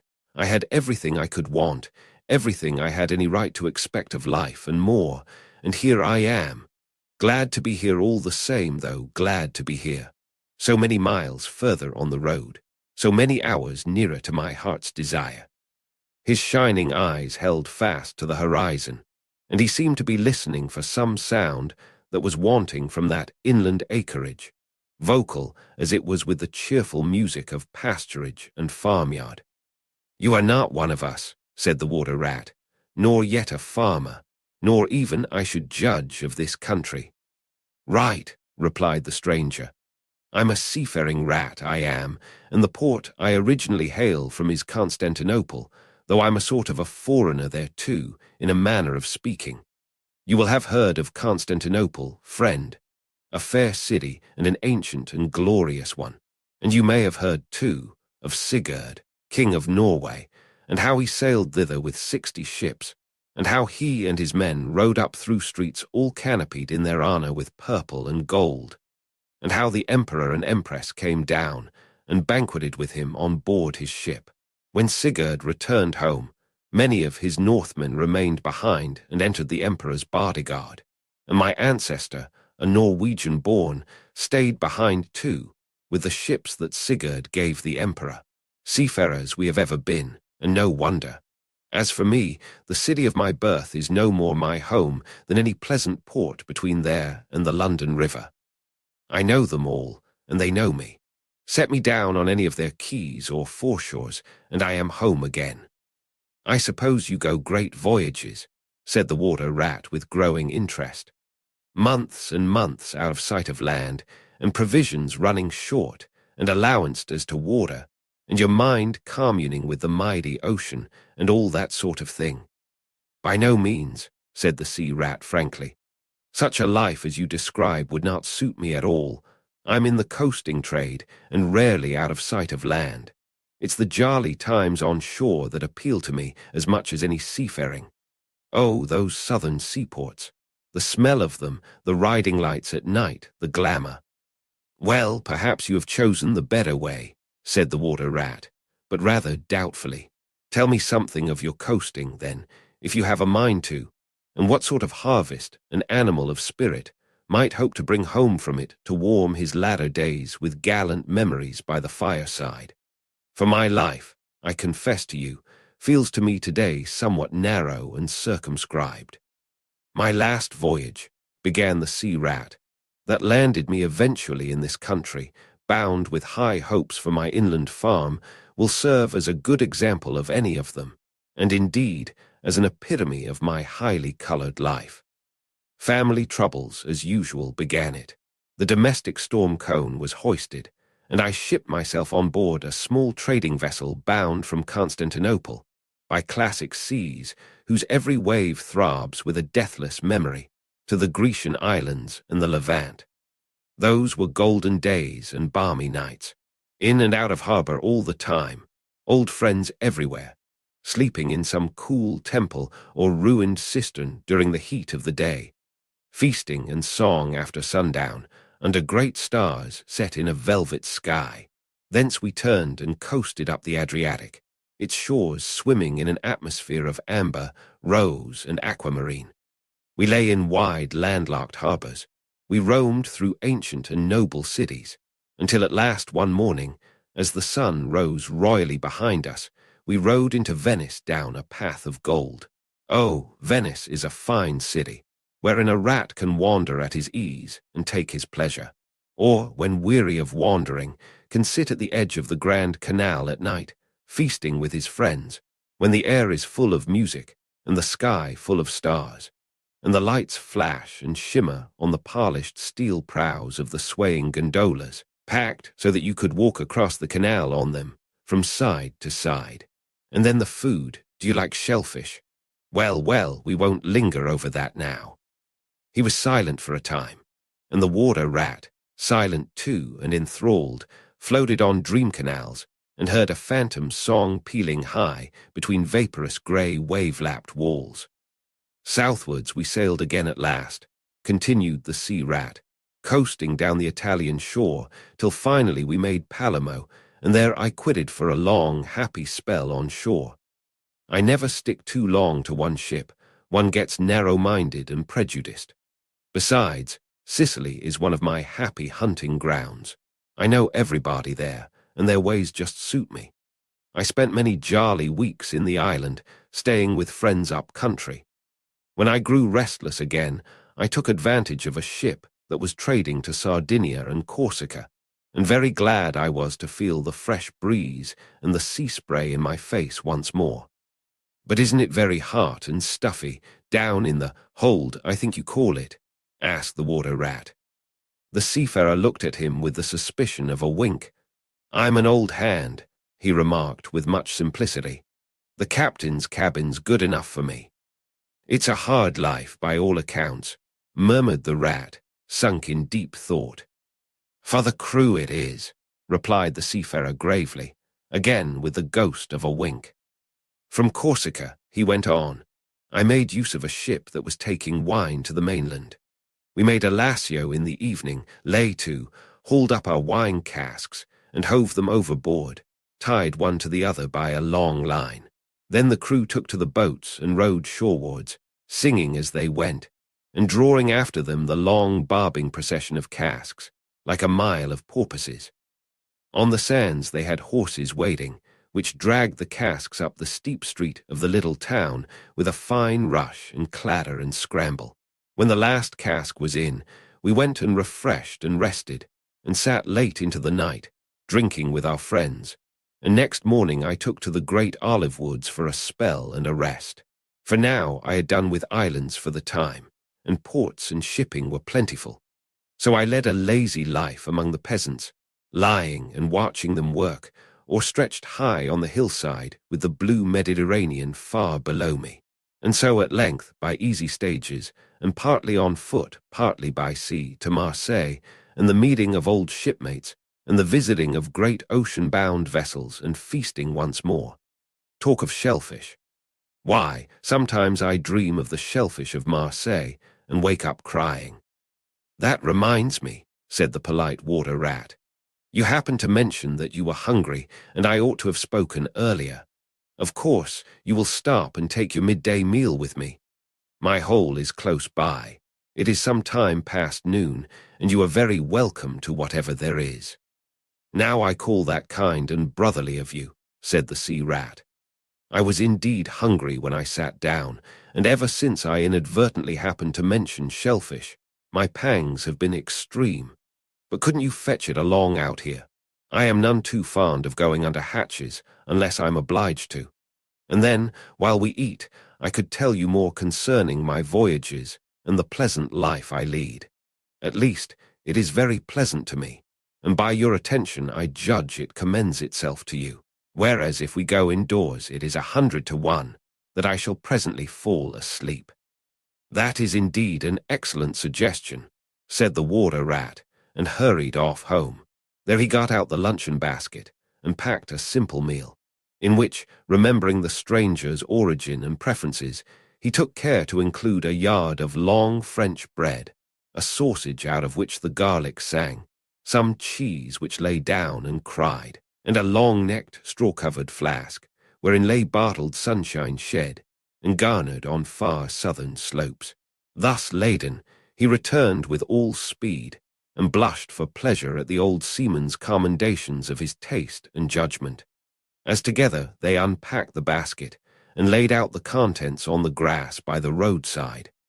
The sea rat, as soon as his hunger was somewhat assuaged, continued the history of his latest voyage, conducting his simple hearer from port to port of Spain, landing him at Lisbon, Oporto, and Bordeaux, introducing him to the pleasant harbours of Cornwall and Devon, and so up the channel to that final quayside, where, landing after winds long contrary, storm-driven and weather-beaten, he had caught the first magical hints and heraldings of another spring, and fired by these, had sped on a long tramp inland, hungry for the experiment of life on some quiet farmstead, very far from the weary beating of any sea. Spellbound and quivering with excitement, the water rat followed the adventurer league by league, over stormy bays, through crowded roadsteads, across harbour bars on a racing tide, up winding rivers that hid their busy little towns round a sudden turn, and left him with a regretful sigh planted at his dull inland farm, about which he desired to hear nothing. By this time their meal was over, and the seafarer, refreshed and strengthened, his voice more vibrant, his eye lit with a brightness that seemed caught from some far-away sea-beacon, filled his glass with the red and glowing vintage of the south, and leaning towards the water rat, compelled his gaze and held him, body and soul, while he talked.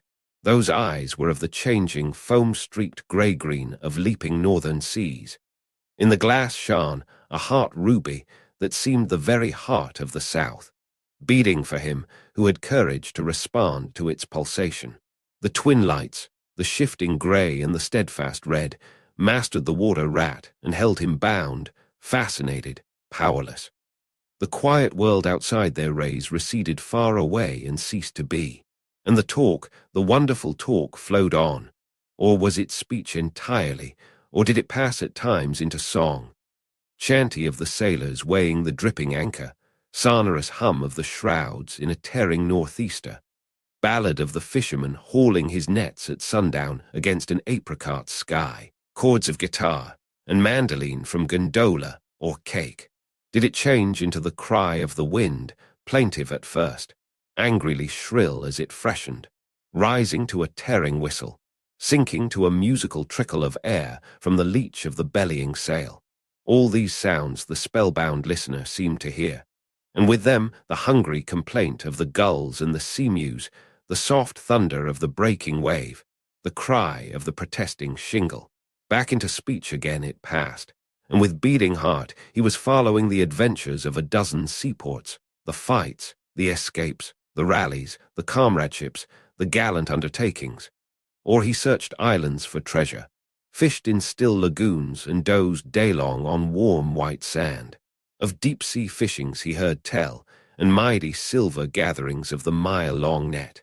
Of sudden perils, noise of breakers on a moonless night, or the tall bows of the great liner taking shape overhead through the fog.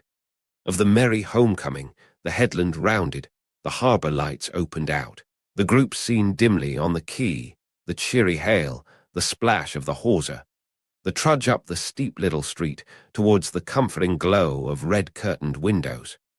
Lastly, in his waking dream, it seemed to him that the adventurer had risen to his feet, but was still speaking, still holding him fast with his sea-grey eyes.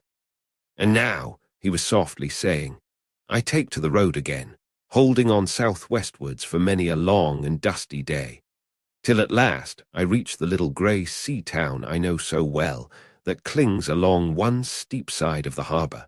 There through dark doorways you look down flights of stone steps, overhung by great pink tufts of valerian, and ending in a patch of sparkling blue water.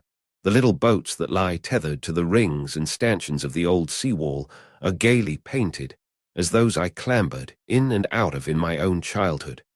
The salmon leap on the flood tide, schools of mackerel flash and play past quaysides and foreshores, and by the windows the great vessels glide, night and day, up to their moorings or forth to the open sea. There, sooner or later, the ships of all seafaring nations arrive, and there, at its destined hour, the ship of my choice will let go its anchor. I shall take my time, I shall tarry and bide, till at last the right one lies waiting for me, warped out into mid-stream, loaded low, her bowsprit pointing down harbour. I shall slip on board, by boat or a long hawser, and then one morning I shall wake to the song and tramp of the sailors, the clink of the capstan, and the rattle of the anchor chain coming merrily in. We shall break out the jib and the foresail. The white houses on the harbour side will glide slowly past us as she gathers steering way, and the voyage will have begun. As she forges towards the headland, she will clothe herself with canvas. And then, once outside, the sounding slap of great green seas as she heels to the wind, pointing south. And you will come too, young brother, for the days pass and never return, and the south still waits for you. Take the adventure, heed the call, now ere the irrevocable moment passes. 'Tis but a banging of the door behind you, a blithesome step forward, and you are out of the old life and into the new. Then some day long hence, Jog home here if you will, when the cup has been drained and the play has been played, and sit down by your quiet river with a store of goodly memories for company. You can easily overtake me on the road, for you are young, and I am aging and go softly. I will linger and look back, and at last I will surely see you coming, eager and light-hearted, with all the south in your face.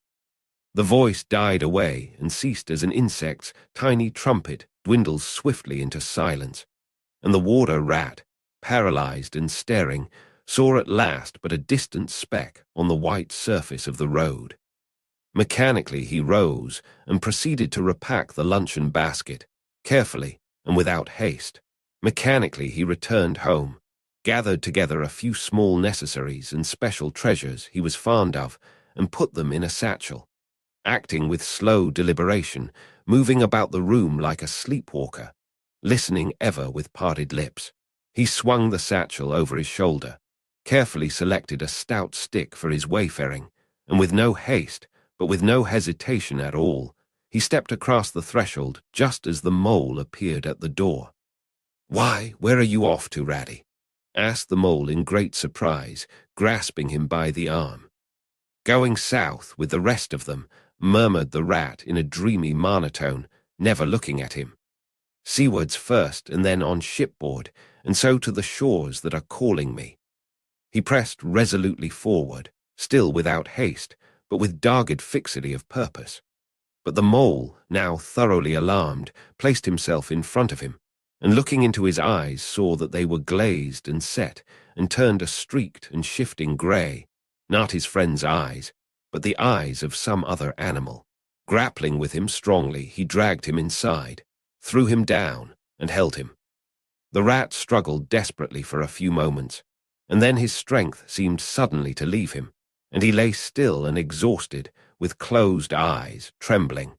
Presently the mole assisted him to rise, and placed him in a chair, where he sat collapsed and shrunken into himself, his body shaken by a violent shivering, passing in time into an hysterical fit of dry sobbing. Mole made the door fast, threw the satchel into a drawer and locked it, and sat down quietly on the table by his friend, waiting for the strange seizure to pass. Gradually the rat sank into a troubled doze, broken by starts and confused murmurings of things strange and wild, and foreign to the unenlightened mole, and from that he passed into a deep slumber. Very anxious in mind, the mole left him for a time and busied himself with household matters, and it was getting dark when he returned to the parlour and found the rat where he had left him, wide awake indeed, but listless, silent, and dejected. He took one hasty glance at his eyes, found them, to his great gratification, clear and dark and brown again as before, and then sat down and tried to cheer him up and help him to relate what had happened to him. Poor Ratty did his best by degrees to explain things, but how could he put into cold words what had mostly been suggestion? How recall, for another's benefit, the haunting sea voices that had sung to him? How reproduce at second hand the magic of the seafarer's 100 reminiscences? Even to himself, now the spell was broken and the glamour gone, he found it difficult to account for what had seemed, some hours ago, the inevitable and only thing. It is not surprising, then, that he failed to convey to the mole any clear idea of what he had been through that day. To the mole this much was plain. The fit, or attack, had passed away, and had left him sane again, though shaken and cast down by the reaction. But he seemed to have lost all interest, for the time, in the things that went to make up his daily life, as well as in all pleasant forecastings of the altered days and doings that the changing season was surely bringing. Casually, then, and with seeming indifference, the mole turned his talk to the harvest that was being gathered in, the towering wagons and their straining teams, the growing ricks, and the large moon rising over bare acres dotted with sheaves.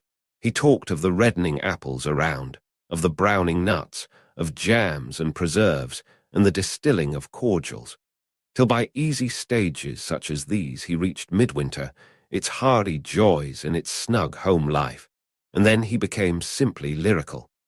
By degrees the rat began to sit up and to join in. His dull eye brightened, and he lost some of his listening air. Presently the tactful mole slipped away and returned with a pencil and a few half-sheets of paper, which he placed on the table at his friend's elbow. "It's quite a long time since you did any poetry," he remarked. "You might have a try at it this evening instead of, well, brooding over things so much. I've an idea that you'll feel a lot better when you've got something jotted down, if it's only just the rhymes." The rat pushed the paper away from him wearily, but the discreet mole took occasion to leave the room, and when he peeped in again some time later, the rat was absorbed and deaf to the world, alternately scribbling and sucking the top of his pencil. It is true that he sucked a good deal more than he scribbled, but it was joy to the mole to know that the cure had at least begun. Chapter 10. The Further Adventures of Toad.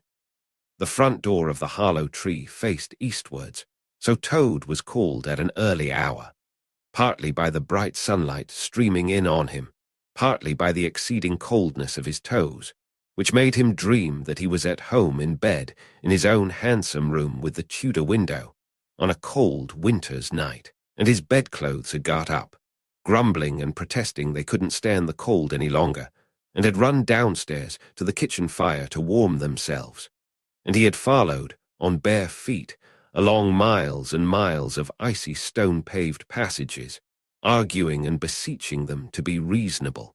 He would probably have been aroused much earlier, had he not slept for some weeks on straw over stone flags, and almost forgotten the friendly feeling of thick blankets pulled well up round the chin. Sitting up, he rubbed his eyes first, and his complaining toes next, wondered for a moment where he was, looking round for familiar stone wall and little barred window. Then, with a leap of the heart, remembered everything, his escape, his flight, his pursuit. Remembered, first and best thing of all, that he was free. Free, the word and the thought alone, were worth 50 blankets. He was warm from end to end as he thought of the jolly world outside, waiting eagerly for him to make his triumphal entrance, ready to serve him and play up to him, anxious to help him and to keep him company, as it always had been in days of old before misfortune fell upon him. He shook himself and combed the dry leaves out of his hair with his fingers, and, his toilet complete, marched forth into the comfortable morning sun, cold but confident, hungry but hopeful, all nervous terrors of yesterday dispelled by rest and sleep and frank and heartening sunshine. He had the world all to himself, that early summer morning. The dewy woodland, as he threaded it, was solitary and still. The green fields that succeeded the trees were his own to do as he liked with. The road itself, when he reached it, in that loneliness that was everywhere, seemed, like a stray dog, to be looking anxiously for company. Toad, however, was looking for something that could talk and tell him clearly which way he ought to go. It is all very well, when you have a light heart and a clear conscience and money in your pocket, and nobody scouring the country for you to drag you off to prison again, to follow where the road beckons and points, not caring whither. The practical Toad cared very much indeed, and he could have kicked the road for its helpless silence when every minute was of importance to him. The reserved rustic road was presently joined by a shy little brother in the shape of a canal, which took its hand and ambled along by its side in perfect confidence, but with the same tongue-tied, uncommunicative attitude towards strangers. "Bother them," said Toad to himself.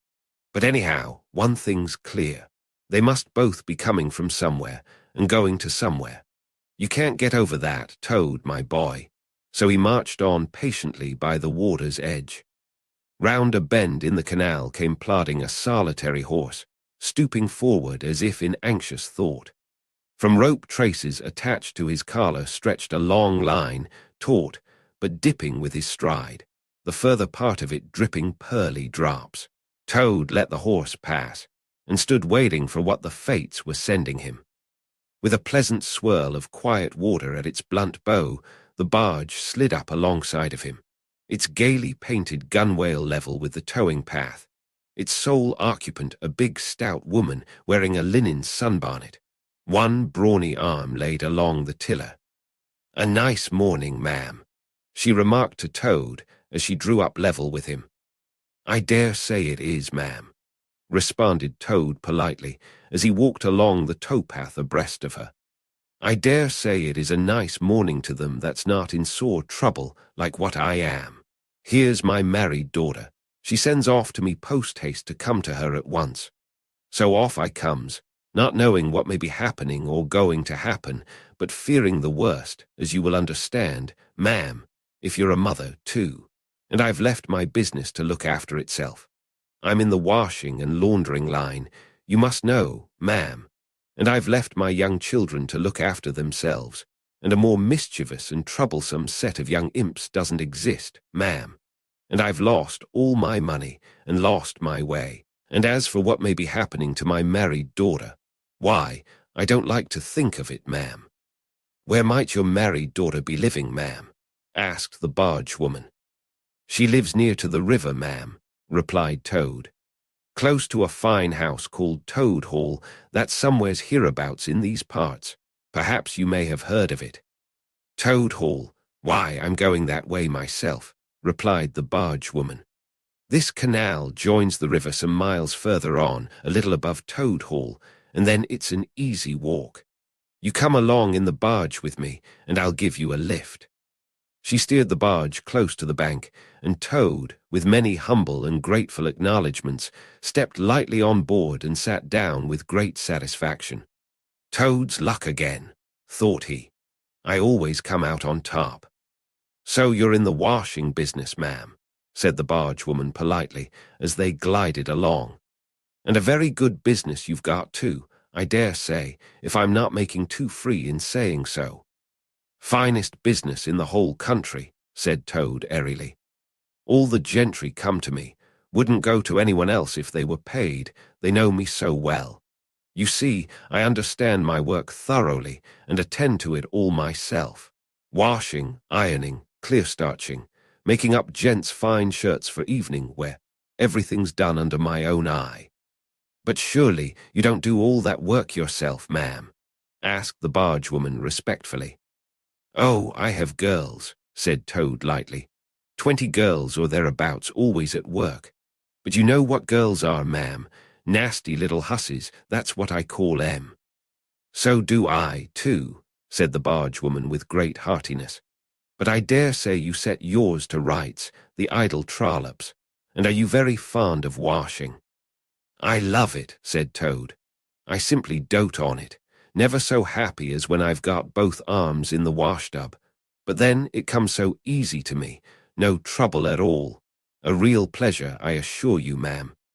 "What a bit of luck, meeting you," observed the barge woman thoughtfully. "A regular piece of good fortune for both of us." "Why, what do you mean?" asked Toad nervously. "Well, look at me now," replied the barge woman. "I like washing, too, just the same as you do. And for that matter, whether I like it or not, I have got to do all my own, naturally, moving about as I do. Now my husband, he's such a fellow for shirking his work and leaving the barge to me, that never a moment do I get for seeing to my own affairs.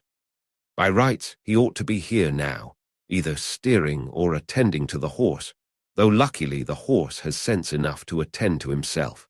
Instead of which, he's gone off with the dog to see if they can't pick up a rabbit for dinner somewhere. Says he'll catch me up at the next lark. Well, that's as may be.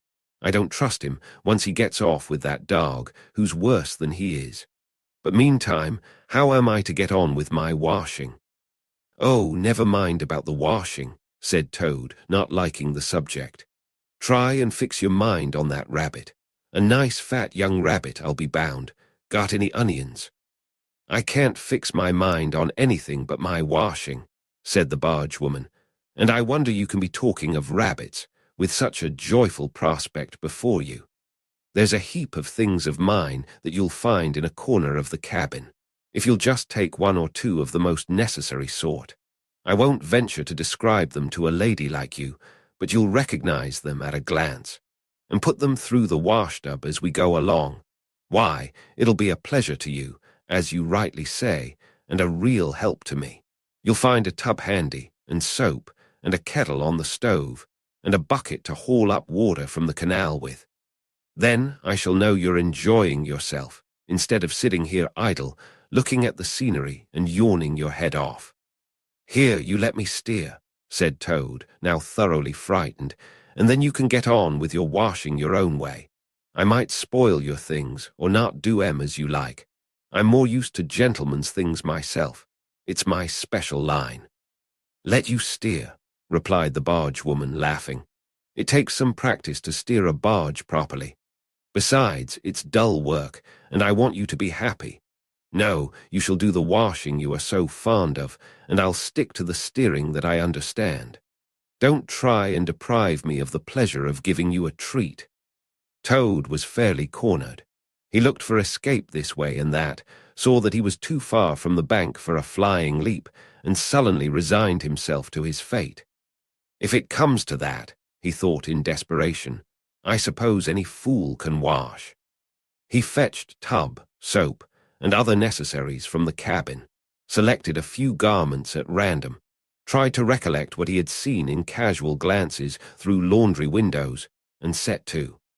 A long half-hour passed, and every minute of it saw Toad getting crosser and crosser. Nothing that he could do to the things seemed to please them or do them good. He tried coaxing, he tried slapping, he tried punching. They smiled back at him out of the tub unconverted, happy in their original sin.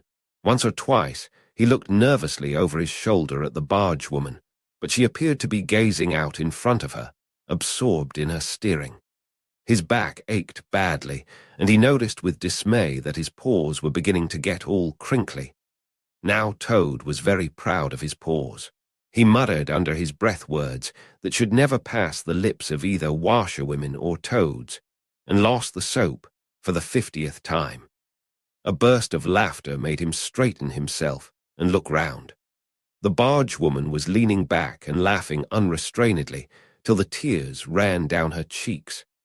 "I've been watching you all the time," she gasped.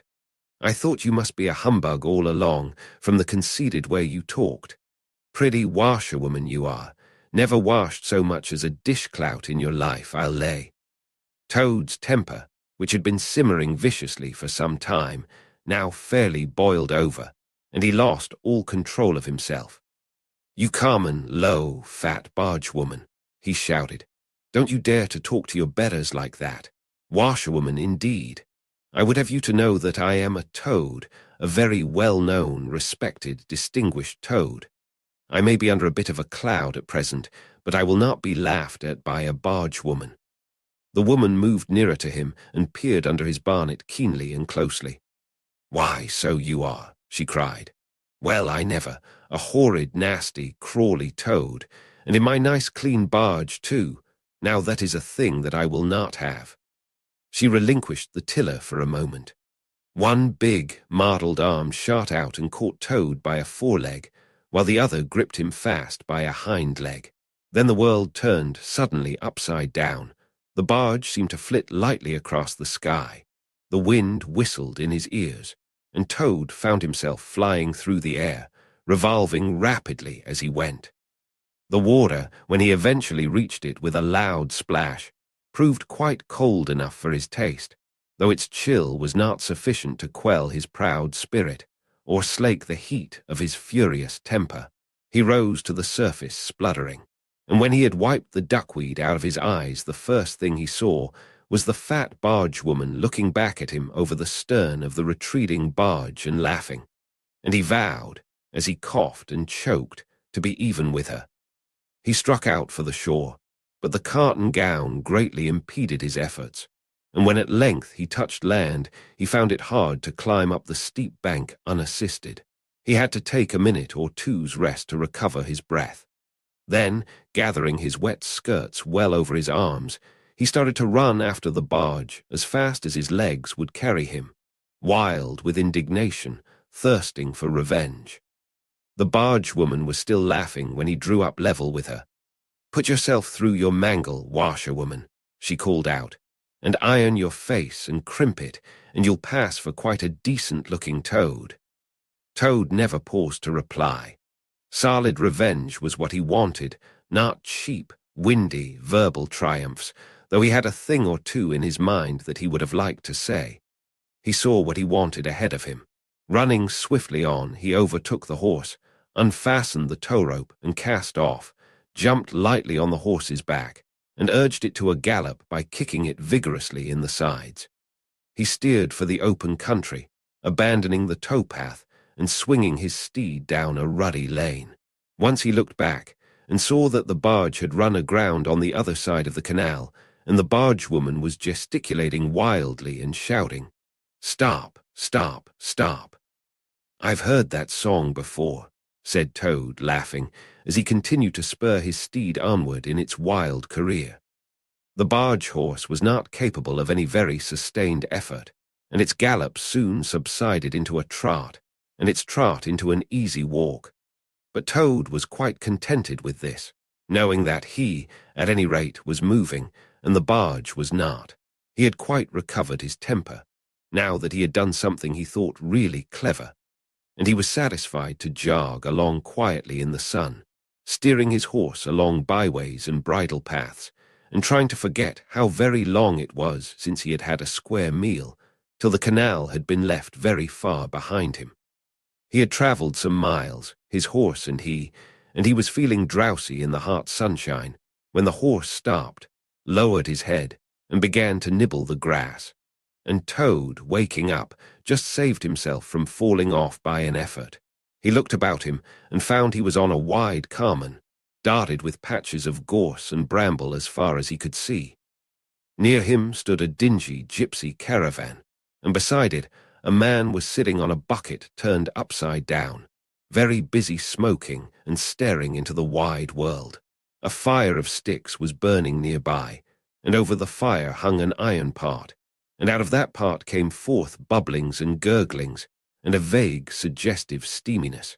Also smells, warm, rich, and varied smells, that twined and twisted, and wreathed themselves at last into one complete, voluptuous, perfect smell, that seemed like the very soul of nature taking form and appearing to her children, a true goddess, a mother of solace and comfort.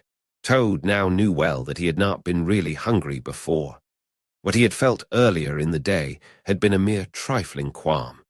This was the real thing at last, and no mistake, and it would have to be dealt with speedily, too, or there would be trouble for somebody or something. He looked the gypsy over carefully, wondering vaguely whether it would be easier to fight him or cajole him. So there he sat, and sniffed and looked at the gypsy, and the gypsy sat and smoked and looked at him. Presently the gypsy took his pipe out of his mouth and remarked in a careless way, "Want to sell that there horse of yours?" Toad was completely taken aback. He did not know that gypsies were very fond of horse-stealing and never missed an opportunity, and he had not reflected that caravans were always on the move and took a deal of drawing. It had not occurred to him to turn the horse into cash, but the gypsy's suggestion seemed to smooth the way towards the two things he wanted so badly, ready money and a solid breakfast. "What?" he said, "me sell this beautiful young horse of mine? Oh, no, it's out of the question. Who's going to take the washing home to my customers every week? Besides, I'm too fond of him, and he simply dotes on me." "Try and love a donkey," suggested the gypsy. "Some people do." "You don't seem to see," continued Toad, "that this fine horse of mine is a cut above you altogether. He's a blood horse, he is partly, not the part you see, of course, another part. And he's been a prize hackney, too, in his time. That was the time before you knew him, but you can still tell it on him at a glance, if you understand anything about horses. No, it's not to be thought of for a moment. All the same, how much might you be disposed to offer me for this beautiful young horse of mine?" The gypsy looked the horse over, and then he looked Toad over with equal care, and looked at the horse again. "Shillin' a leg," he said briefly, and turned away, continuing to smoke and try to stare the wide world out of countenance. "A shilling a leg," cried Toad. "If you please, I must take a little time to work that out and see just what it comes to." He climbed down off his horse and left it to graze, and sat down by the gypsy and did sums on his fingers, and at last he said, "A shilling a leg. Why, that comes to exactly 4 shillings and no more. Oh no, I could not think of accepting 4 shillings for this beautiful young horse of mine." "Well," said the gypsy, "I'll tell you what I will do. I'll make it 5 shillings, and that's 3 and 6pence more than the animal's worth, and that's my last word." Then Toad sat and pondered long and deeply, for he was hungry and quite penniless, and still some way, he knew not how far, from home, and enemies might still be looking for him. To one in such a situation, 5 shillings may very well appear a large sum of money. On the other hand, it did not seem very much to get for a horse. But then, again, the horse hadn't cost him anything, so whatever he got was all clear profit. At last he said firmly, "Look here, gypsy, I tell you what we will do, and this is my last word. You shall hand me over 6 shillings and 6pence, cash down. And further, in addition thereto, you shall give me as much breakfast as I can possibly eat, at one sitting, of course, out of that iron pot of yours that keeps sending forth such delicious and exciting smells. In return, I will make over to you my spirited young horse, with all the beautiful harness and trappings that are on him freely thrown in. If that's not good enough for you, say so, and I'll be getting on. I know a man near here who's wanted this horse of mine for years." The gypsy grumbled frightfully, and declared if he did a few more deals of that sort he'd be ruined. But in the end, he lugged a dirty canvas bag out of the depths of his trouser pocket, and counted out 6 shillings and 6pence into Toad's paw. Then he disappeared into the caravan for an instant, and returned with a large iron plate and a knife, fork, and spoon. He tilted up the pot, and a glorious stream of hot, rich stew gurgled into the plate. It was, indeed, the most beautiful stew in the world, being made of partridges, and pheasants, and chickens, and hares, and rabbits, and peahens, and guinea fowls, and 1 or 2 other things. Toad took the plate on his lap, almost crying, and stuffed, and stuffed, and stuffed, and kept asking for more, and the gypsy never grudged it him. He thought that he had never eaten so good a breakfast in all his life.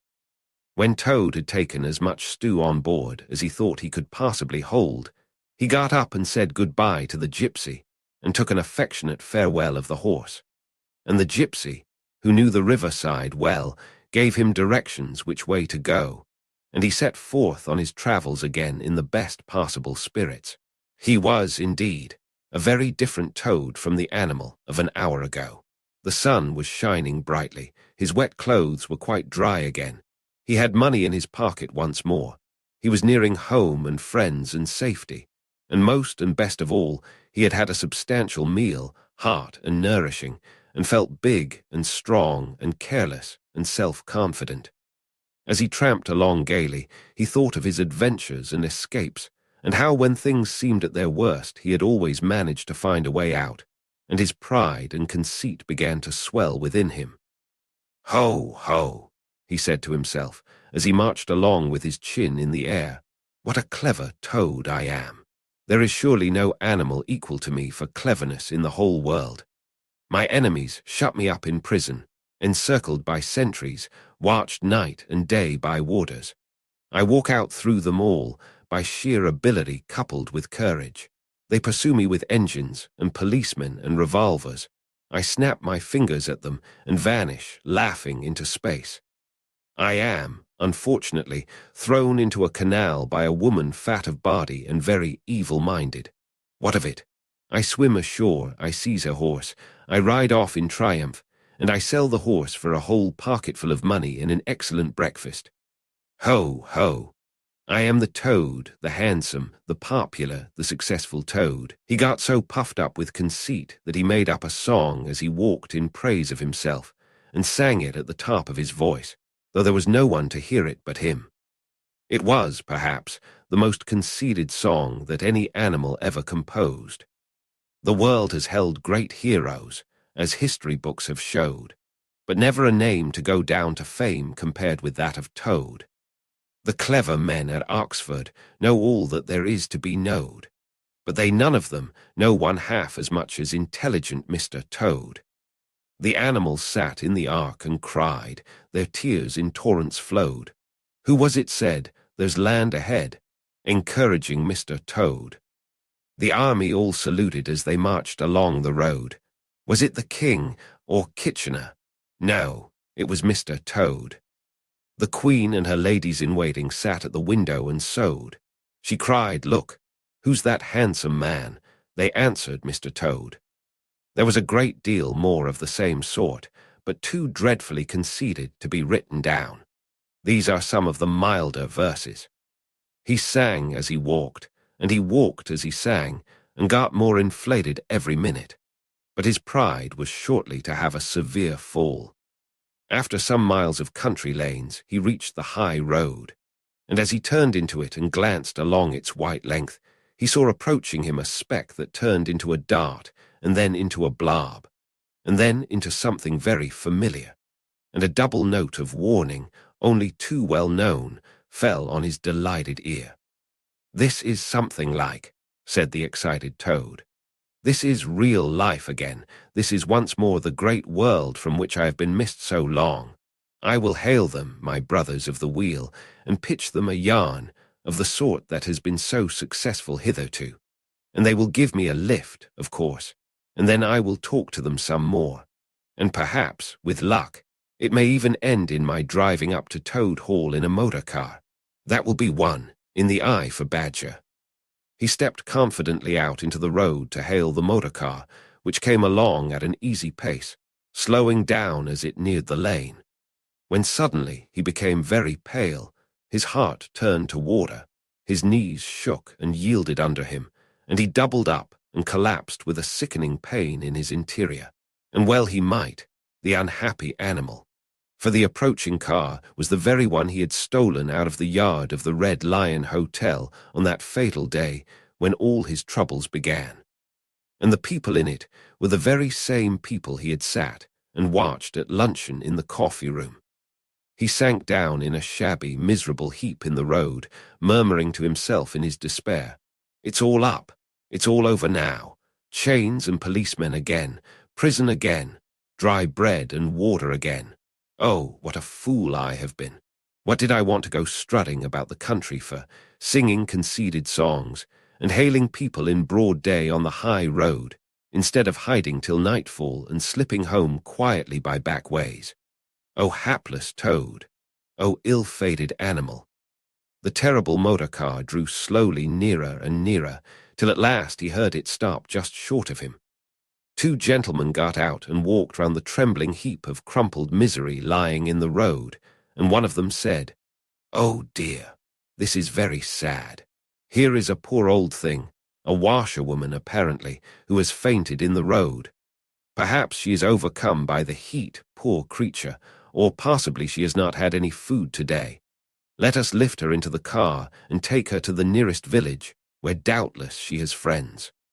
They tenderly lifted Toad into the motor car and propped him up with soft cushions and proceeded on their way. When Toad heard them talk in so kind and sympathetic a way, and knew that he was not recognized, his courage began to revive, and he cautiously opened first one eye and then the other. "Look," said one of the gentlemen, "she is better already. The fresh air is doing her good. How do you feel now, ma'am?" "Thank you kindly, sir," said Toad in a feeble voice. "I'm feeling a great deal better." "That's right," said the gentleman. "Now keep quite still, and above all, don't try to talk." "I won't," said Toad. "I was only thinking if I might sit on the front seat there, beside the driver, where I could get the fresh air full in my face, I should soon be all right again." "What a very sensible woman," said the gentleman. "Of course you shall." So they carefully helped Toad into the front seat beside the driver, and on they went again. Toad was almost himself again by now. He sat up, looked about him, and tried to beat down the tremors, the yearnings, the old cravings that rose up and beset him and took possession of him entirely. "It is fate," he said to himself. Why strive? Why struggle? And he turned to the driver at his side. Please, sir, he said, I wish you would kindly let me try and drive the car for a little. I've been watching you carefully, and it looks so easy and so interesting, and I should like to be able to tell my friends that once I had driven a motor car. The driver laughed at the proposal so heartily that the gentleman inquired what the matter was.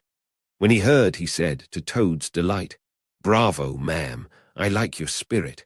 Let her have a try and look after her. She won't do any harm. Toad eagerly scrambled into the seat vacated by the driver, took the steering wheel in his hands, listened with affected humility to the instructions given him, and set the car in motion, but very slowly and carefully at first, for he was determined to be prudent. The gentlemen behind clapped their hands and applauded, and Toad heard them saying, How well she does it! Fancy a washerwoman driving a car as well as that, the first time. Toad went a little faster, then faster still, and faster. He heard the gentleman call out warningly, Be careful, washerwoman. And this annoyed him, and he began to lose his head. The driver tried to interfere, but he pinned him down in his seat with one elbow and put on full speed. The rush of air in his face, the hum of the engines, and the light jump of the car beneath him intoxicated his weak brain. Washerwoman, indeed, he shouted recklessly. Ho, ho! I am the Toad, the motor-car snatcher, the prison breaker, the Toad who always escapes. Sit still, and you shall know what driving really is, for you are in the hands of the famous, the skillful, the entirely fearless Toad. With a cry of horror, the whole party rose and flung themselves on him. Seize him, they cried. Seize the Toad, the wicked animal who stole our motor car. Bind him, chain him, drag him to the nearest police station. Down with the desperate and dangerous Toad. Alas, they should have thought. They ought to have been more prudent. They should have remembered to stop the motor car somehow before playing any pranks of that sort. With a half-turn of the wheel, the Toad sent the car crashing through the low hedge that ran along the roadside. One mighty bound, a violent shark, and the wheels of the car were churning up the thick mud of a horsepond. Toad found himself flying through the air with the strong upward rush and delicate curve of a swallow. He liked the motion, and was just beginning to wonder whether it would go on until he developed wings and turned into a toad bird, when he landed on his back with a thump in the soft, rich grass of a meadow. Sitting up, he could just see the motor car in the pond, nearly submerged. The gentleman and the driver, encumbered by their long coats, were floundering helplessly in the water. He picked himself up rapidly and set off running across country as hard as he could, scrambling through hedges, jumping ditches, pounding across fields, till he was breathless and weary, and had to settle down into an easy walk. When he had recovered his breath somewhat and was able to think calmly, he began to giggle, and from giggling he took to laughing, and he laughed till he had to sit down under a hedge. Ho, ho, he cried, in ecstasies of self-admiration. Toad again. Toad, as usual, comes out on the top. Who was it got them to give him a lift? Who managed to get on the front seat for the sake of fresh air? Who persuaded them into letting him see if he could drive? Who landed them all in a horsepond? Who escaped, flying gaily and unscathed through the air, leaving the narrow-minded, grudging, timid excursionists in the mud where they should rightly be? Why, Toad, of course. Clever Toad, great Toad, good Toad. Then he burst into song again, and chanted with uplifted voice. The motor car went poop, poop, poop, as it raced along the road. Who was it steered it into a pond? Ingenious Mr. Toad. Oh, how clever I am! How clever, how very clever. A slight noise at a distance behind him made him turn his head and look. Oh, horror! Oh, misery! Oh, despair! About 2 fields off, a chauffeur in his leather gaiters and 2 large rural policemen were visible, running towards him as hard as they could go. Poor Toad sprang to his feet and pelted away again, his heart in his mouth. Oh my, he gasped as he panted along. "What an ass I am! What a conceited and heedless ass! Swaggering again, shouting and singing songs again, sitting still and gassing again. Oh my, oh my, oh my!" He glanced back and saw to his dismay that they were gaining on him. On he ran desperately, but kept looking back and saw that they still gained steadily. He did his best, but he was a fat animal, and his legs were short, and still they gained. He could hear them close behind him now. Ceasing to heed where he was going, he struggled on blindly and wildly, looking back over his shoulder at the now triumphant enemy, when suddenly the earth failed under his feet. He grasped at the air, and splash! He found himself head over ears in deep water, rapid water, water that bore him along with a force he could not contend with. And he knew that in his blind panic he had run straight into the river. He rose to the surface and tried to grasp the reeds and the rushes that grew along the water's edge close under the bank, but the stream was so strong that it tore them out of his hands. "Oh my," gasped poor Toad, "if ever I steal a motor car again, if ever I sing another conceited song." Then down he went and came up breathless and spluttering. Presently he saw that he was approaching a big dark hole in the bank just above his head, and as the stream bore him past, he reached up with a paw and caught hold of the edge and held on.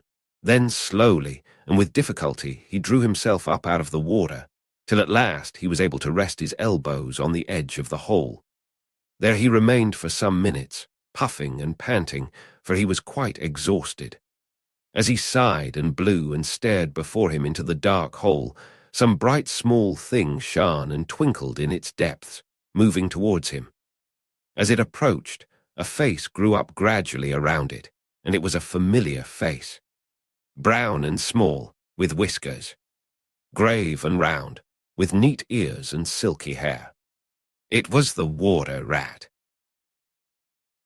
Chapter 11. Like summer tempests came his tears.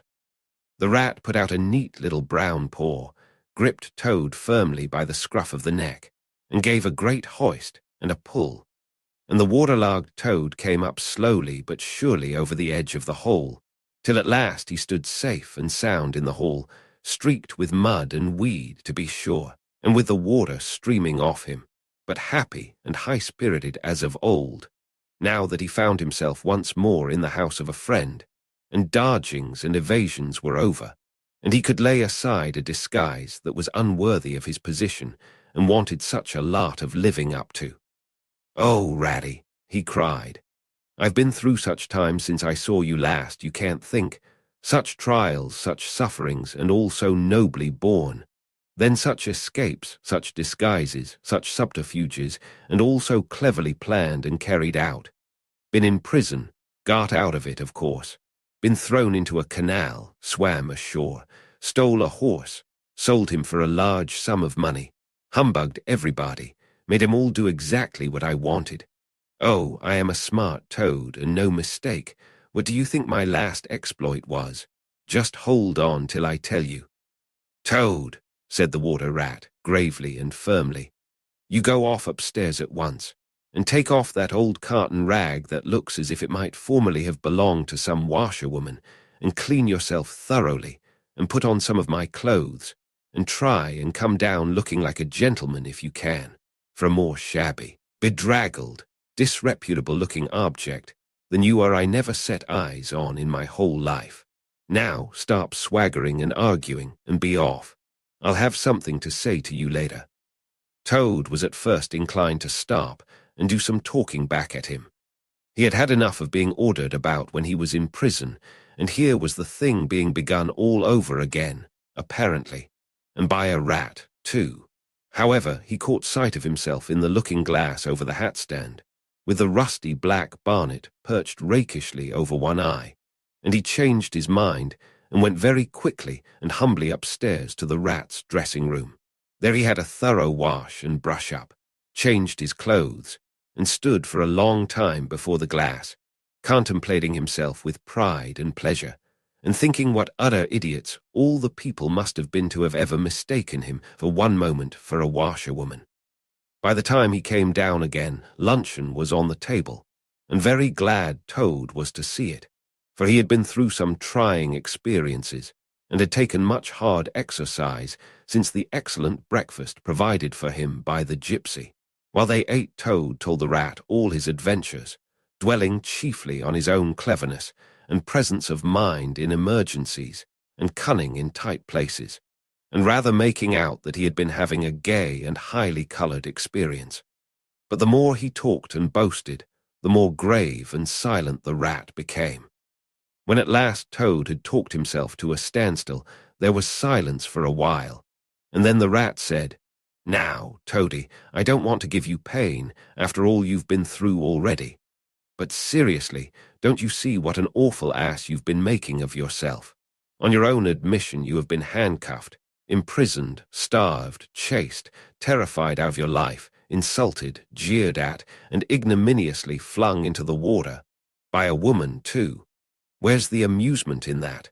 Where does the fun come in? And all because you must needs go and steal a motor car. You know that you've never had anything but trouble from motor cars from the moment you first set eyes on one. But if you will be mixed up with them, as you generally are, 5 minutes after you've started, why steal them? Be a cripple if you think it's exciting. Be a bankrupt for a change if you've set your mind on it. But why choose to be a convict? When are you going to be sensible and think of your friends and try and be a credit to them? Do you suppose it's any pleasure to me, for instance, to hear animals saying, as I go about, that I'm the chap that keeps company with jailbirds? Now, it was a very comforting point in Toad's character that he was a thoroughly good-hearted animal, and never minded being jawed by those who were his real friends. And even when most set upon a thing, he was always able to see the other side of the question. So although, while the rat was talking so seriously, he kept saying to himself mutinously, "But it was fun, though, awful fun," and making strange, suppressed noises inside him, K-I-C-K-C-K-C-K and poop-pee-pee, and other sounds resembling stifled snorts or the opening of soda-water bottles. Yet when the rat had quite finished, he heaved a deep sigh and said, very nicely and humbly, "Quite right, Ratty. How sound you always are. Yes, I've been a conceited old ass, I can quite see that. But now I'm going to be a good Toad and not do it any more. As for motor cars, I've not been at all so keen about them since my last ducking in that river of yours. The fact is, while I was hanging on to the edge of your hole and getting my breath, I had a sudden idea, a really brilliant idea, connected with motorboats. There. Don't take on so, old chap, and stamp and upset things. It was only an idea, and we won't talk any more about it now. We'll have our coffee and a smoke and a quiet chat, and then I'm going to stroll quietly down to Toad Hall and get into clothes of my own and set things going again on the old lines.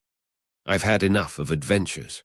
I shall lead a quiet, steady, respectable life, pottering about my property and improving it, and doing a little landscape gardening at times. There will always be a bit of dinner for my friends when they come to see me, and I shall keep a pony chaise to jog about the country in, just as I used to in the good old days, before I got restless and wanted to do things." "Stroll quietly down to Toad Hall," cried the rat, greatly excited. "What are you talking about? Do you mean to say you haven't heard?" "Heard what?" said Toad, turning rather pale. "Go on, Ratty, quick, don't spare me. What haven't I heard?" "Do you mean to tell me," shouted the rat, thumping with his little fist upon the table, "that you've heard nothing about the stoats and weasels?" "What, the wild wooders?" cried Toad, trembling in every limb. "No, not a word. What have they been doing?" "And how they've been and taken Toad Hall," continued the rat. Toad leaned his elbows on the table and his chin on his paws, and a large tear welled up in each of his eyes, overflowed and splashed on the table, plop, plop. "Go on, Ratty," he murmured presently. "Tell me all. The worst is over. I am an animal again. I can bear it." "When you got into that trouble of yours," said the rat slowly and impressively. "I mean, when you disappeared from society for a time over that misunderstanding about a machine, you know. Toad merely nodded. Well, it was a good deal talked about down here, naturally, continued the rat, not only along the riverside, but even in the wild wood. Animals took sides, as always happens. The river bankers stuck up for you and said you had been infamously treated, and there was no justice to be had in the land nowadays. But the wild wood animals said hard things and served you right, and it was time this sort of thing was stopped. And they got very cocky and went about saying you were done for this time. You would never come back again, never, never. Toad nodded once more, keeping silence. That's the sort of little beasts they are, the rat went on. But Mole and Badger, they stuck out through thick and thin that you would come back again soon somehow. They didn't know exactly how, but somehow. Toad began to sit up in his chair again and to smirk a little. They argued from history, continued the rat. They said that no criminal laws had ever been known to prevail against cheek and plausibility such as yours, combined with the power of a long purse. So they arranged to move their things into Toad Hall and sleep there and keep it aired and have it all ready for you when you turned up. They didn't guess what was going to happen, of course. Still, they had their suspicions of the wild wood animals. Now, I come to the most painful and tragic part of my story. One dark night, it was a very dark night, and blowing hard, too, and raining simply cats and dogs. A band of weasels, armed to the teeth, crept silently up the carriage drive to the front entrance. Simultaneously, a body of desperate ferrets, advancing through the kitchen garden, possessed themselves of the backyard and offices, while a company of skirmishing stoats who stuck at nothing occupied the conservatory and the billiard room, and held the French windows opening on to the lawn. The Mole and the Badger were sitting by the fire in the smoking room, telling stories and suspecting nothing, for it wasn't a night for any animals to be out in, when those bloodthirsty villains broke down the doors and rushed in upon them from every side. They made the best fight they could, but what was the good? They were unarmed and taken by surprise, and what can two animals do against hundreds? They took and beat them severely with sticks, those two poor faithful creatures, and turned them out into the cold and the wet, with many insulting and uncalled-for remarks. Here the unfeeling Toad broke into a snigger, and then pulled himself together and tried to look particularly solemn. And the wild wooders have been living in Toad Hall ever since, continued the rat, and going on simply anyhow, lying in bed half the day and breakfast at all hours, and the place in such a mess, I'm told, it's not fit to be seen. Eating your grub and drinking your drink and making bad jokes about you and singing vulgar songs about prisons and magistrates and policemen, horrid personal songs with no humor in them. And they're telling the tradespeople and everybody that they've come to stay for good. Oh, have they? Said Toad, getting up and seizing a stick. I'll jolly soon see about that. It's no good, Toad, called the rat after him. You'd better come back and sit down. You'll only get into trouble. But the Toad was off, and there was no holding him. He marched rapidly down the road, his stick over his shoulder, fuming and muttering to himself in his anger, till he got near his front gate, when suddenly there popped up from behind the palings a long yellow ferret with a gun. "Who comes there?" said the ferret sharply. "Stuff and nonsense," said Toad very angrily. "What do you mean by talking like that to me? Come out of that at once, or I'll—" The ferret said never a word, but he brought his gun up to his shoulder. Toad prudently dropped flat in the road, and bang, a bullet whistled over his head. The startled Toad scrambled to his feet and scampered off down the road as hard as he could. And as he ran, he heard the ferret laughing, and other horrid thin little laughs taking it up and carrying on the sound. He went back, very crestfallen, and told the warder rat. "What did I tell you?" said the rat. "It's no good. They've got sentries posted, and they are all armed. You must just wait." Still, Toad was not inclined to give in all at once. So he got out the boat and set off rowing up the river to where the garden front of Toad Hall came down to the waterside. Arriving within sight of his old home, he rested on his oars and surveyed the land cautiously. All seemed very peaceful and deserted and quiet. He could see the whole front of Toad Hall glowing in the evening sunshine, the pigeons settling by twos and threes along the straight line of the roof, the garden a blaze of flowers, the creek that led up to the boathouse, the little wooden bridge that crossed it, all tranquil, uninhabited, apparently waiting for his return. He would try the boathouse first, he thought. Very warily he paddled up to the mouth of the creek and was just passing under the bridge when, crash! A great stone, dropped from above, smashed through the bottom of the boat. It filled and sank, and Toad found himself struggling in deep water. Looking up, he saw two stoats leaning over the parapet of the bridge and watching him with great glee. "It will be your head next time, Toady," they called out to him. The indignant Toad swam to shore, while the stoats laughed and laughed, supporting each other, and laughed again, till they nearly had two fits. That is, one fit each, of course. The Toad retraced his weary way on foot, and related his disappointing experiences to the water rat once more. "Well, what did I tell you?" said the rat very crossly. "And now, look here, see what you've been and done. Lost me my boat that I was so fond of, that's what you've done, and simply ruined that nice suit of clothes that I lent you.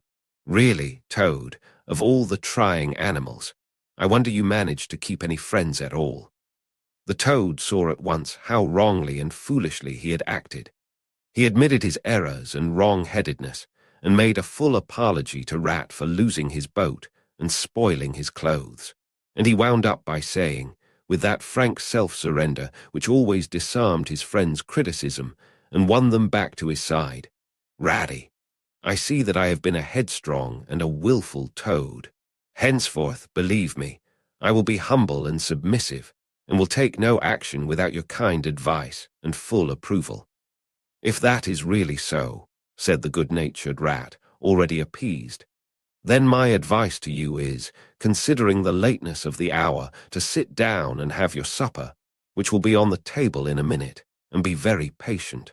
For I am convinced that we can do nothing until we have seen the mole and the badger, and heard their latest news, and held conference, and taken their advice in this difficult matter." Yes, of course, the mole and the badger," said Toad lightly. "What's become of them, the dear fellows? I had forgotten all about them." "Well may you ask," said the rat reproachfully.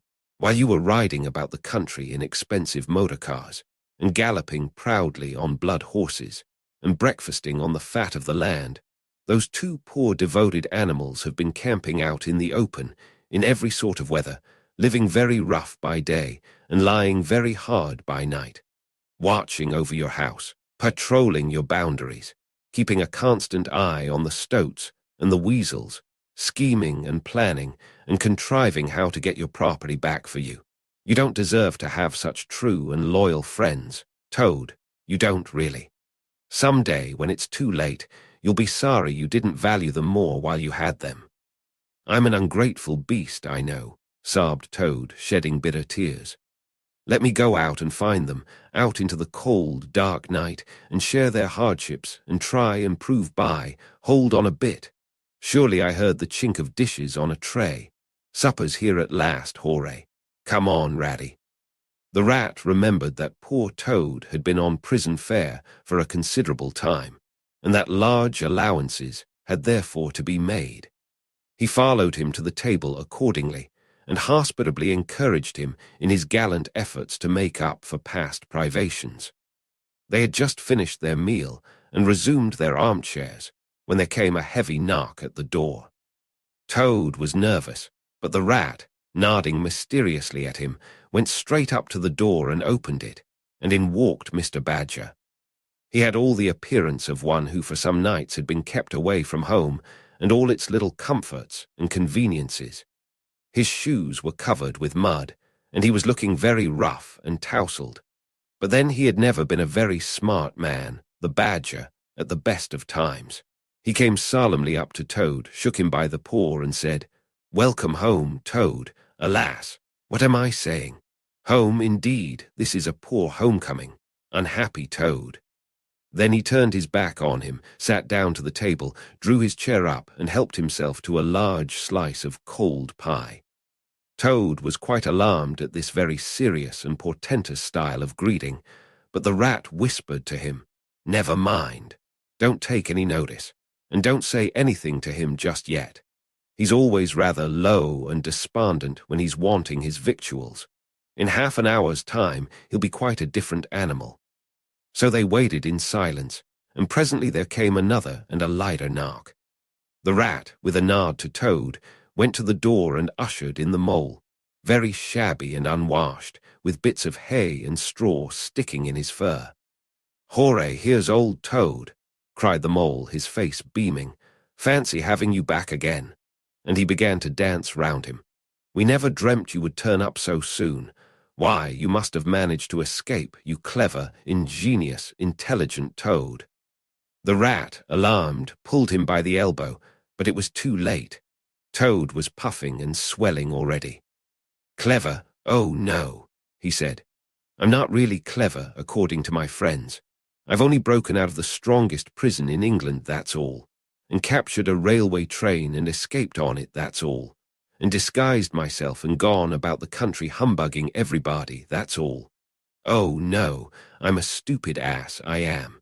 I'll tell you one or two of my little adventures, Mole, and you shall judge for yourself."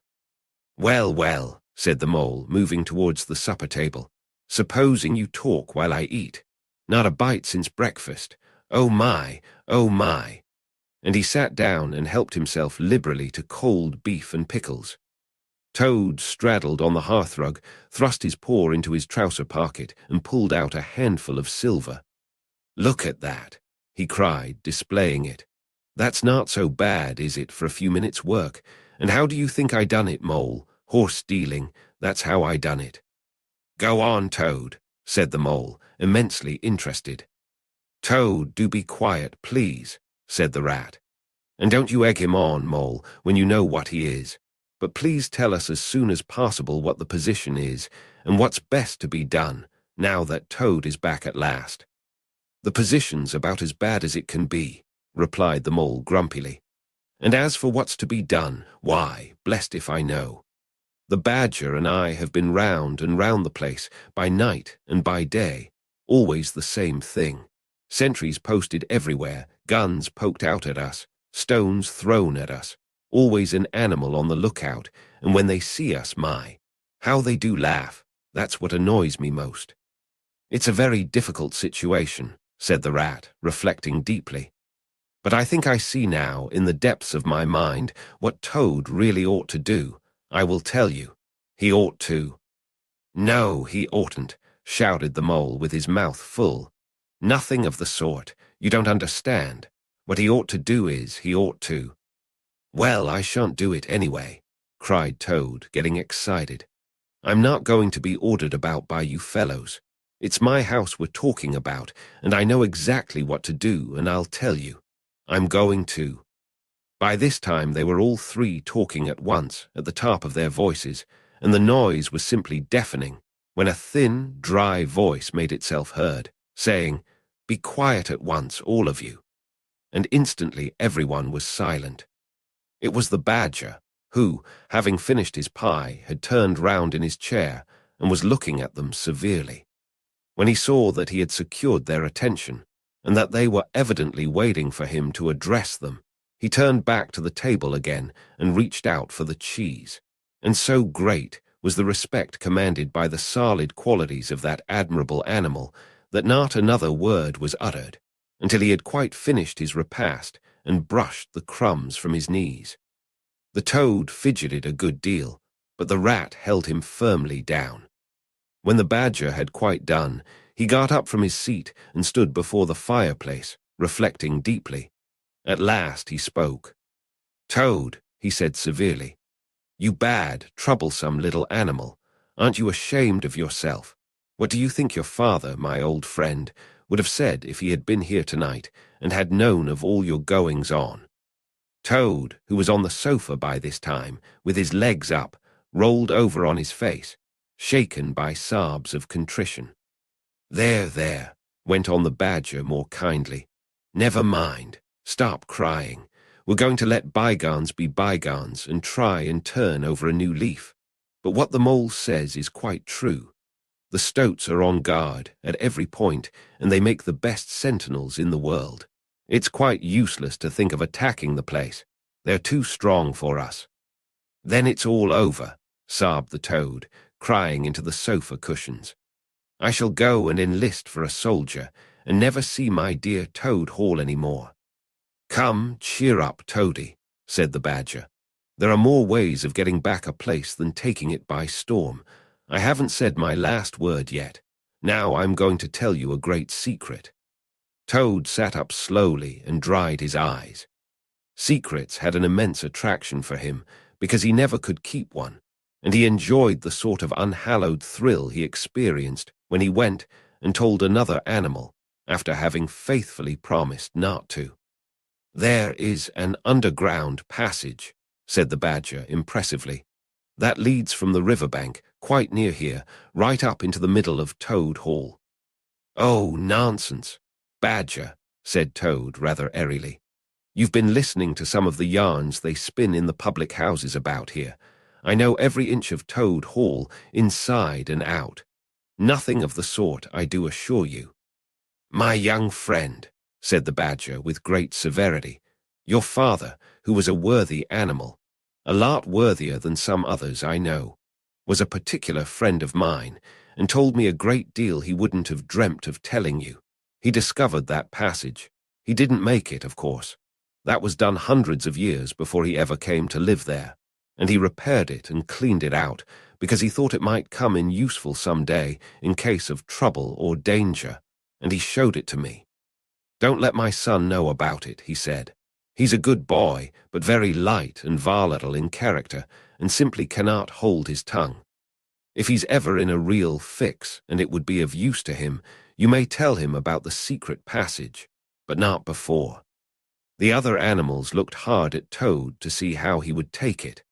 Toad was inclined to be sulky at first, but he brightened up immediately, like the good fellow he was. 'Well, well,' he said, 'perhaps I am a bit of a talker. A popular fellow such as I am, my friends get round me, we chaff, we sparkle, we tell witty stories, and somehow my tongue gets wagging. I have the gift of conversation.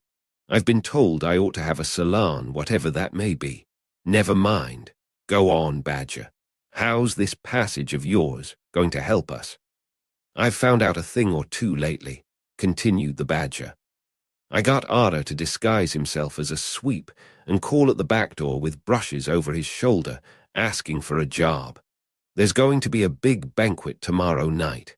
It's somebody's birthday, the Chief Weasel's, I believe, and all the weasels will be gathered together in the dining hall, eating and drinking and laughing and carrying on, suspecting nothing. No guns, no swords, no sticks, no arms of any sort whatever. But the sentinels will be posted as usual,' remarked the Rat. 'Exactly,' said the Badger. 'That is my point. The weasels will trust entirely to their excellent sentinels, and that is where the passage comes in. That very useful tunnel leads right up under the butler's pantry, next to the dining hall.' 'Aha, that squeaky board in the butler's pantry,' said Toad. 'Now I understand it.' 'We shall creep out quietly into the butler's pantry,' cried the Mole. 'With our pistols and swords and sticks,' shouted the Rat. 'And rush in upon them,' said the Badger. 'And whack 'em, and whack 'em, and whack 'em,' cried the Toad in ecstasy, running round and round the room and jumping over the chairs. 'Very well, then,' said the Badger, resuming his usual dry manner. 'Our plan is settled, and there's nothing more for you to argue and squabble about. So, as it's getting very late, all of you go right off to bed at once. We will make all the necessary arrangements in the course of the morning tomorrow.' Toad, of course, went off to bed dutifully with the rest. He knew better than to refuse, though he was feeling much too excited to sleep. But he had had a long day, with many events crowded into it, and sheets and blankets were very friendly and comforting things, after plain straw, and not too much of it, spread on the stone floor of a draughty cell, and his head had not been many seconds on his pillow before he was snoring happily. Naturally, he dreamt a good deal, about roads that ran away from him just when he wanted them, and canals that chased him and caught him, and a barge that sailed into the banqueting hall with his week's washing, just as he was giving a dinner party. And he was alone in the secret passage, pushing onwards, but it twisted and turned round and shook itself, and sat up on its end. Yet somehow, at the last, he found himself back in Toad Hall, safe and triumphant, with all his friends gathered round about him, earnestly assuring him that he really was a clever toad.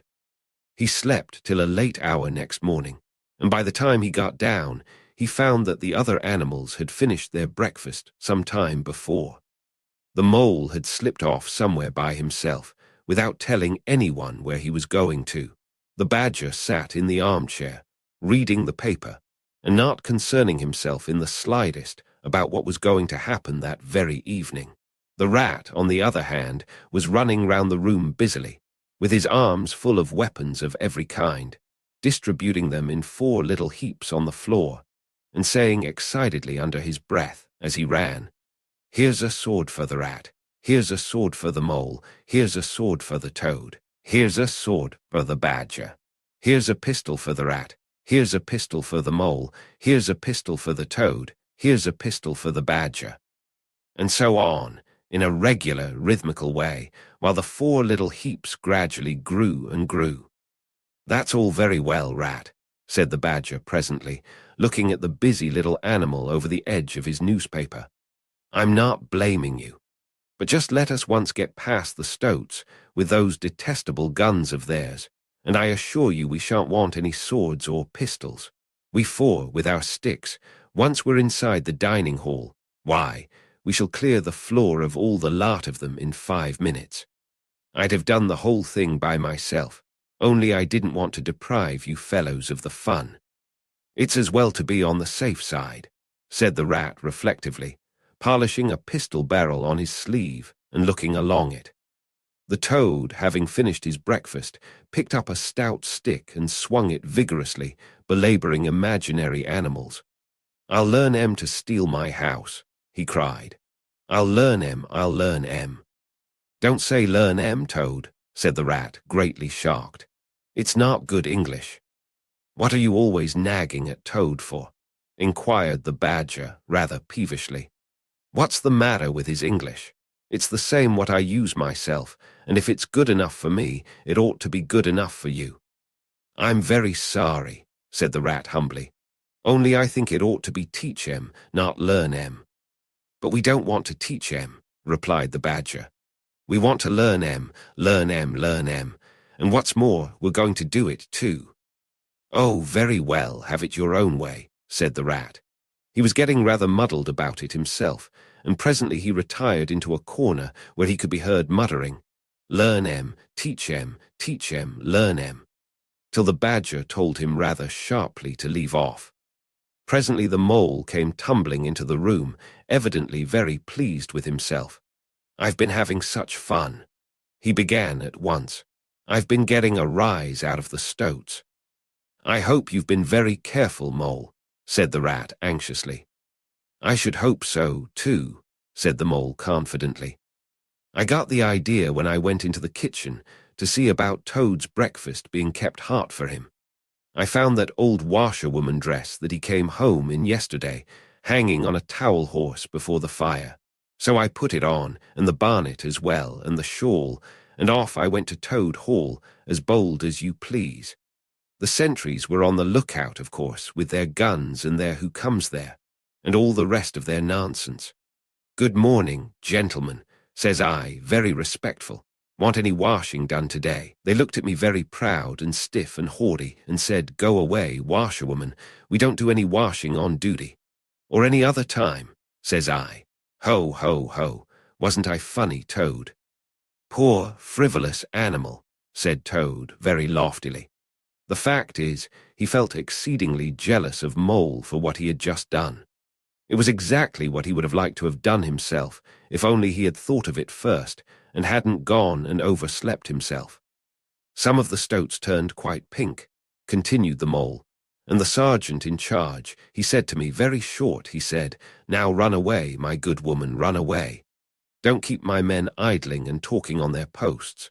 Run away," says I.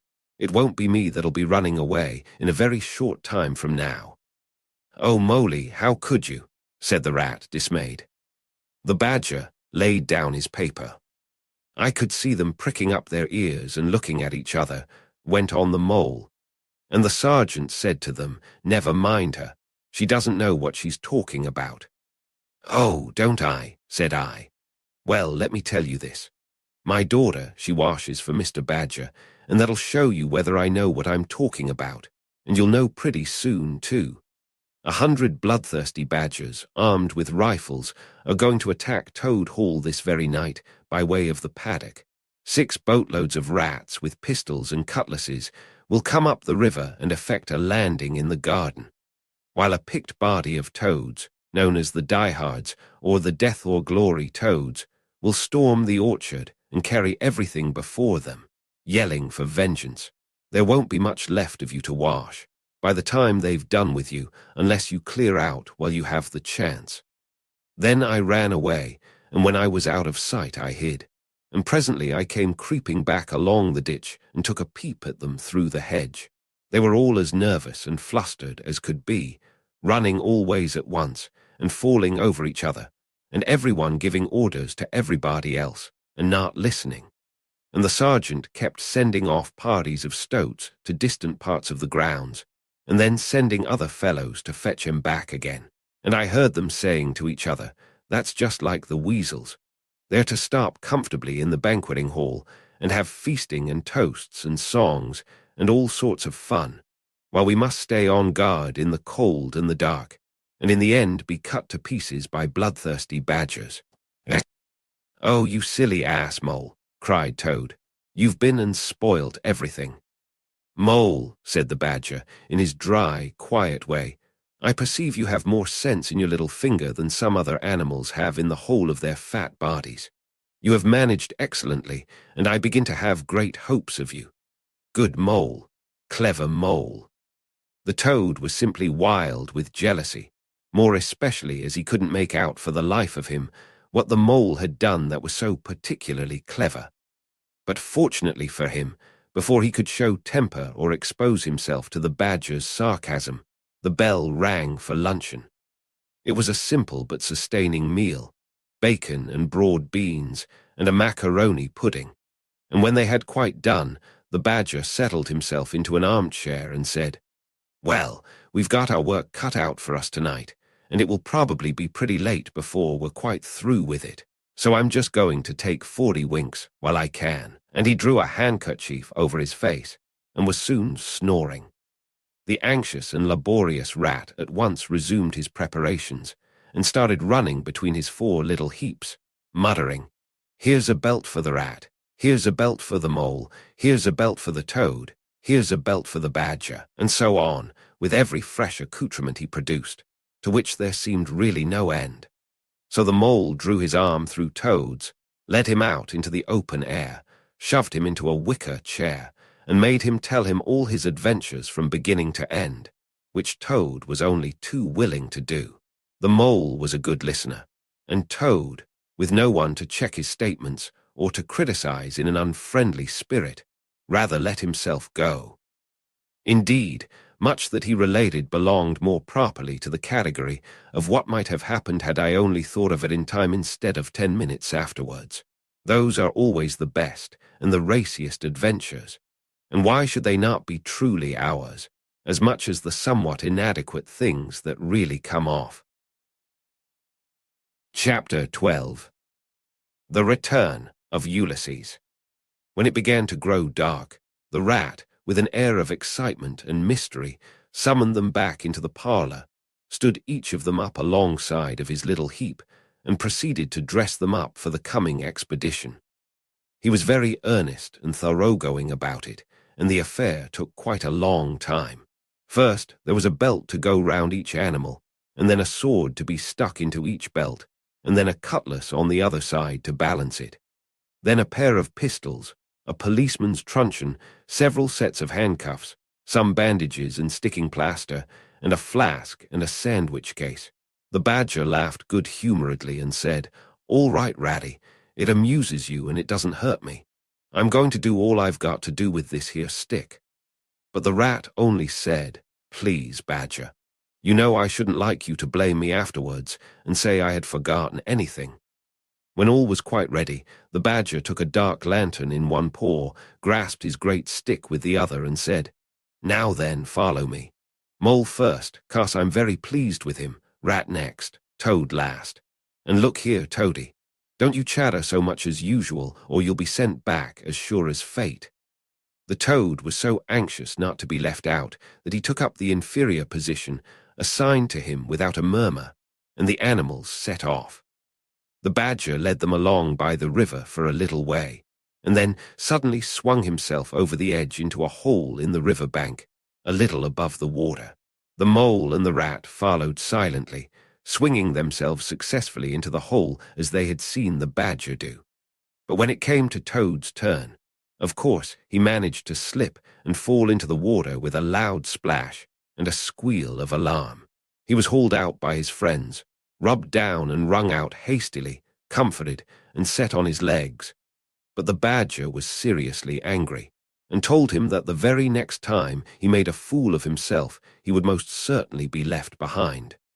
So at last they were in the secret passage, and the cutting-out expedition had really begun. It was cold and dark and damp and low and narrow, and poor Toad began to shiver, partly from dread of what might be before him, partly because he was wet through. The lantern was far ahead, and he could not help lagging behind a little in the darkness. Then he heard the rat call out warningly, "Come on, Toad," and a terror seized him of being left behind, alone in the darkness, and he came on with such a rush that he upset the rat into the mole, and the mole into the badger, and for a moment all was confusion. The badger thought they were being attacked from behind, and as there was no room to use a stick or a cutlass, drew a pistol, and was on the point of putting a bullet into Toad. When he found out what had really happened, he was very angry indeed, and said, "Now this time that tiresome Toad shall be left behind." But Toad whimpered, and the other two promised that they would be answerable for his good conduct, and at last the badger was pacified, and the procession moved on. Only this time the rat brought up the rear, with a firm grip on the shoulder of Toad. So they groped and shuffled along, with their ears pricked up and their paws on their pistols, till at last the badger said, "We ought by now to be pretty nearly under the hall." Then suddenly they heard, far away as it might be, and yet apparently nearly over their heads, a confused murmur of sound, as if people were shouting and cheering and stamping on the floor and hammering on tables. The Toad's nervous terrors all returned, but the badger only remarked placidly, "They are going it, the weasels." The passage now began to slope upwards. They groped onward a little further, and then the noise broke out again, quite distinct this time, and very close above them. "Oo-oh-ray-oo-ray-oo-ray-oo-ray," they heard, and the stamping of little feet on the floor, and the clinking of glasses as little fists pounded on the table. "What a time they are having," said the badger. "Come on." They hurried along the passage till it came to a full stop, and they found themselves standing under the trapdoor that led up into the butler's pantry. Such a tremendous noise was going on in the banqueting hall that there was little danger of their being overheard. The badger said, "Now, boys, all together," and the four of them put their shoulders to the trapdoor and heaved it back. Hoisting each other up, they found themselves standing in the pantry, with only a door between them and the banqueting hall, where their unconscious enemies were carousing. The noise, as they emerged from the passage, was simply deafening. At last, as the cheering and hammering slowly subsided, a voice could be made out saying, "Well, I do not propose to detain you much longer. Great applause. But before I resume my seat, renewed cheering, I should like to say one word about our kind host, Mr. Toad. We all know Toad. Great laughter. Good Toad, modest Toad, honest Toad. Shrieks of merriment. Only just let me get at him, muttered Toad, grinding his teeth. Hold hard a minute, said the Badger, restraining him with difficulty. Get ready, all of you. Let me sing you a little song, went on the voice, which I have composed on the subject of Toad. Prolonged applause. Then the Chief Weasel, for it was he, began in a high, squeaky voice. Toad, he went a-pleasuring gaily down the street. The Badger drew himself up, took a firm grip of his stick with both paws, glanced round at his comrades, and cried, "The hour is come, follow me," and flung the door open wide. My! What a squealing and a squeaking and a screeching filled the air. Well might the terrified weasels dive under the tables and spring madly up at the windows. Well might the ferrets rush wildly for the fireplace and get hopelessly jammed in the chimney. Well might tables and chairs be upset, and glass and china be sent crashing on the floor, in the panic of that terrible moment when the four heroes strode wrathfully into the room. The mighty Badger, his whiskers bristling, his great cudgel whistling through the air. Mole, black and grim, brandishing his stick and shouting his awful war cry. A mole! A mole! Rat, desperate and determined, his belt bulging with weapons of every age and every variety. Toad, frenzied with excitement and injured pride, swollen to twice his ordinary size, leaping into the air and emitting toad whoops that chilled them to the marrow. Toad, he went a-pleasuring. He yelled, "I'll pleasure em," and he went straight for the Chief Weasel. They were but four in all, but to the panic-stricken weasels, the hall seemed full of monstrous animals, grey, black, brown, and yellow, whooping and flourishing enormous cudgels, and they broke and fled with squeals of terror and dismay, this way and that, through the windows, up the chimney, anywhere to get out of reach of those terrible sticks. The affair was soon over. Up and down, the whole length of the hall, strode the four friends, whacking with their sticks at every head that showed itself, and in 5 minutes the room was cleared. Through the broken windows, the shrieks of terrified weasels escaping across the lawn were borne faintly to their ears. On the floor lay prostrate some dozen or so of the enemy, on whom the mole was busily engaged in fitting handcuffs. The Badger, resting from his labours, leant on his stick and wiped his honest brow. "Mole," he said, "you're the best of fellows. Just cut along outside and look after those stoat sentries of yours and see what they're doing. I've an idea that, thanks to you, we shan't have much trouble from them tonight."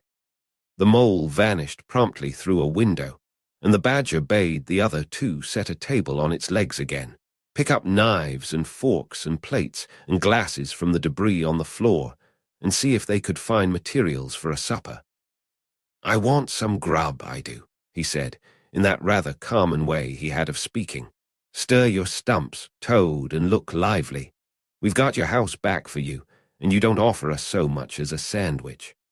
Toad felt rather hurt that the Badger didn't say pleasant things to him, as he had to the mole, and tell him what a fine fellow he was, and how splendidly he had fought, for he was rather particularly pleased with himself, and the way he had gone for the Chief Weasel, and sent him flying across the table with one blow of his stick.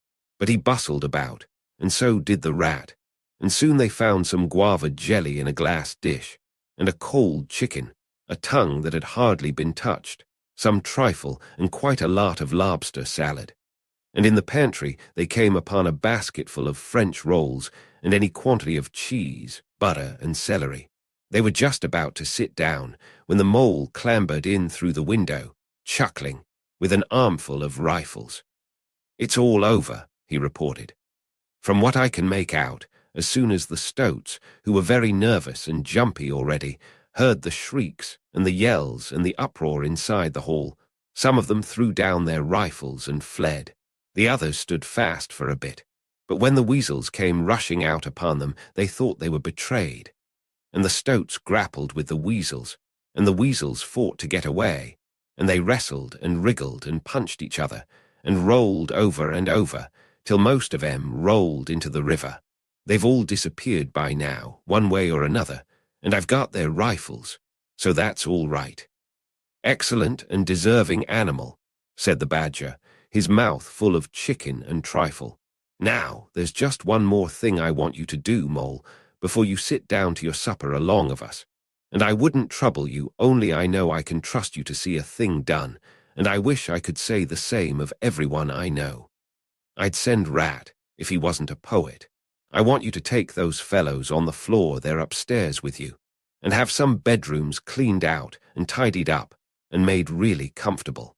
See that they sweep under the beds, and put clean sheets and pillowcases on, and turn down one corner of the bedclothes, just as you know it ought to be done, and have a can of hot water and clean towels and fresh cakes of soap put in each room, and then you can give them a licking apiece, if it's any satisfaction to you, and put them out by the back door, and we shan't see any more of them, I fancy.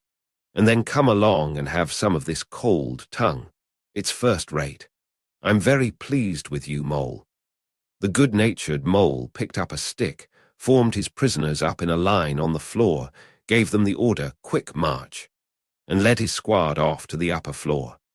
After a time, he appeared again, smiling, and said that every room was ready and as clean as a new pin. "And I didn't have to lick them either," he added. "I thought, on the whole, they had had licking enough for one night, and the weasels, when I put the point to them, quite agreed with me, and said they wouldn't think of troubling me. They were very penitent, and said they were extremely sorry for what they had done. But it was all the fault of the chief weasel and the stoats, and if ever they could do anything for us at any time to make up, we had only got to mention it. So I gave them a roll apiece, and let them out at the back, and off they ran as hard as they could."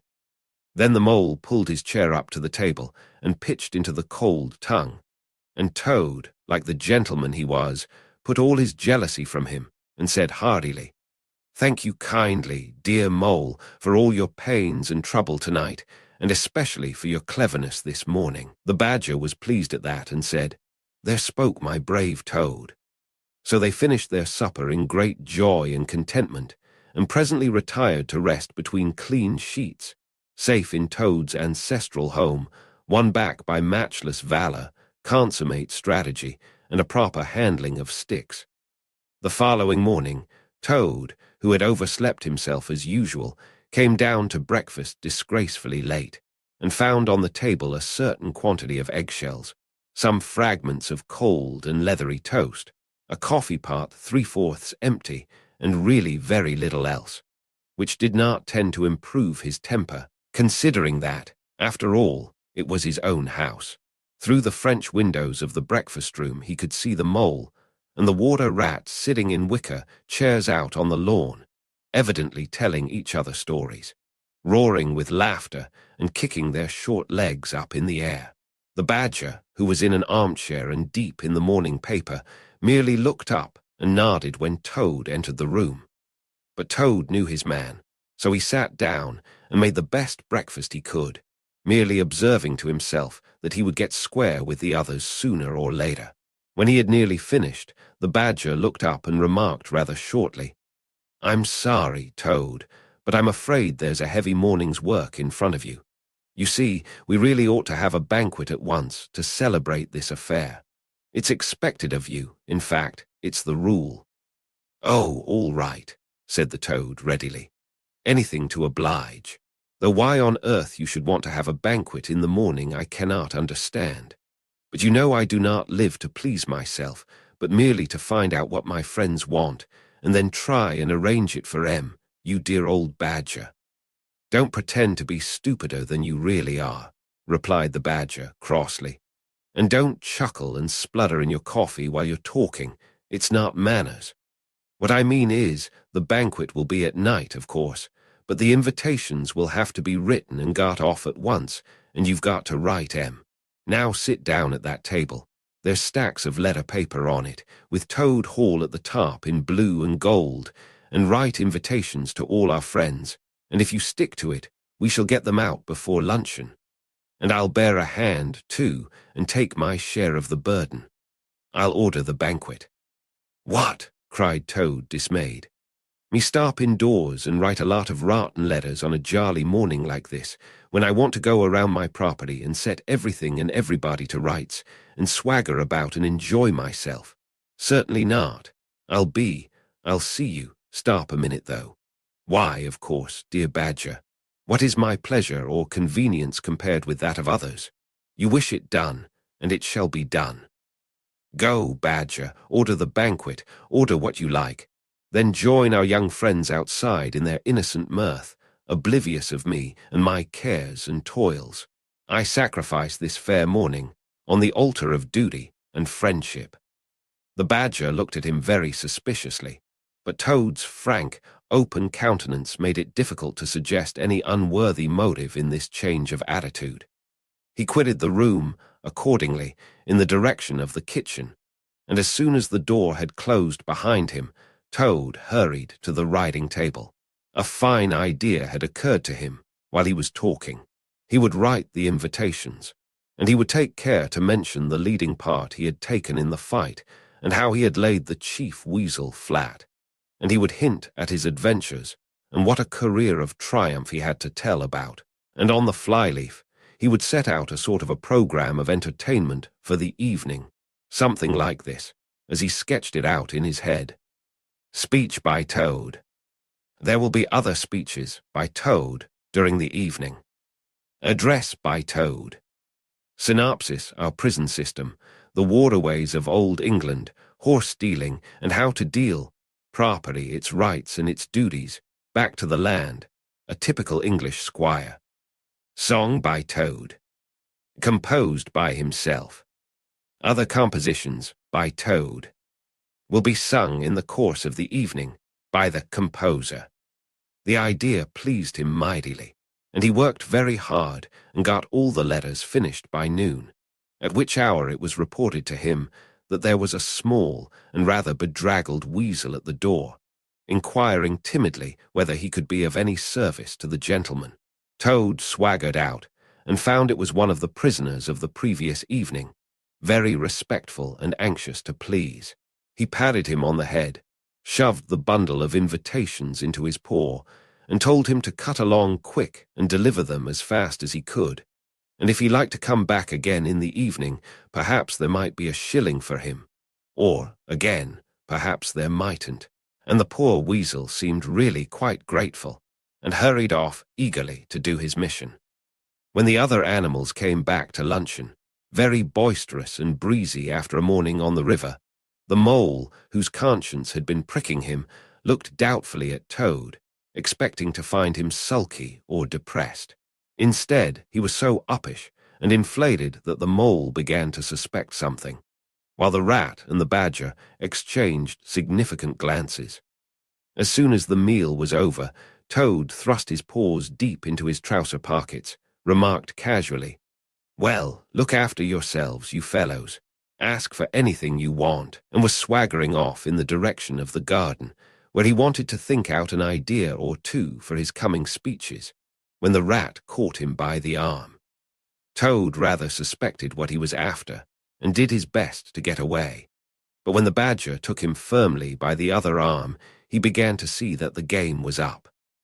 The two animals conducted him between them into the small smoking room that opened out of the entrance hall, shut the door, and put him into a chair. Then they both stood in front of him, while Toad sat silent and regarded them with much suspicion and ill humor. "Now, look here, Toad," said the rat. "It's about this banquet, and very sorry I am to have to speak to you like this. But we want you to understand clearly, once and for all, that there are going to be no speeches and no songs. Try and grasp the fact that on this occasion we're not arguing with you. We're just telling you." Toad saw that he was trapped. They understood him, they saw through him, they had got ahead of him.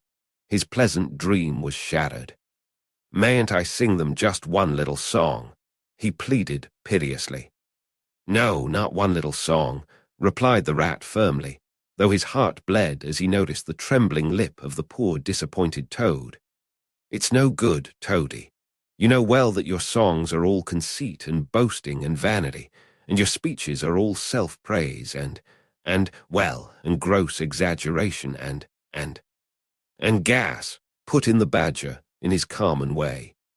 "It's for your own good, Toady," went on the Rat. "You know you must turn over a new leaf sooner or later, and now seems a splendid time to begin, a sort of turning point in your career.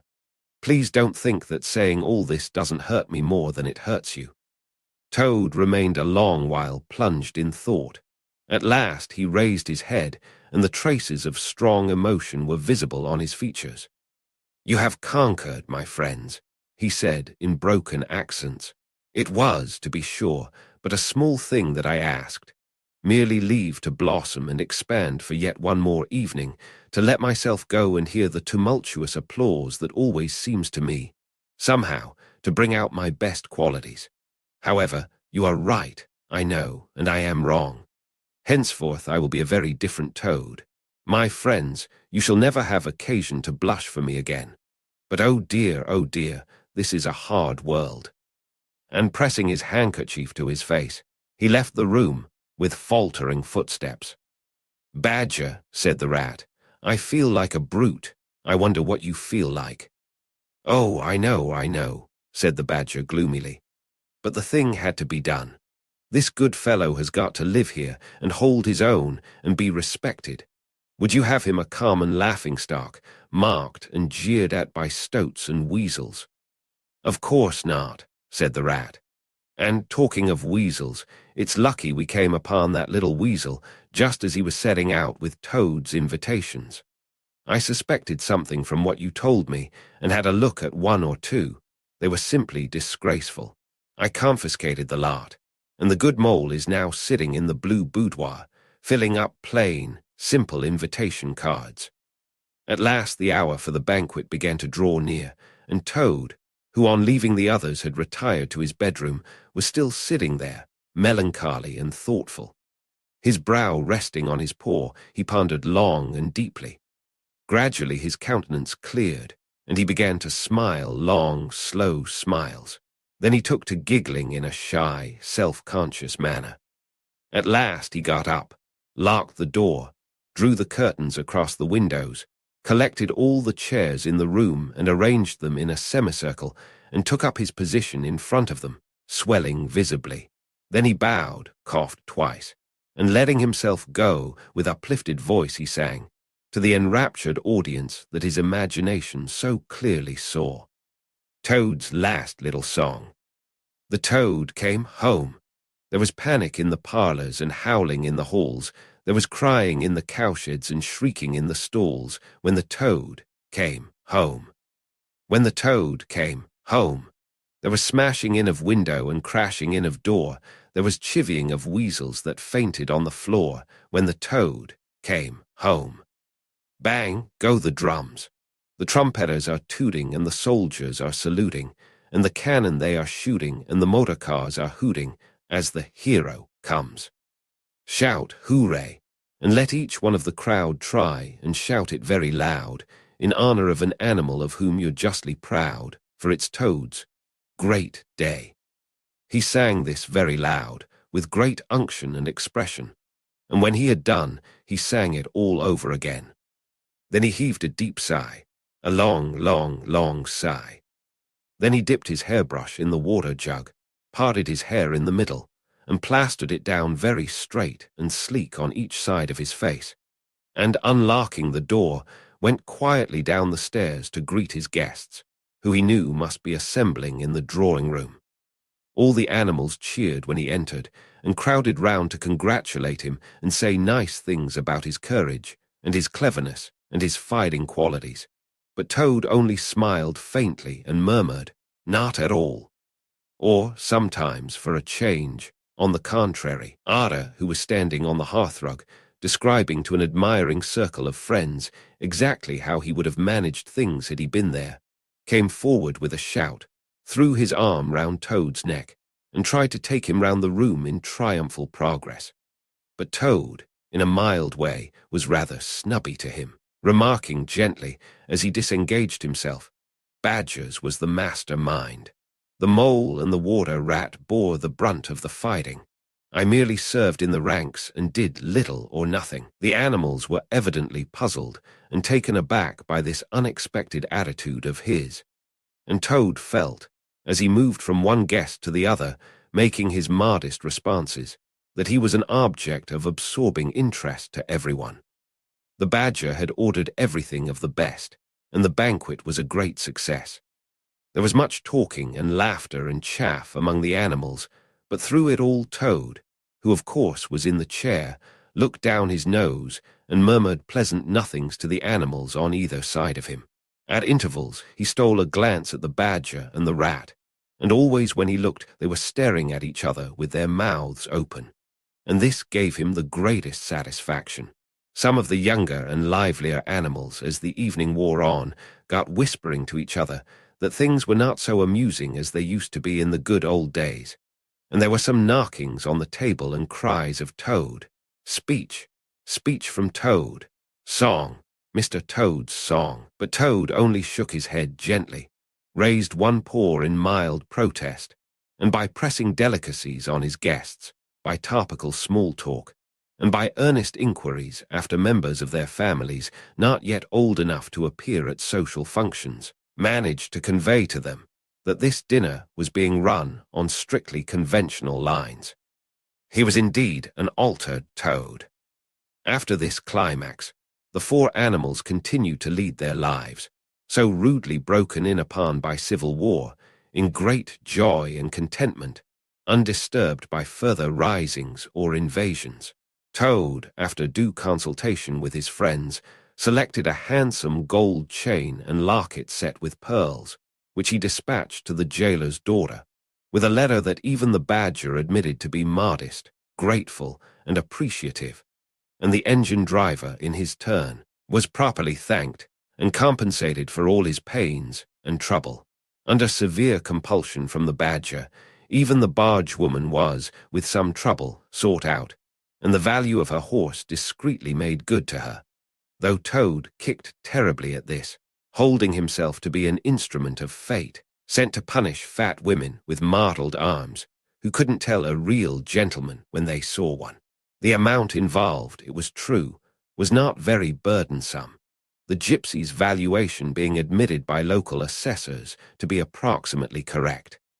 Sometimes, in the course of long summer evenings, the friends would take a stroll together in the wild wood, now successfully tamed so far as they were concerned, and it was pleasing to see how respectfully they were greeted by the inhabitants, and how the mother weasels would bring their young ones to the mouths of their holes, and say, pointing, "Look, baby, there goes the great Mr. Toad, and that's the gallant water rat, a terrible fighter, walking along o' him. And yonder comes the famous Mr. Mole, of whom you so often have heard your father tell." But when their infants were fractious and quite beyond control, they would quiet them by telling how, if they didn't hush them and not fret them, the terrible grey Badger would up and get them.